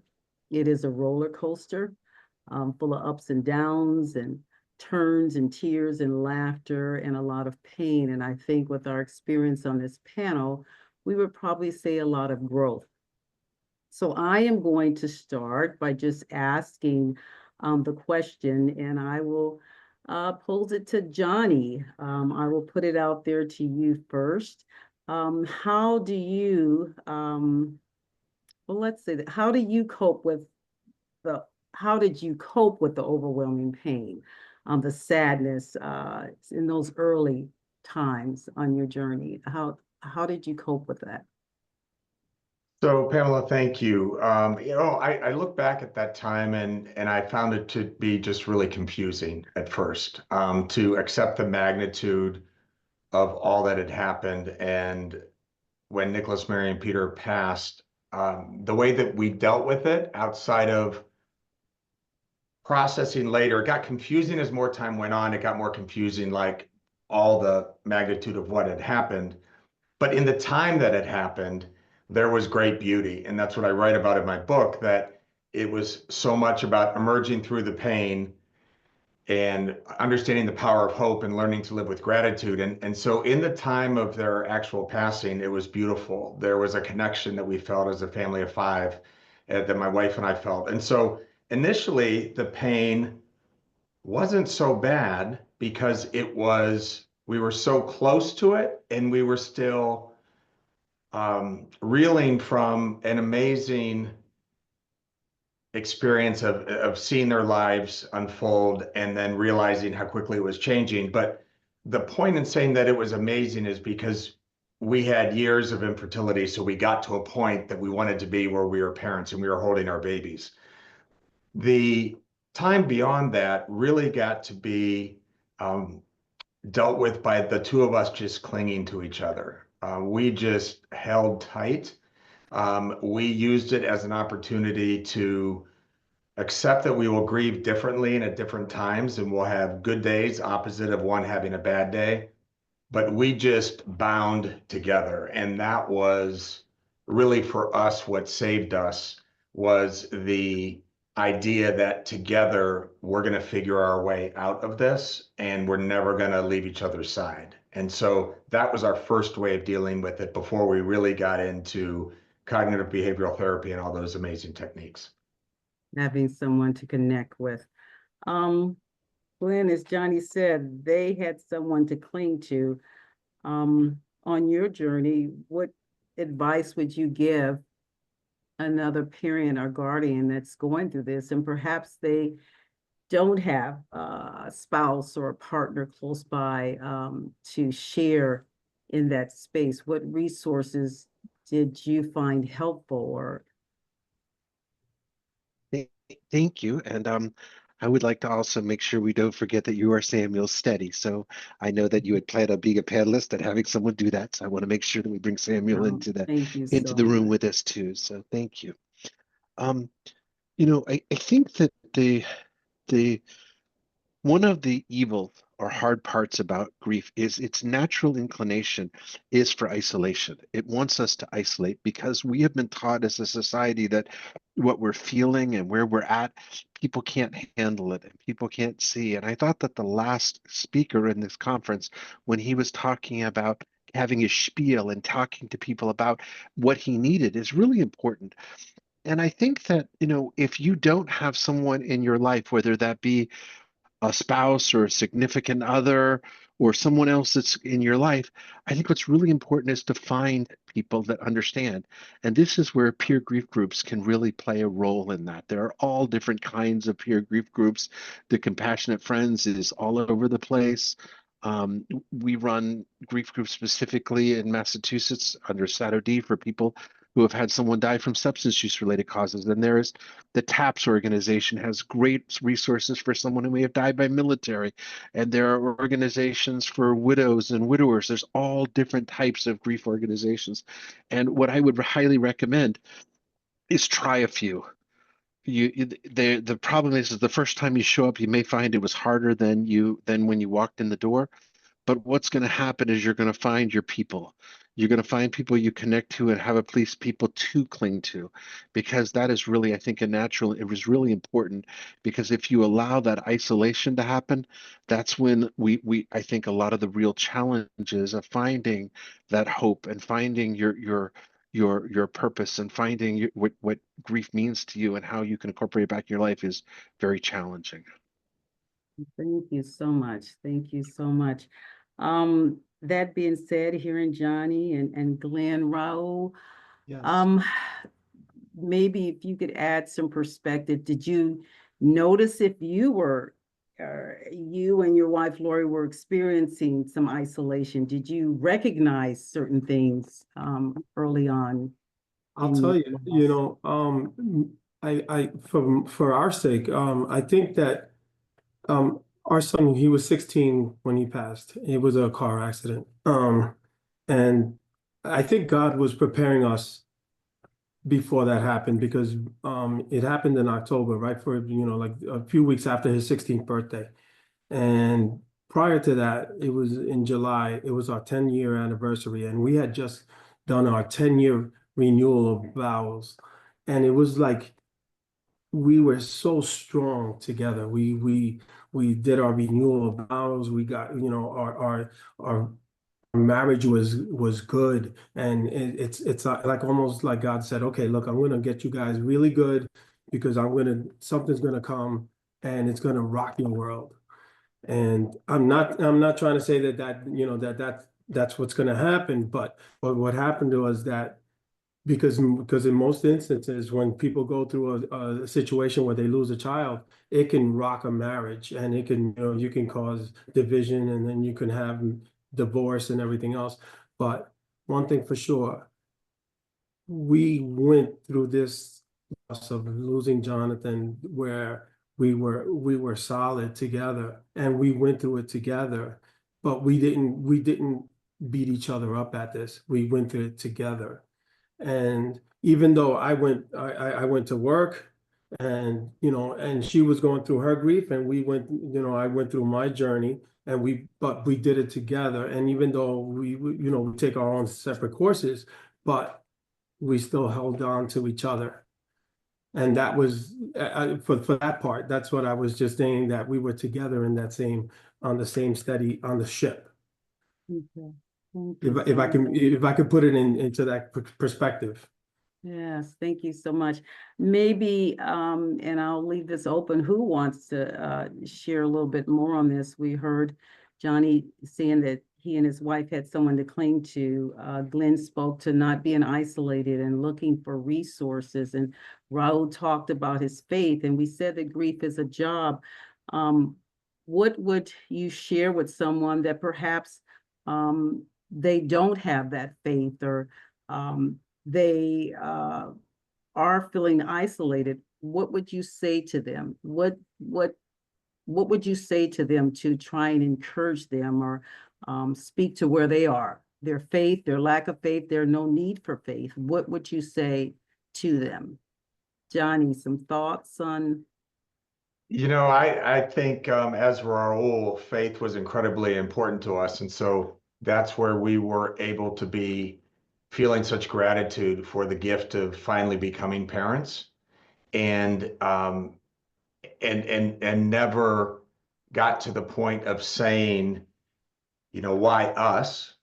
We said we kind of entered therapy maybe as sophomores, not freshmen, because we immediately at the funeral, when everyone was saying, I'm sure you're wondering why you, and saying why me, we did not say that. We, and one of the chapters in my book is called Why Not Us? Because we really thought we've heard so many awful things happen to good people. We never had the thought truly that we would be exempt from that.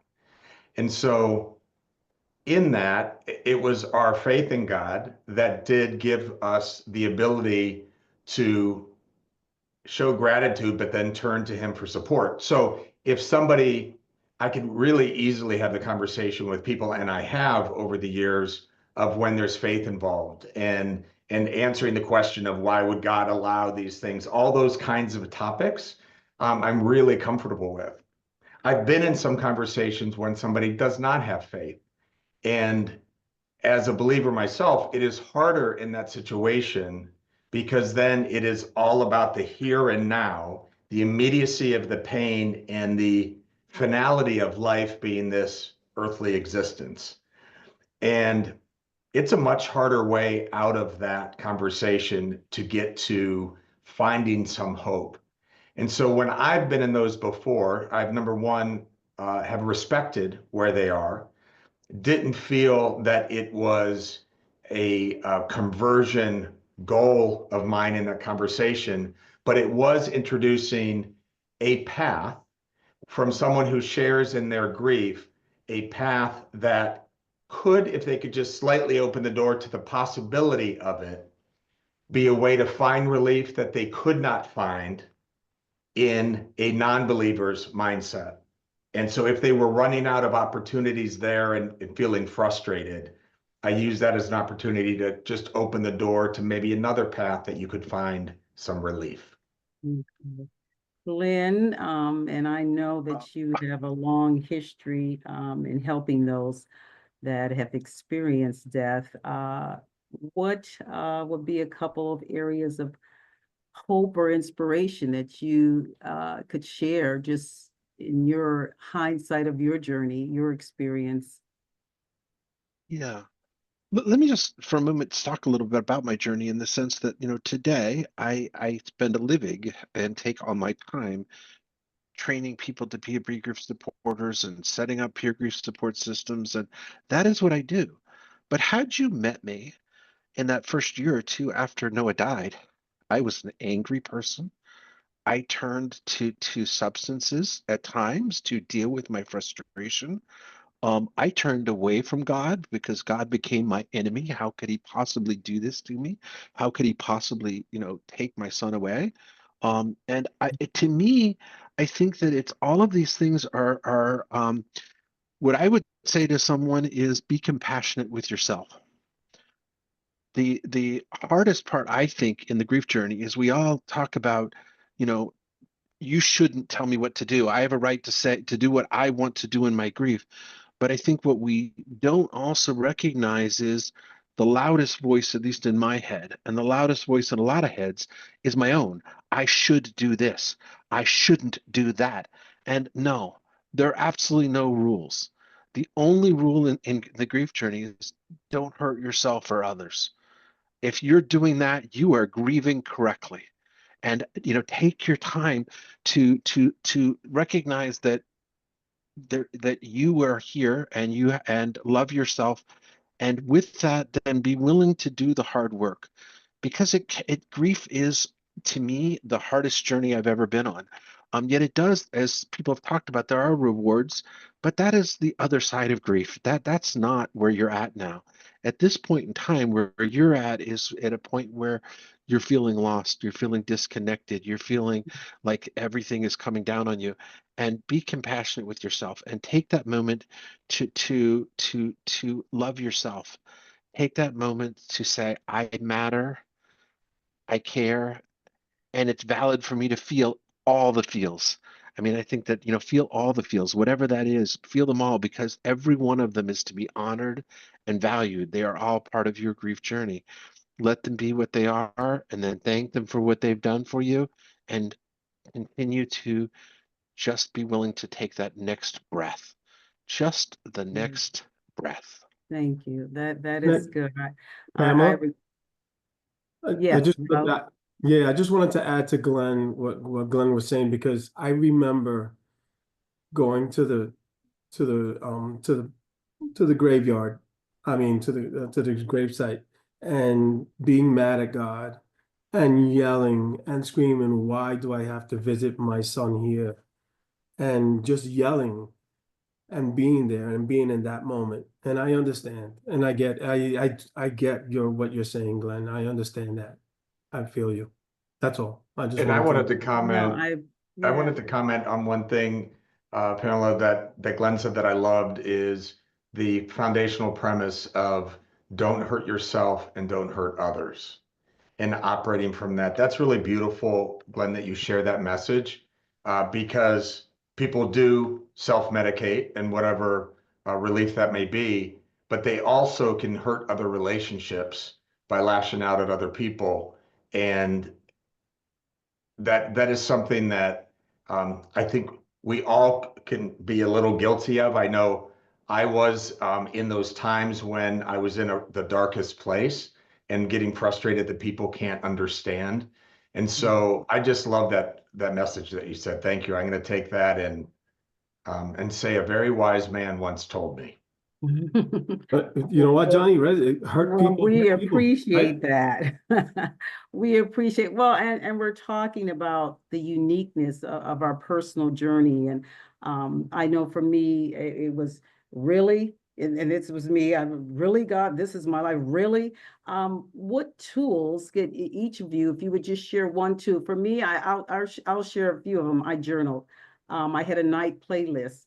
I had one person a little later on along in the journey that we could just text one another anytime during the night.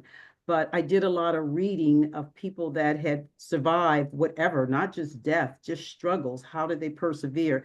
Could each of you give me just one tool for my toolbox kit if I'm out here and just trying to navigate this rawness of this first time few months or year or what have you? Give me one nugget, each of you, one nugget, toolbox nugget. I have two toolbox nuggets. One was I poured myself into reading about afterlife experiences. I wanted to hear and understand those people that had experienced near-death experiences and coming back with wisdoms of what heaven was like. So that was one for me. Reading, I found that in that topic specifically, I needed to understand more. I hadn't had a lot of interest in that before. Certainly it was relevant to me then. And your second? And then my second item, it was, really more along the lines of thinking about,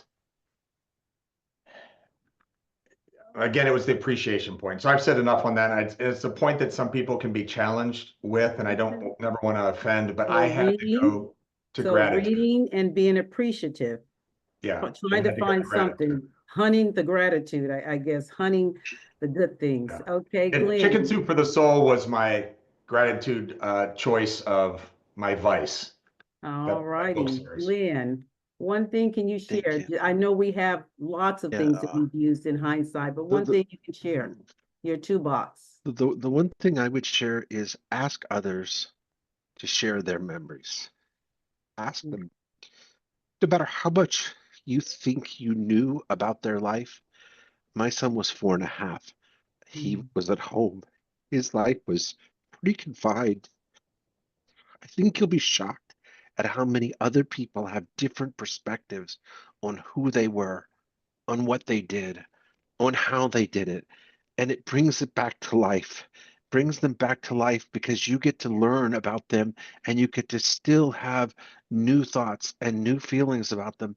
And sometimes, as has been said earlier, people are afraid to share that with you. So ask them for it, and ask them if they can't talk to you, ask them to just write it down and send it to you.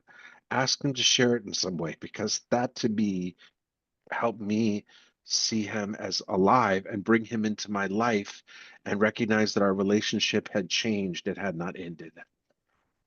That's something that we have to do even when we feel vulnerable and weak, that there is work to be done on our part to kind of tell people as much as possible what we need, finding that level of gratitude, reading. Raul, a toolbox nugget to share. The one thing I had to let go. I had to let go of all the possible the dreams that was within his reaches, all those all the things that was possible for him, and I had to let go of it because it was there, and I, you know, all those what ifs. I just said, okay, that's it. It's not going to be there, so I had to let go of it. And once you release it, it was more. And okay, then it was a release for me, and it was I could actually live better. But that's the one thing I had to release.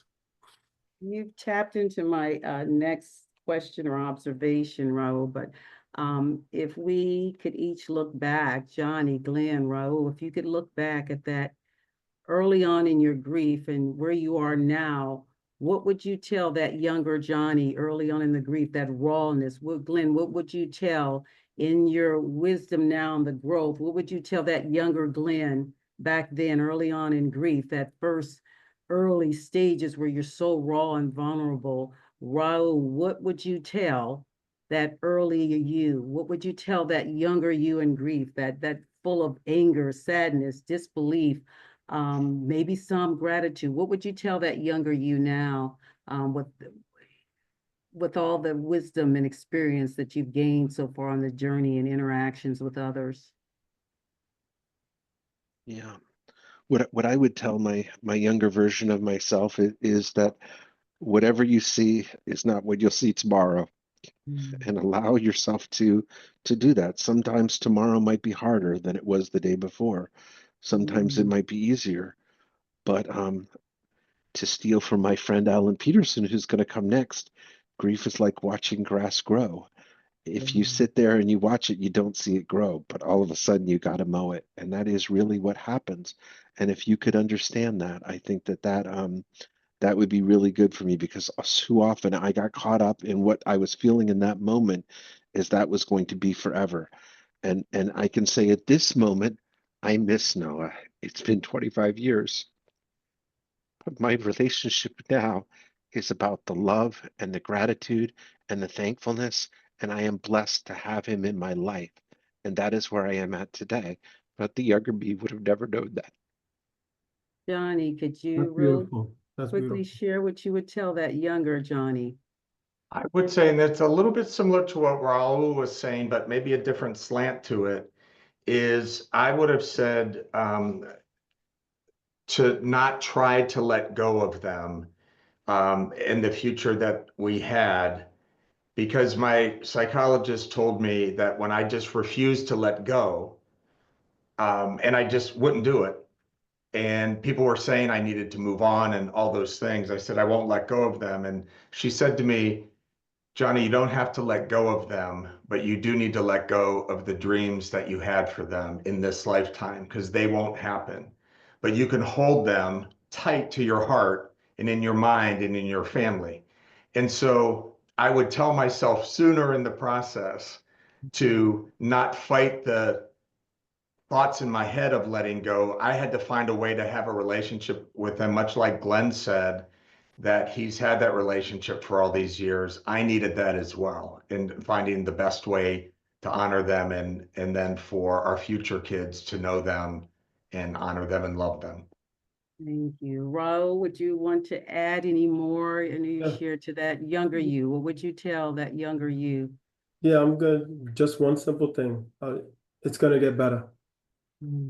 Thank you. It's gonna get better. Thank you. I would have to say, talking to that younger you, I would probably say that you're not going to be alone. I felt very alone, but that you're not going to be alone. You know, I'm further down now and I see all these wonderful people that have helped me evolve and grow, but that you're not going to be alone and you're not going to feel as isolated as you feel at this very moment. And to be honest, that you're going to have to do some work to rediscover how you move, how you navigate. Yes. Any last thoughts? And Dr. Gloria, Dr. Heidi, how are we on time? Are we winding? I see Mr. Peterson there, my dear friend that just helped me so much early on in my journey and just encouraged me and inspired me. But how are we looking on our time? Are we hit that moment? Well, yep, I think we're getting ready. I think we're wrapping up our International Day of Hope and Healing. I want to thank you all, you guys, for being on the panel. It was amazing. I always learn so much from everyone. I mean, it's just a learning process in life. And well, it's just wonderful knowing you all. So thank you so much. Again, Dr. For Horton. having us. Thank you. thank you. And I think that, you know, this panel just shows everybody that the death of a child, while very painful, you've turned, you know, your pain into purpose, and you've shown people through your actions that there is hope again. Mhm. So thank you. Thank you very much. So we want to thank everybody for joining us. Before we get to the candle lighting, we want to make sure you can get your pictures and your candles. And Heidi's going to introduce our end singer. A lot of you will know him. And we wanted to remind you that all of these shows will be at Open to Hope. They'll be on podcasts. The segments will also be cut so you can give them to your friends and family if there's a particular area that you're interested in. So make sure you follow up and go to our website and also our podcast. And since this was a child panel, I just want to remind you that the Compassionate Friends National Conference is going to be July 11th, Washington State, Bellevue, Washington, July 11th to July 13th, and we'll be there. So we're hoping to see you all there. And again, thank you so much for joining us on this day. And I just want to tell you that you can turn on your camera at any time, and we're going to bring you in when Alan sings, and you can turn on your camera and we can all join together for a candle lighting. So like my mom said, if you want to see this conference again, go to opentohope.com. We have recorded the whole thing, and we are going to cut everything down into, you know, segments so that people can see this panel again if they want. It'll be on YouTube and Yes. podcast. Share the links, pass it around, give it to anyone that needs hope after loss. Thank you so much. Open to Hope would not be reaching 7 million people a year without the people that are here today and our guests, because our guests are what make everybody feel hopeful after a loss. And we are excited to end with Alan Peterson, because Alan has changed so many lives. He has dedicated his entire life to helping people find hope after loss. He is a dear friend. Many of you out there already know him. Alan is an award-winning songwriter, successful recording artist, and nationally recognized speaker on grief and loss. He is the former executive director of the Compassionate Friends, and I had the honor of serving with him on the National Board of Directors. He does everything he does in honor of his beautiful daughter, Ashley, who died at the age of 18. Alan, thank you so much for closing this day with your candle lighting. So good to see you, Alan. Well, thank you for having me. And I just want to say, on behalf of all of the people, including myself, I got to tune in and watch some of the live stream today, but to just thank the incredible people, yourselves and all those behind the scenes at Open to Hope, that put the work in to provide this type of resource. You know, my daughter Ashley died August 15th of 2001, as you both know very well. And I sometimes sit and think, at that time, I could find no resources. I could hardly even find a book. Thank goodness I found a Compassionate Friends chapter where I could even get a book on grief. And then to imagine that's going to be 24 years for me in August, how far we've come in 24 years, that today an amazing resource like this is available to the world.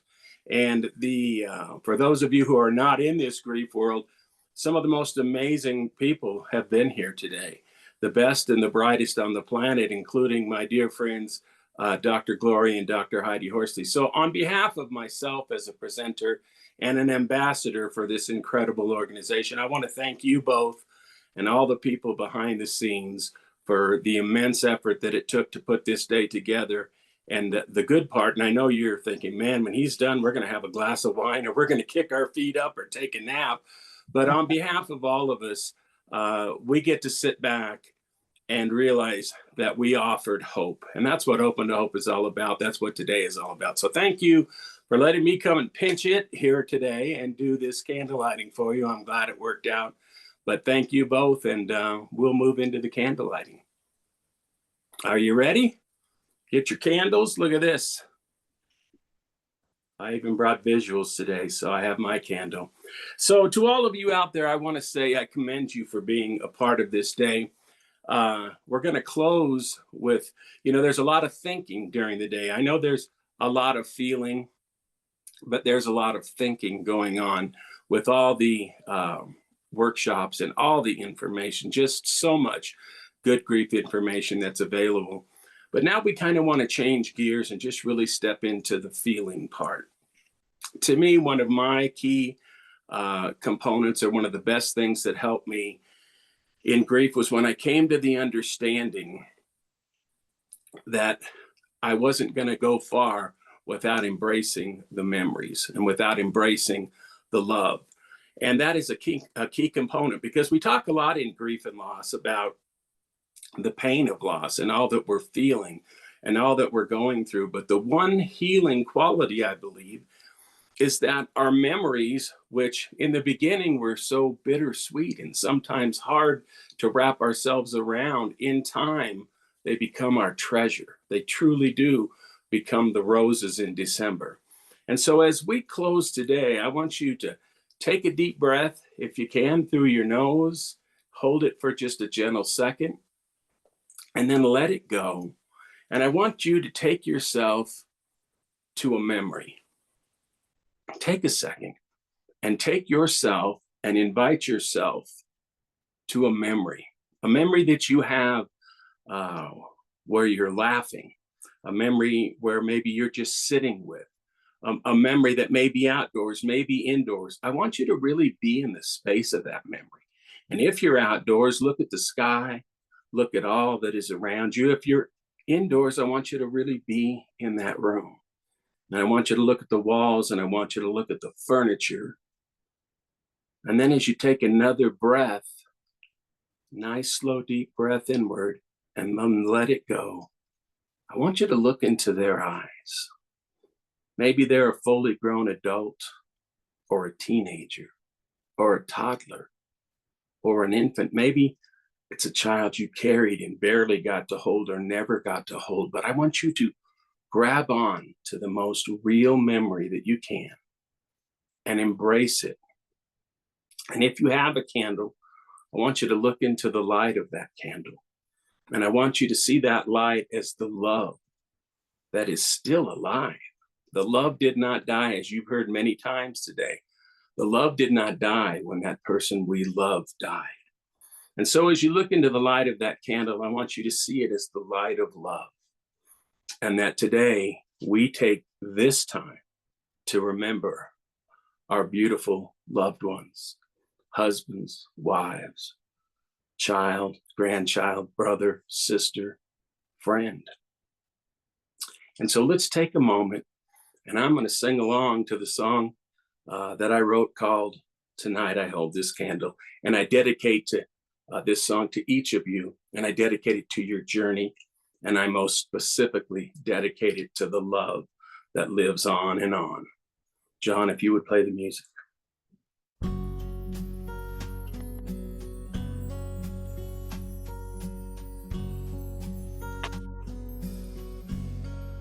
Tonight I hold this candle in memory of you. Hope in some way, somehow, my love will shine through. I close my eyes, lost in the glow. There are so many things I want you to know. This candle says I love you. This candle says I miss you. This candle is saying I remember you. When I'm holding it toward heaven, it feels like you are near. If you're looking down tonight and see this candle burning bright, it says I'm wishing you were here in the glow of this candle. I can almost see your smile, and it carries me away. For a little while, to another time, another place, when all it took to light up my world was your beautiful face. This candle says I love you. This candle says I miss you. This candle is saying I remember you. When I'm holding it toward heaven, it feels like you are near. If you're looking down tonight and see this candle burning bright, it says I'm wishing you were here. Someday, some way, I'll see you again. I'll hold you in my heart until then. This candle says I love you. This candle says I miss you. This candle is saying I remember you. When I'm holding it toward heaven, it feels like you are near. If you're looking down tonight and see this candle burning bright, it says I'm wishing you were here. If you're looking down tonight and see this candle burning bright, it says I'm wishing you were here. This candle says I love you.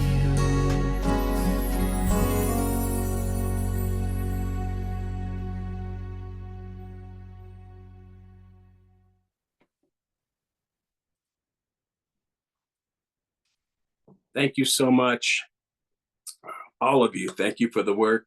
Thanks for letting me be a part of this special, amazing day. And God bless all of you out there. I wish you peace. I wish you comfort. I wish you support. And I wish you so much love on your journey. God bless you all. Thank you so much for having me today.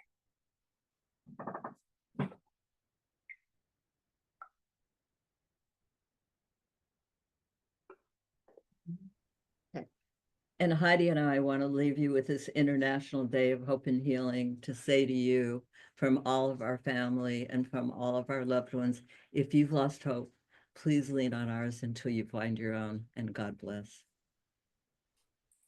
God bless you.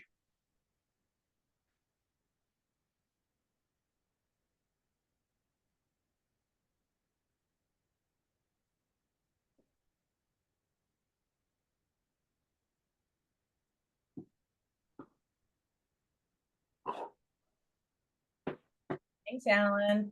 Thank you all so much. Hey, you're awesome. Love you. Beautiful day. Excellent.